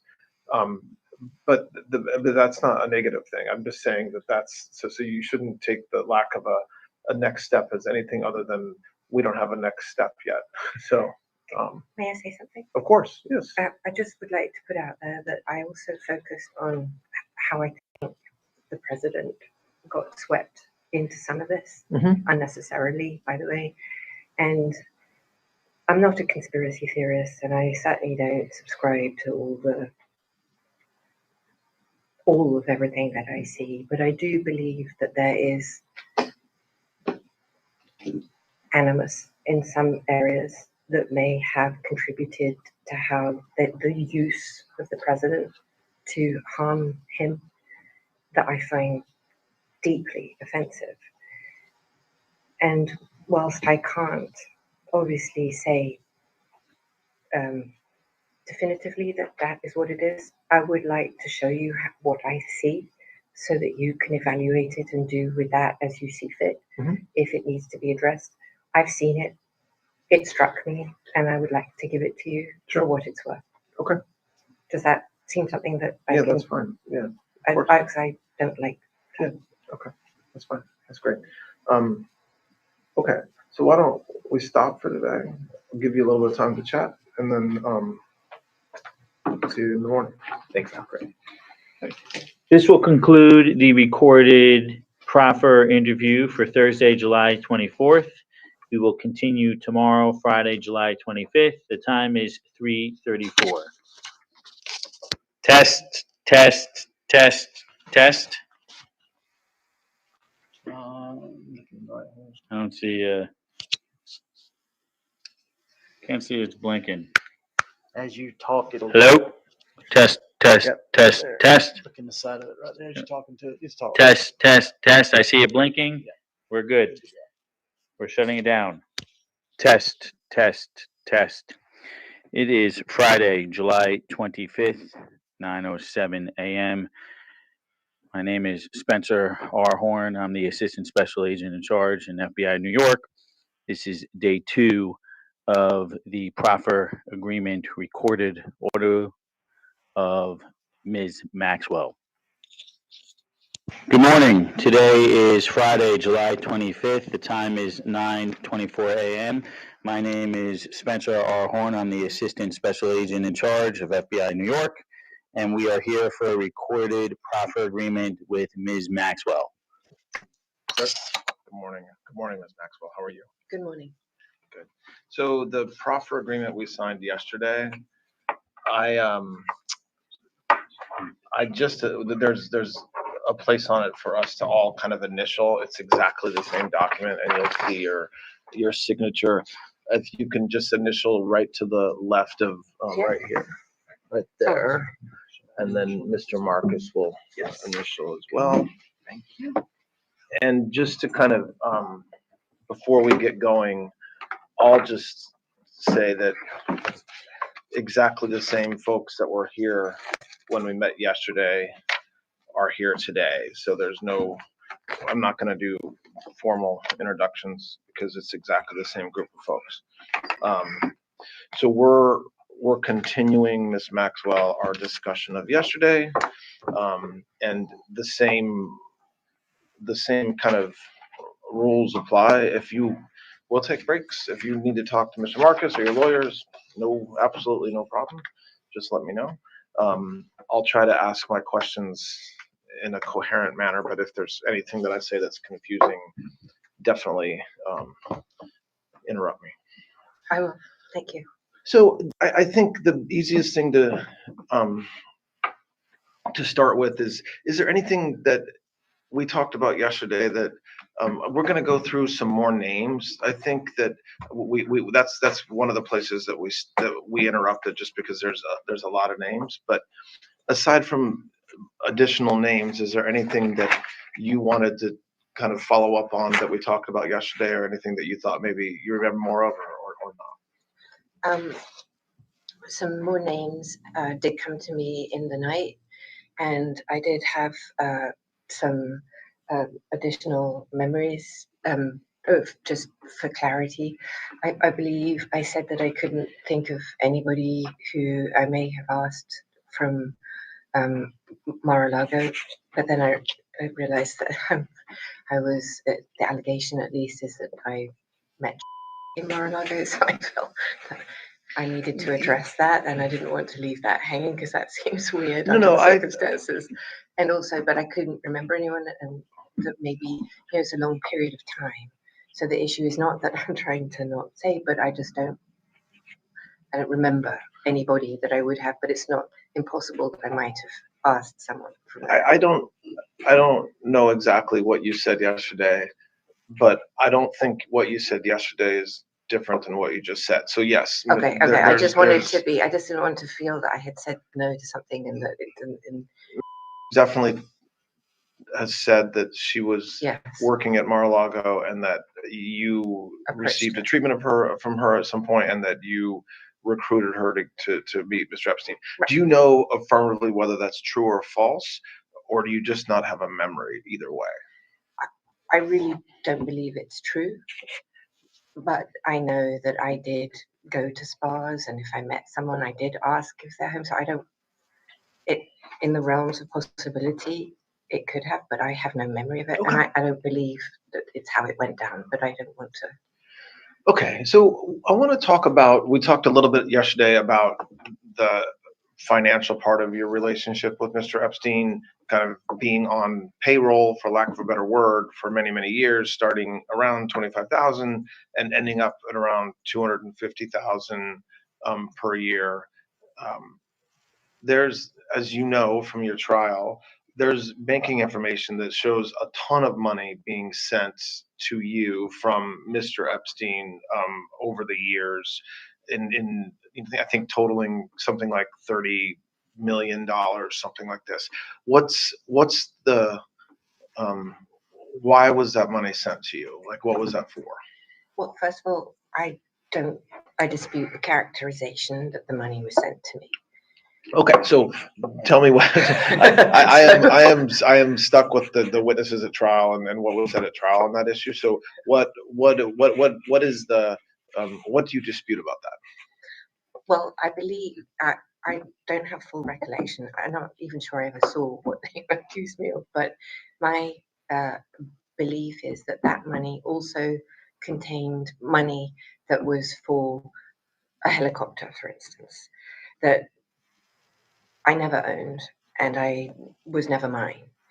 And in other words, money was sent to you that you then used to purchase things, or? Well, I'm not even sure that I purchased it. So the accounts, those accounts would be controlled by his accountants. And even accounts in your name, you're saying, or one of your entities? Well, I'm not even sure I knew of all the entities. Maybe I did contemporaneously, but I certainly wouldn't know today. So if there was an entity, let's say account X, if I really set that up myself, or whether they said we're doing this and the money's coming or whatever, but in no substantive way, I can't think of the right word. Did you have control of it? I had no control, is what I'm saying. So when the government when there was testimony or the government admitted evidence that showed, for example, $5 million in 2002 coming from Epstein to you, okay, what you're saying is that that happened, but that the you there wasn't money, that he wasn't giving you money. I'm not going to say that for everything, because maybe there were accounts that money was sent to me, but I can say that I know, like the helicopter, I can definitively say. I'd have to look at all of them to be accurate for you, but to explain how or why I could be receiving monies, and I certainly did, so I'm not disputing all of it. When you said that, let's go back and look at why did money have to go into your accounts or account that was controlled by others but in your name to like purchase a helicopter? Oh, that's a very good question. I'm not sure I know the answer to that. I don't. So let me ask this maybe a different way that gets to the issue, right? So the accusation by the government, based upon the evidence they collected, is that Epstein paid you millions and millions of dollars over the years. And the reason why he paid you that is because you were performing an extraordinary service for him by recruiting young women, many of whom were underage, so that he could sexually abuse them. Okay, that's their allegation. Okay. From what you said yesterday and from what I've reviewed about you and Mr. Epstein, he paid for a lot in your life. Your Absolutely. flights, where you stayed with him. I mean, he didn't expect you to reimburse him along the way for food, and so he took care of you for many years. That is true. On top of that, he actually paid you a salary. We talked about $25,000 to $250,000. What else did he give you? Or what purchase? Like, was there a time when he gave you $1 million or $500,000 as a bonus? Or what financial benefit did you receive from him? Besides what we've already talked about, we don't have to talk about what would. Yeah, I got it. Okay. So my goal always was to become independently financially secure, and work for myself. I've never been one to not work. And in that regard, over the course of my friendship and my working relationship with Epstein, I expressed to him my desire to be independent of him everywhere, just to be freestanding. And with that in mind, I wanted to have my own businesses or my own money coming in, independent and separate from any salary that I received from him. And I needed that for my self-esteem. I've never been, I obviously salary, and it was a very generous one. Please, I'm not belittling the sum of money because it's huge, but I was brought up to work, and I was brought up to be my own, The first time, so I would either propose businesses to him, or he would actually suggest, why didn't I do something? In the first deal that we did, or the first business that we had, or I had, and that he financed for me. So he loaned me all the money to enable me to do this, and then I reaped the profits, which I don't remember now, because we varied over the deals that we did, that I would give him 50% or 25%. It was random. And I can tell you what it is. So, go ahead. Yeah. So it was in Palm Beach, actually, and it was in real estate, and they sold what was the grounds originally of an estate called the Phipps Estate. And then they converted the land that came with that estate into houses. And I did, I think 2 or maybe 3, I can't remember now, but certainly 1 and maybe 2, possibly 3, I don't think so, I think 2, that then were flipped and there was a profit. So that would be an example of that. But I didn't have the money. So he lent me the funds to do that business transaction, and then I reaped the profits. And so But when And that's millions of dollars.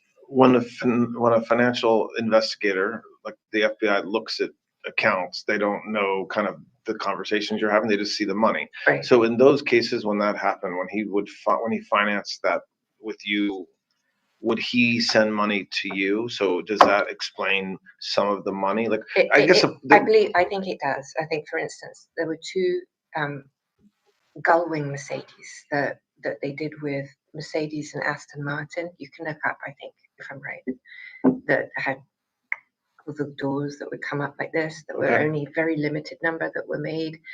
So I knew that we could get those and would flip them like within 24 hours, for example. Also,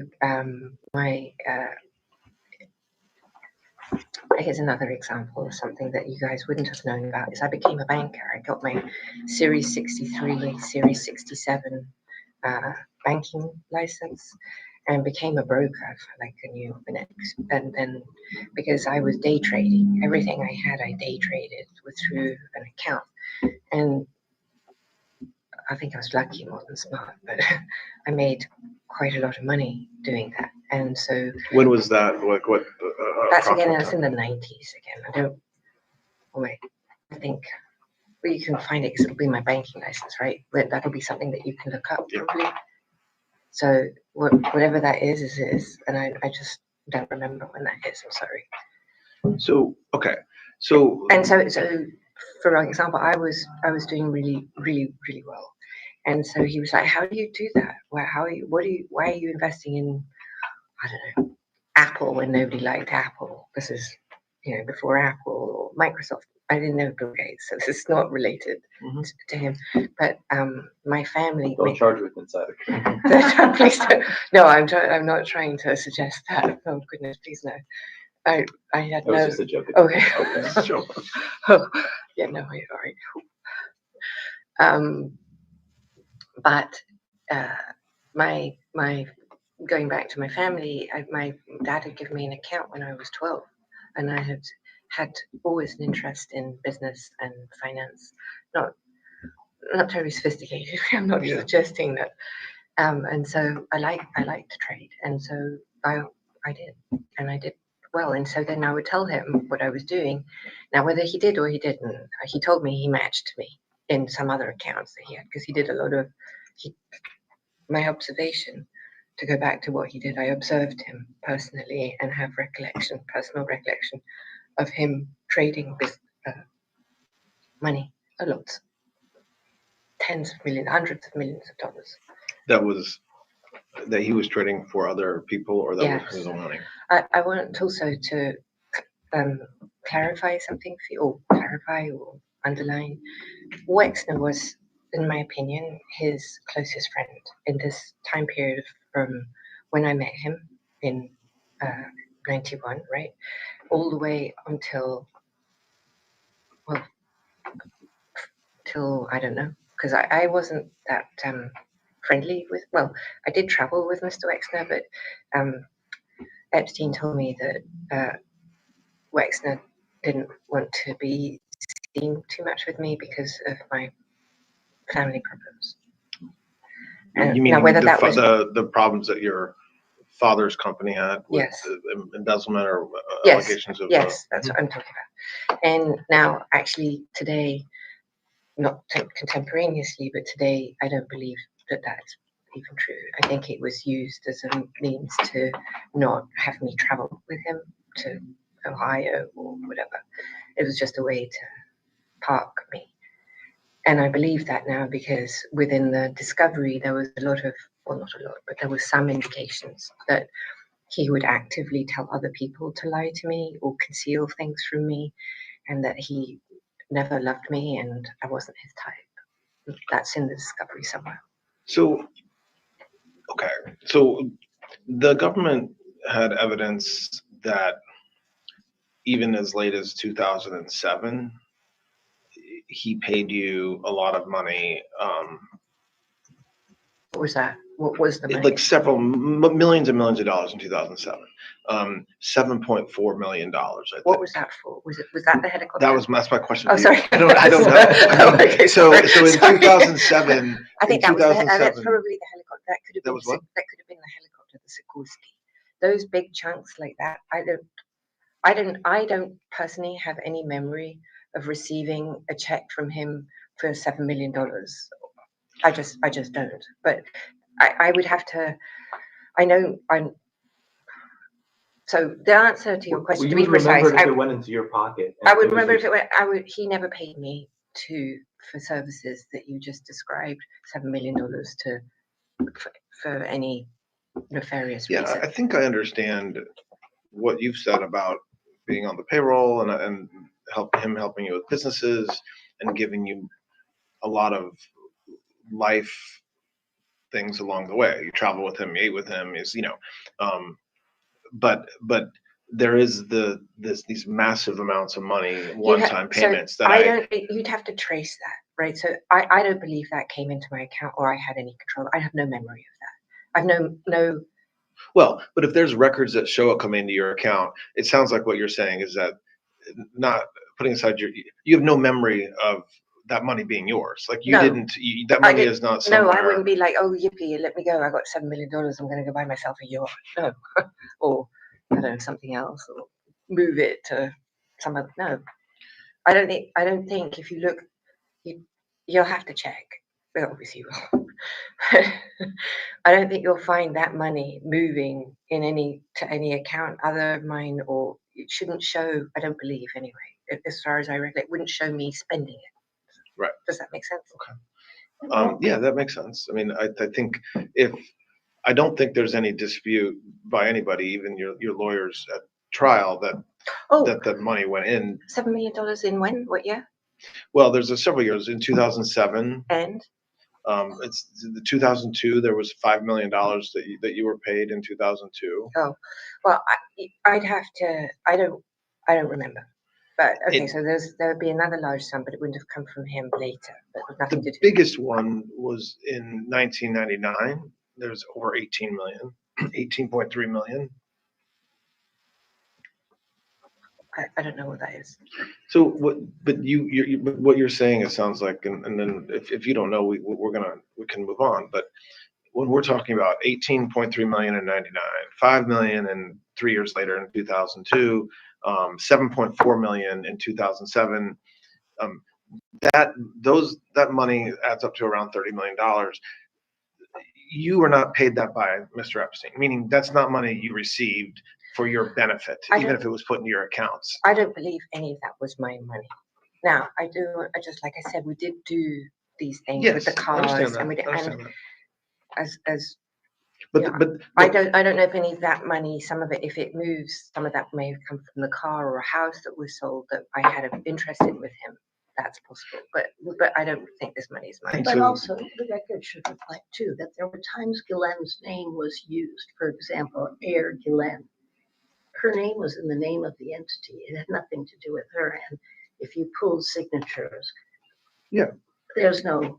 No, what I'm trying to just make sure that I understand is that the idea that you were paid $30 million between 99 and 2007 in order to, by Mr. Epstein, to reward you for recruiting young women, that is you're saying that is categorically completely false. That is categorically false, correct.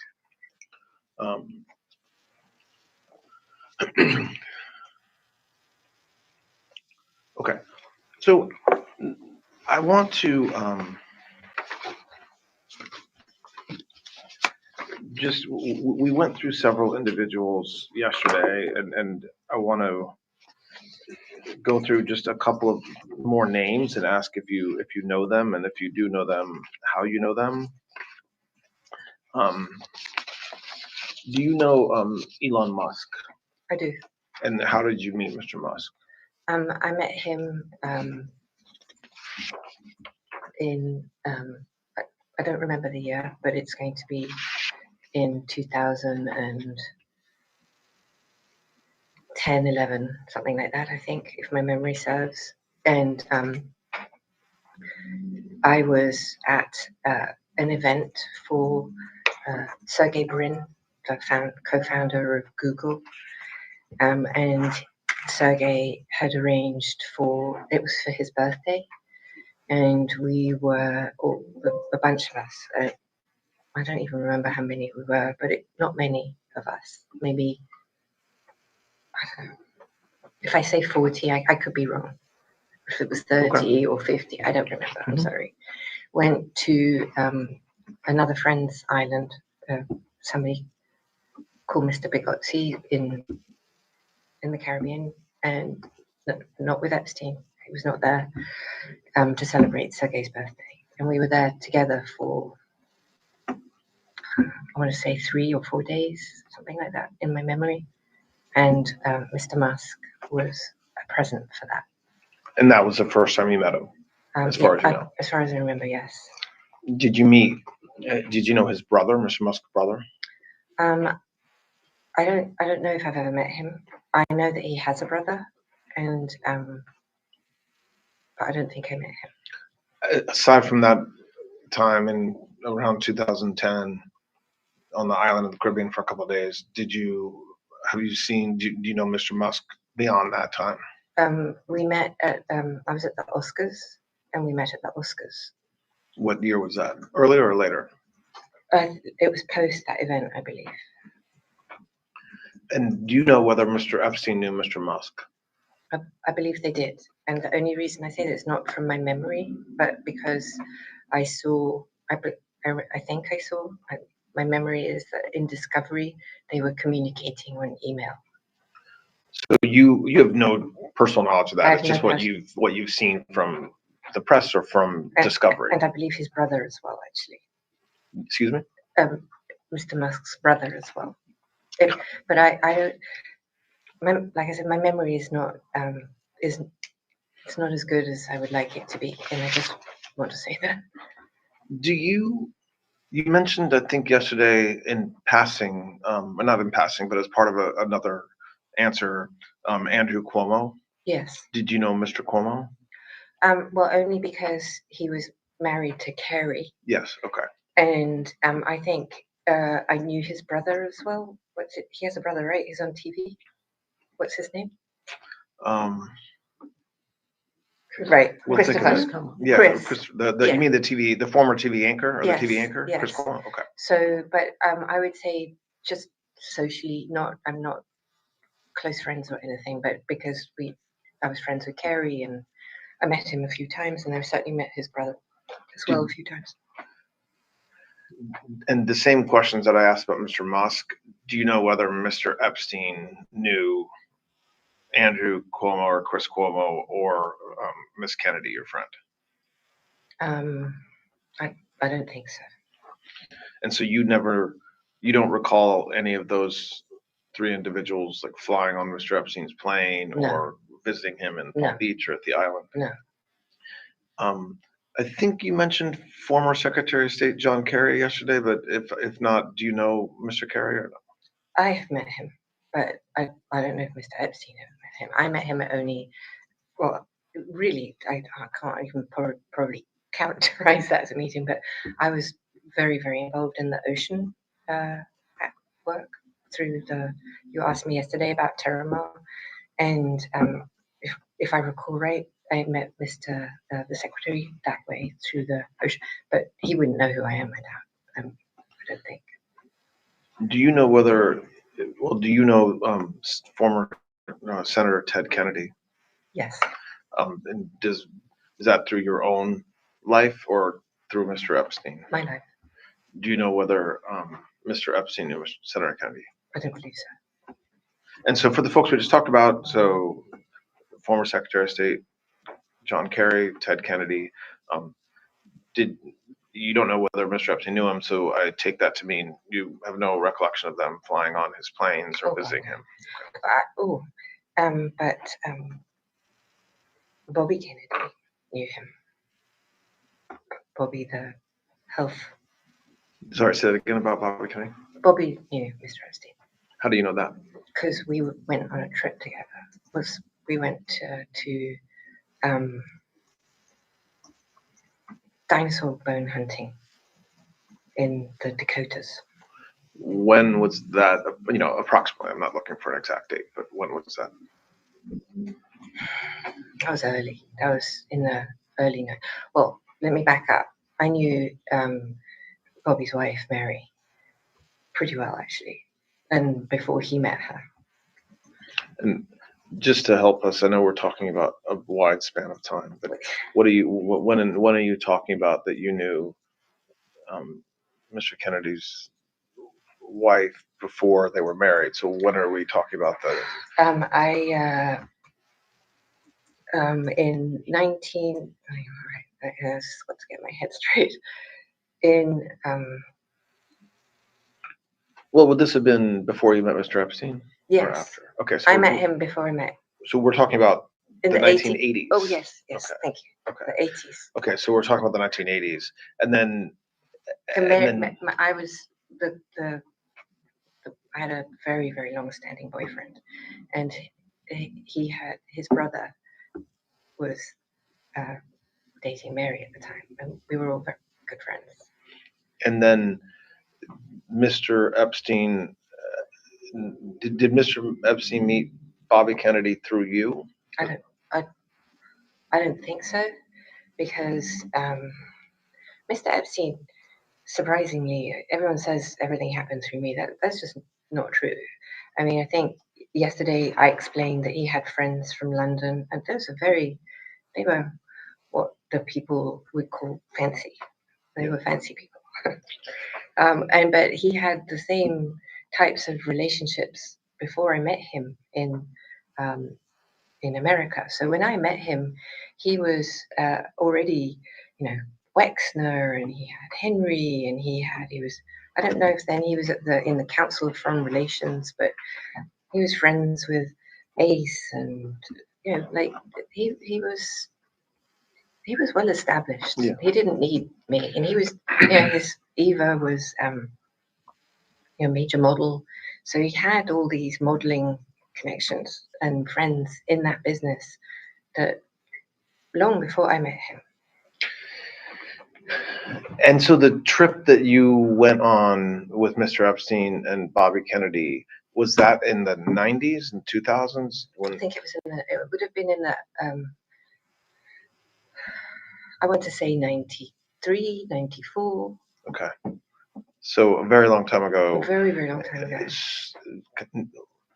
A few years into your relationship, a few years into the time that you knew Mr. Epstein.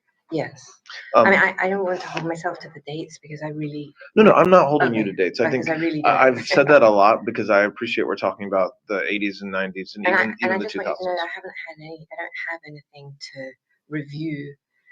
So I haven't had any ability to, short of my legal material, obviously, which I have, so I came with a box worth, but short of that, I have nothing with which to refresh, or very limited stuff, I should say. I don't want to say nothing to refresh my mind.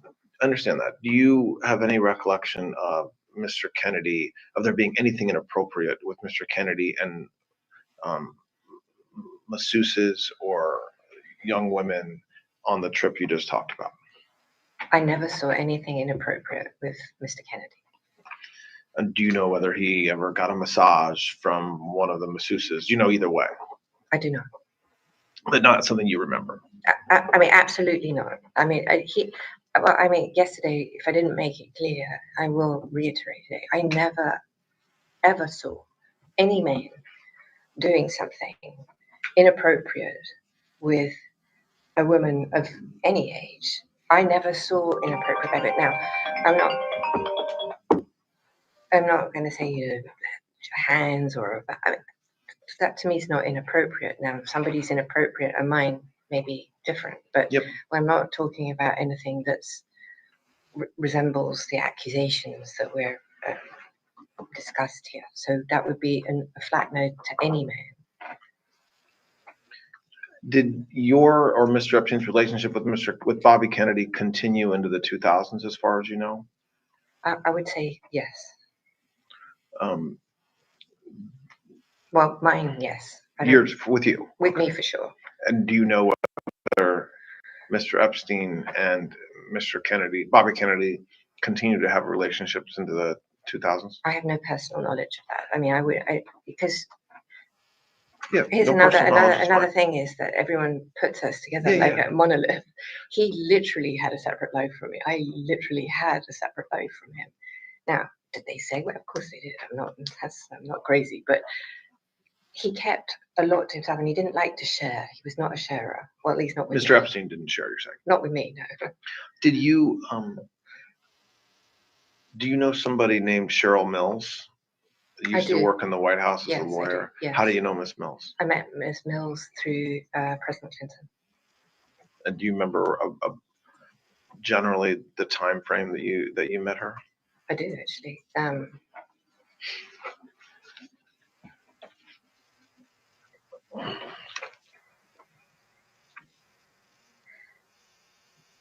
on.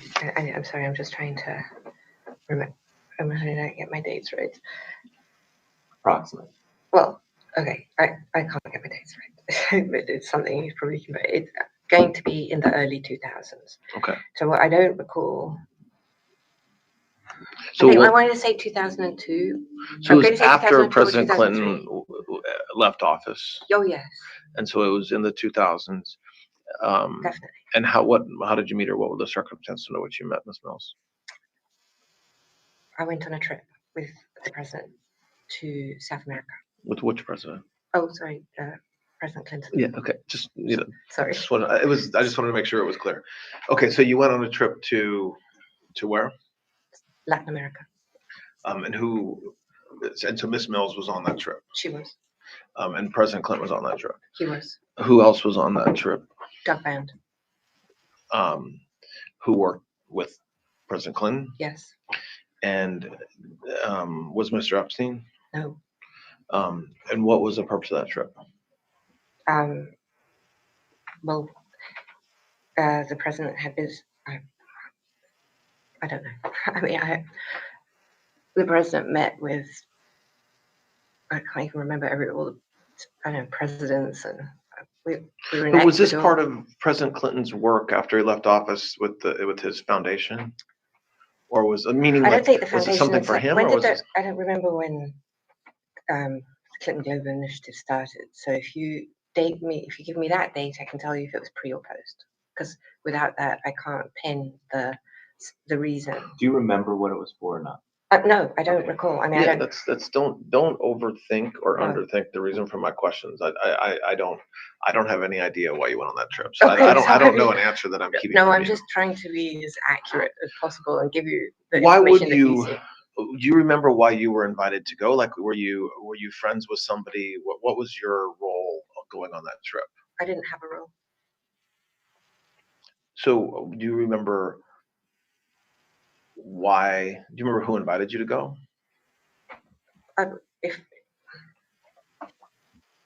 Probably Doug Band. And how did you know Doug? Because Doug and again back with Philip Levine.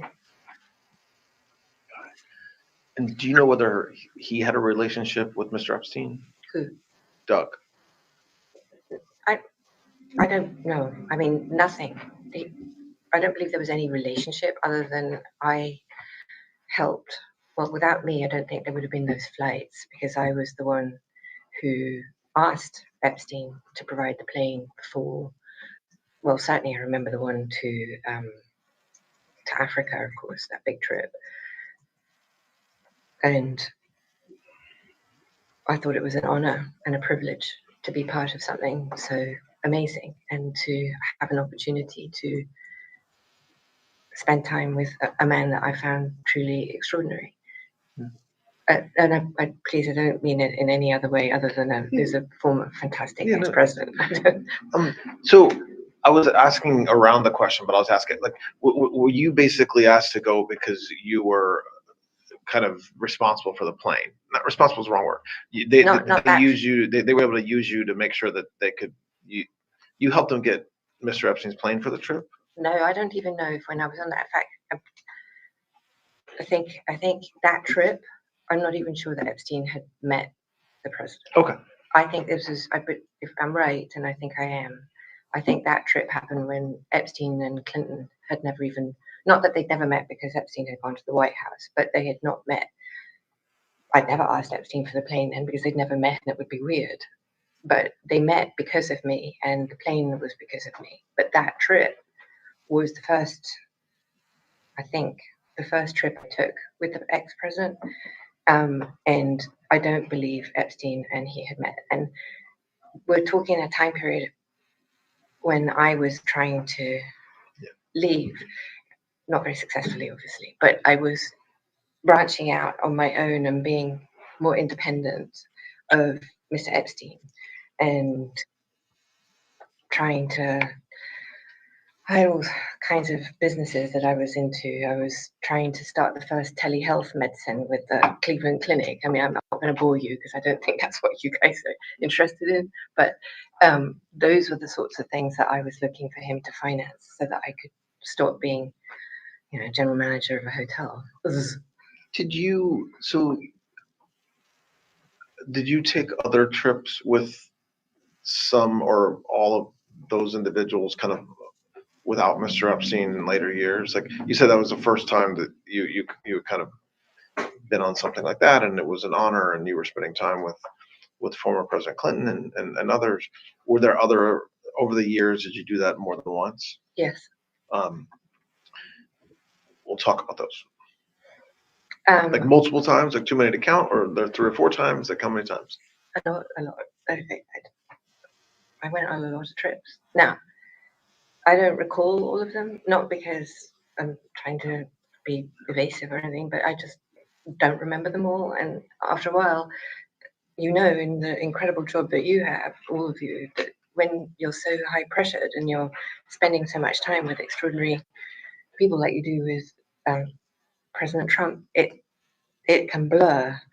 It just does. And there's a few things that stand out because at the end it's all just extraordinary. There's cars and the sirens and president. It's like, well, okay. So I understand, but talk. So don't give me specific. Understand you can't give specific numbers. Describe more about kind of that part of your life and your relationship. I'm using relationship. You don't like relationship. And your and your my employer. Yes. Right, so just to describe what you were doing with those individuals. So when I say those individuals, I'm talking about former President Clinton, Doug, other folks that work with all him. Of them. Yes, there were loads of them, and basically all of them. You know the team. I don't need to give you all the names. You have them at your fingertips, and I can confirm. If you give me names, I'll say yes because they're not all going to pop into my head. So, right. Okay. So I started spending a lot of time. I don't want to characterize that. I started to spend time with the former president and with Doug and his team, and I had no purpose really, other than I obviously offered something. I don't know, ideas of, I don't know. Anyway, and he started to travel. I don't remember if the first trip was Africa or how it went, but at some point, I think there was actually 2 trips, but I'm not sure. So there was to Europe and then to Africa. I think maybe it was all one trip. And at some point, Mr. Epstein said he didn't want to go on the trip and he was going somewhere else and he just left. And I was like, well, okay. And so I ended up doing the whole trip without Mr. Epstein or his plane. And when you were traveling with them, what were the purposes of the trips? Like, is this one? I think these were all, I think actually it was the AIDS was one of the primary ones for his AIDS foundation when he was working to do that. And there were always a humanitarian side to the trips. And we went to Egypt and there was, oh, yeah. So it sounds like you're describing one right now one trip with lots of It could stops. be, but I have a feeling that I went on other trips, but I can't remember. When you went on I these went to London. I went to London, okay. I don't know if that's the same trip. When you went on these trips, were you always on Mr. Epstein's plane, or No. did you sometimes accompany them on a different plane? Correct. Yes. How many were on Mr. Epstein's plane? Again, I'm not holding you exact, but That was packed because there was a lot of Secret Service. It took all the Secret Service as well. So Okay. it was whatever the detail is for Secret Service, it's a lot. And on how many occasions, besides the trip you just described, were there other times when they used when President Clinton and the folks he was with used Mr. Epstein's plane? I think there was twice, maybe there was that, but it will reflect on the logs. There won't be anything that's not on the logs that you have already. So, Were you, by the way, responsible for the logs in any way? Like, you've seen the logs and they're public and you had them in Discovery, but over the years when you were working with or for Mr. Epstein, did you have access to the logs? no, never. The pilots, the logbook was their personal logbook. I never even saw them have it. I never saw them fill it in. And then there was a second set of logs, the flight manifests, and I never saw those either.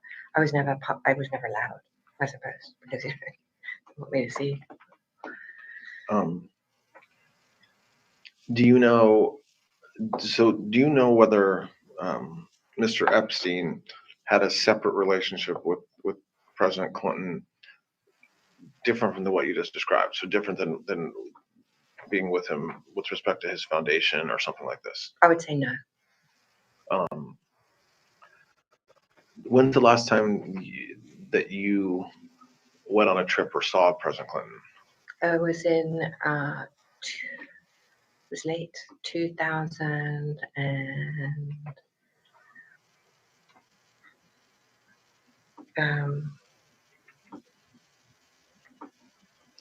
I don't know, 16, 17, 8, something. It was in Los Angeles.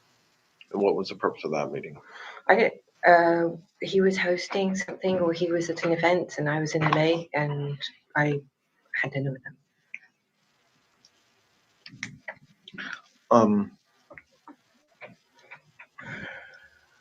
Did you ever meet Secretary Clinton, Hillary Clinton? Yes. When did you meet her?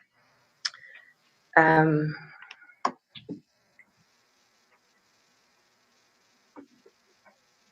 want to say, again, please don't hold me to it, but I want to say that it was on a flight that came from the island, from the Nantucket or Martha's Vineyard back to New York, is what I think.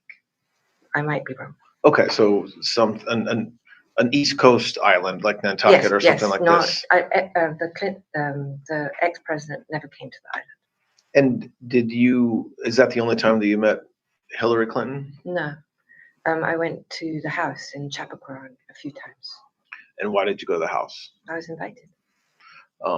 Just to see President Clinton or Hillary Clinton or both, or? Yeah, I mean, as a friend, not for. I don't remember any reason. Either was somehow I communicated that was driving back past Chappaqua if they were home and stop in. And it sounds a little flippant, but it could have been even something as. And do you know whether Mr. Epstein knew or had any sort of business dealings or associated with Hillary Clinton? I would say no. Did you ever see them together? No.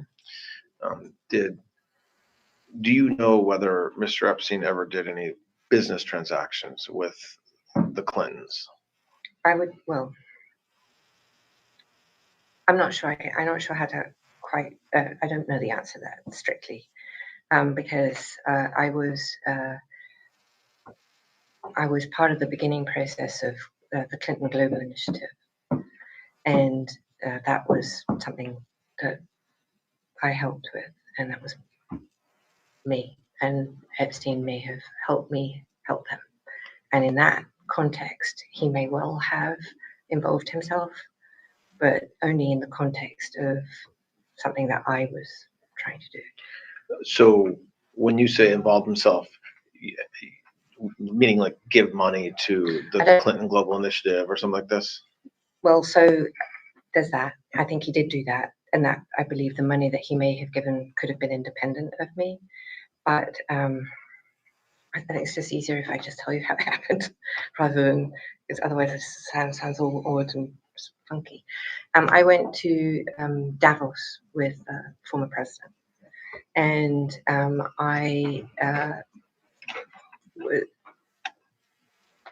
you been to Davos? In what? Have you been to Davos? I have not.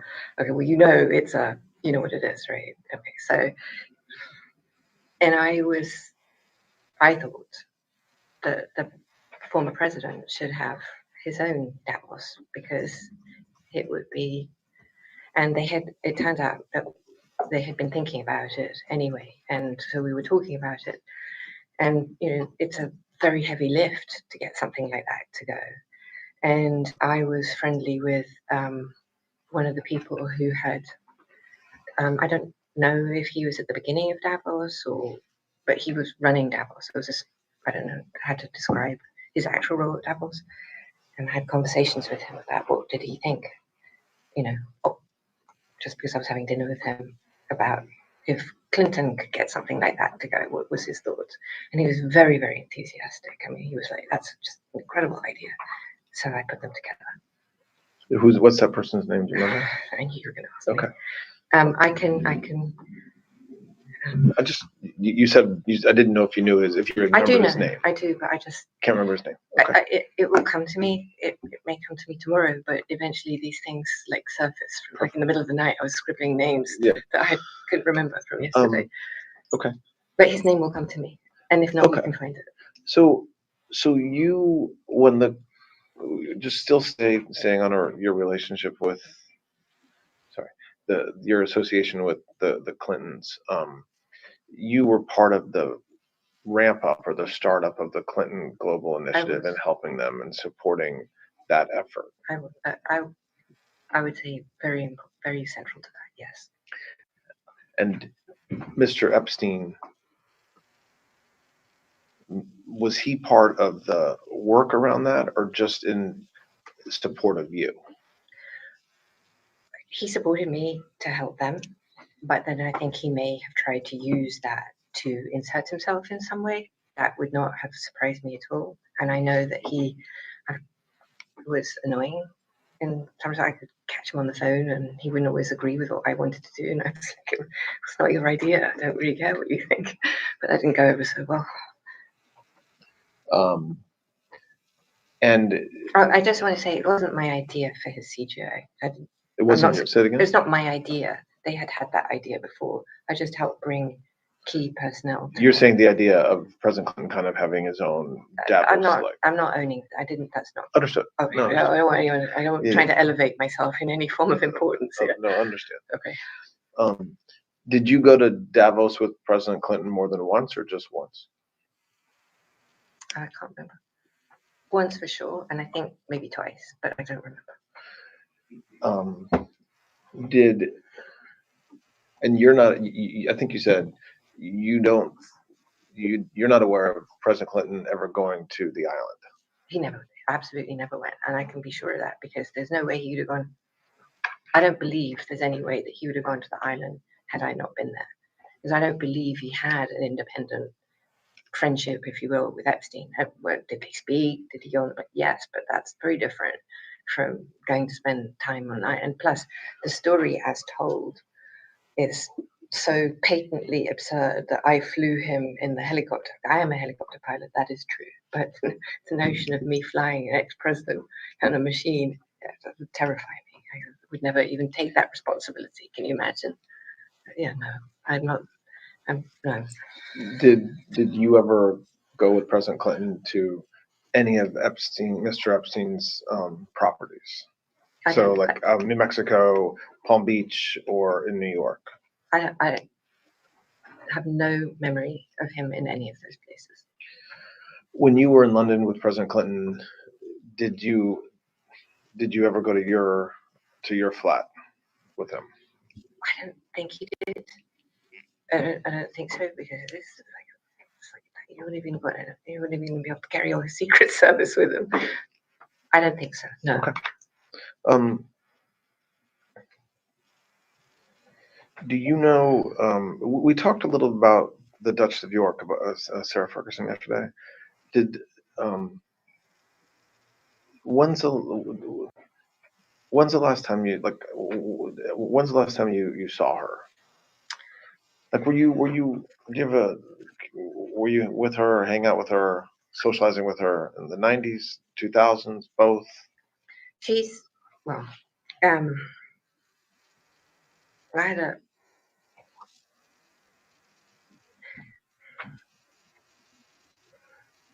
I don't know if she liked me very much. I think my friendship with her ex-husband,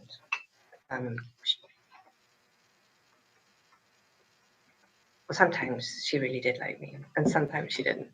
So maybe a frenemy. I don't know.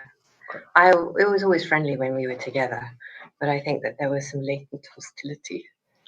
And Is that something you've heard since everything came out, or along the way you felt that way? No, that's how I felt. That is a characterization of myself. That's how I felt about her. I would never. I was always friendly with her. I mean, I've seen her many times, and she's also super close with other people who were very good friends with in England. I think that she liked Mr. Epstein. Why do you think that? My female intuition. Okay. Discovery. Oh, 11. No, I don't remember it. Well, okay, I don't. It's possible that there's things. Well, I know it's not possible. I know that there is discovery, but I don't recall. But I think she had a thing. Did there's some actors or some folks from Hollywood that I want to ask you about, just to understand whether you knew them or Mr. Epstein knew them. Chris Tucker? Yes. How did you know Mr. Tucker? I think only from that flight to Africa, but I do think that they met. You say that flight to Africa, the one we were just talking about with President Clinton? So, yes. Okay. Sorry, go ahead. Yep.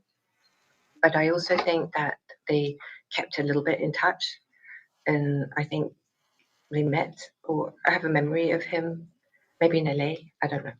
I think they sort of loosely stayed in touch. I don't know. I don't know how to say that. Do you know Mr. Tucker besides that flight? No. And do you know whether, when you say you think that they kept in touch, you mean you think that Mr. Epstein and Mr. Tucker? They may have. I didn't, but he might have. I'm sure. Kevin Spacey? I know him also from that same flight. Aside from that flight, do you know him from any other thing? No. Naomi Campbell? Yes, I do know Naomi, and I knew her before I met Mr. Epstein and the former President Clinton. Do you know whether Mr. Epstein separately knew Ms. Campbell? I think he probably met her through me. That I imagine. And so, for those three, Mr. Tucker, Mr. Spacey, and Ms. Campbell, did they ever travel to any of Mr. Epstein's properties, the island or New Mexico? Not Mr. Tucker. Well, not to my knowledge, Mr. Tucker or Mr. Spacey. Naomi Campbell may have. To where? She may have gone. Well, she certainly. Well, I believe she visited him in Palm Beach, and I believe she may have gone to the island, and she may have gone to see his house in New York. Whether she went to New Mexico or Paris as well, maybe. They were friends or friendly. Were you, what you just said, she may have, were you on those trips? I don't have any independent memory of that, so I'm not sure. I don't think so. Do you know? Her relationship, her friendship, you're making me use your word. Mm-hmm. her friendship, whatever, with Mr. Epstein was independent of me. Okay, but you also had a separate friendship with her I even did. before you met Mr. Epstein. I did. Larry Summers, the former Secretary of the Treasury. Do you know that person? I did. Yes. How? I met Mr. Summers through Mr. Epstein. And the same question, just generally time period. Are you talking about early 2000s, 90s, after that? I honestly really don't know. I did want to say something I forgot that there was yesterday. You asked me about Mr. Epstein's properties. He had a rental in Boston as well, but not for very long. But it was another place that I had to put together. And I only went with him once, and he would go there independently of me. No, I would not go with him. Was that in the 90s? I think it was, yes. Mr. Summers, do you know what his relationship was with Mr. Epstein, business, personal, both, or don't you know? I think he spoke to Mr. Epstein about business a lot, but I think they were friends and friendly. Do you know whether Mr. Summers ever traveled on Mr. Epstein's planes to any of the properties that Mr. Epstein owned? He may have, but I don't think if he did, I was on any of the flights. I mean, there's another issue. I mean, I traveled so much that the flights just blur. Understand. George Soros? I don't think he knew him. I did, but I don't think he did. How did you know Mr. Soros? I was friends with his kids. Which kids? John and I can't think of his other child. I can't think. I mean, I've lost his name. Howard Sandler. Who? Howard Sandler. I met him, but just socially, and he may not remember that even having met me. I was excited to meet him. When would you have met him? If I met him, I think it was either at an event or at his kids. It wouldn't have been at his house. An event, I think, or I think actually no, in the Hamptons I met him.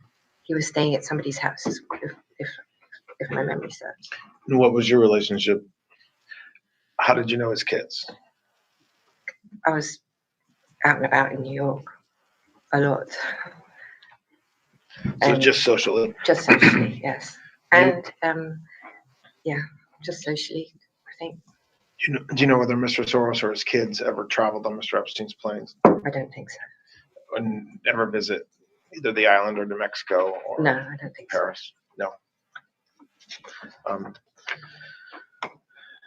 So we tried to identify names that have come up either publicly or in other lawsuits.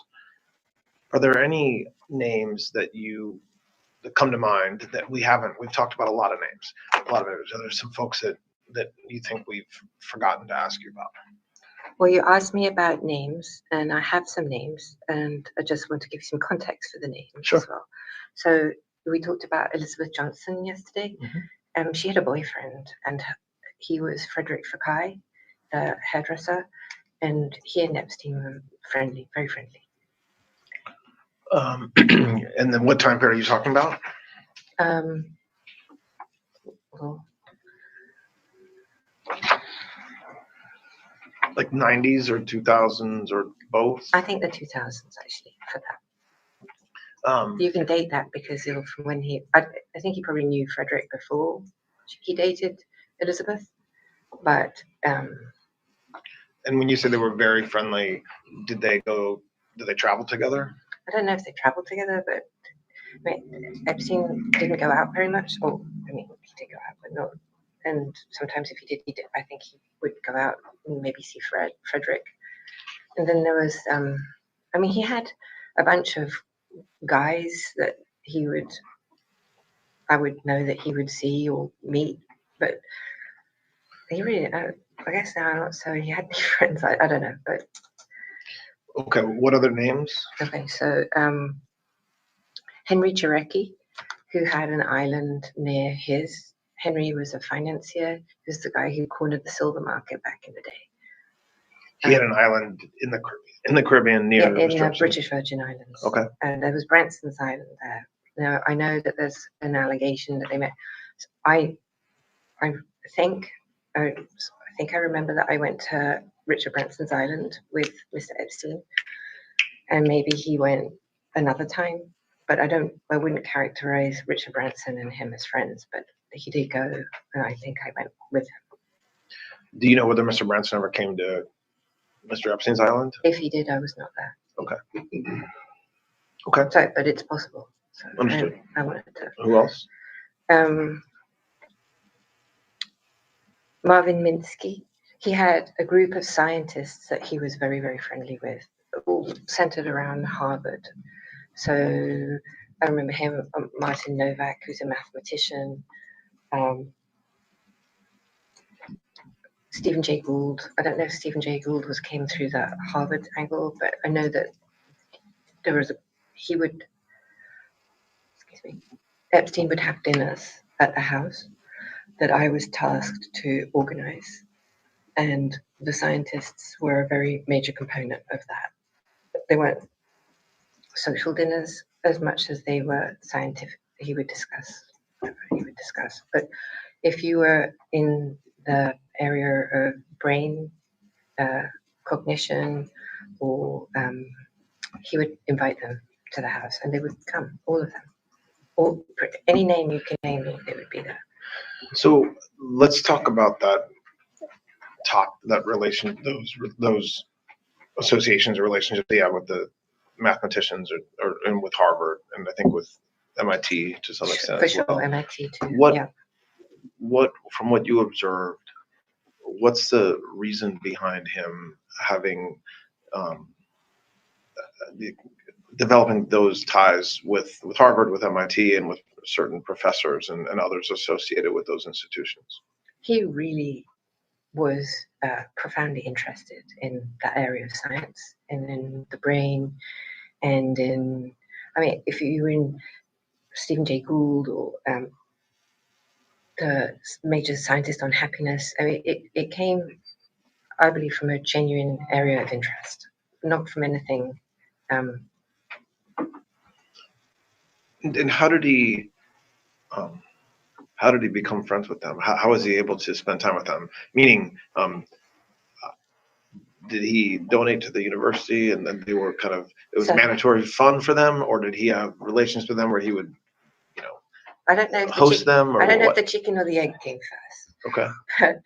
But when I met him first, he was already doing a lot of this stuff. This is not, I've read, so this is why I'm saying this. I was not responsible for this area of interest. I certainly, sorry, just to bounce a second before it slips my mind and I leave something out. There was an institute in New Mexico called, anyone? The Institute of, it's very famous. We're not talking about Alamos. Anyway, all right, there's a very famous institute in New Mexico. You can look it up. It'll come to you the minute you put it in your computer. And there had some of the biggest brains ever. That relationship came through me. So that's me. And that is because my father was one of the major scientific, my family fortune, when I had one, came from scientific publishing. And when it started from the thing that you were asking me yesterday, my father was in the Second World War, I told you, and he won the Military Cross, and then he actually was part of intelligence back in the war, and his job was to interrogate German scientists and prisoners of war. And then that parlayed into business with Springer Verlag, and then into Pergamon Press, which was the scientific journals business. And he had an interest. He believed that its knowledge is what would prevent war, and the biggest scientific discoveries, well, not all of them, but many of them coming from the Eastern Bloc. And that's how we have the relationship with Santa Fe Institute and Murray Gell-Mann specifically. And I introduced Epstein to Murray Gell-Mann. Sorry. This is the Santa Fe Institute? Yes, thank you. And Murray Gell-Mann was there, and Murray Gell-Mann and Epstein got along very, very well. Yeah. And he was the man of the war. So do you know whether,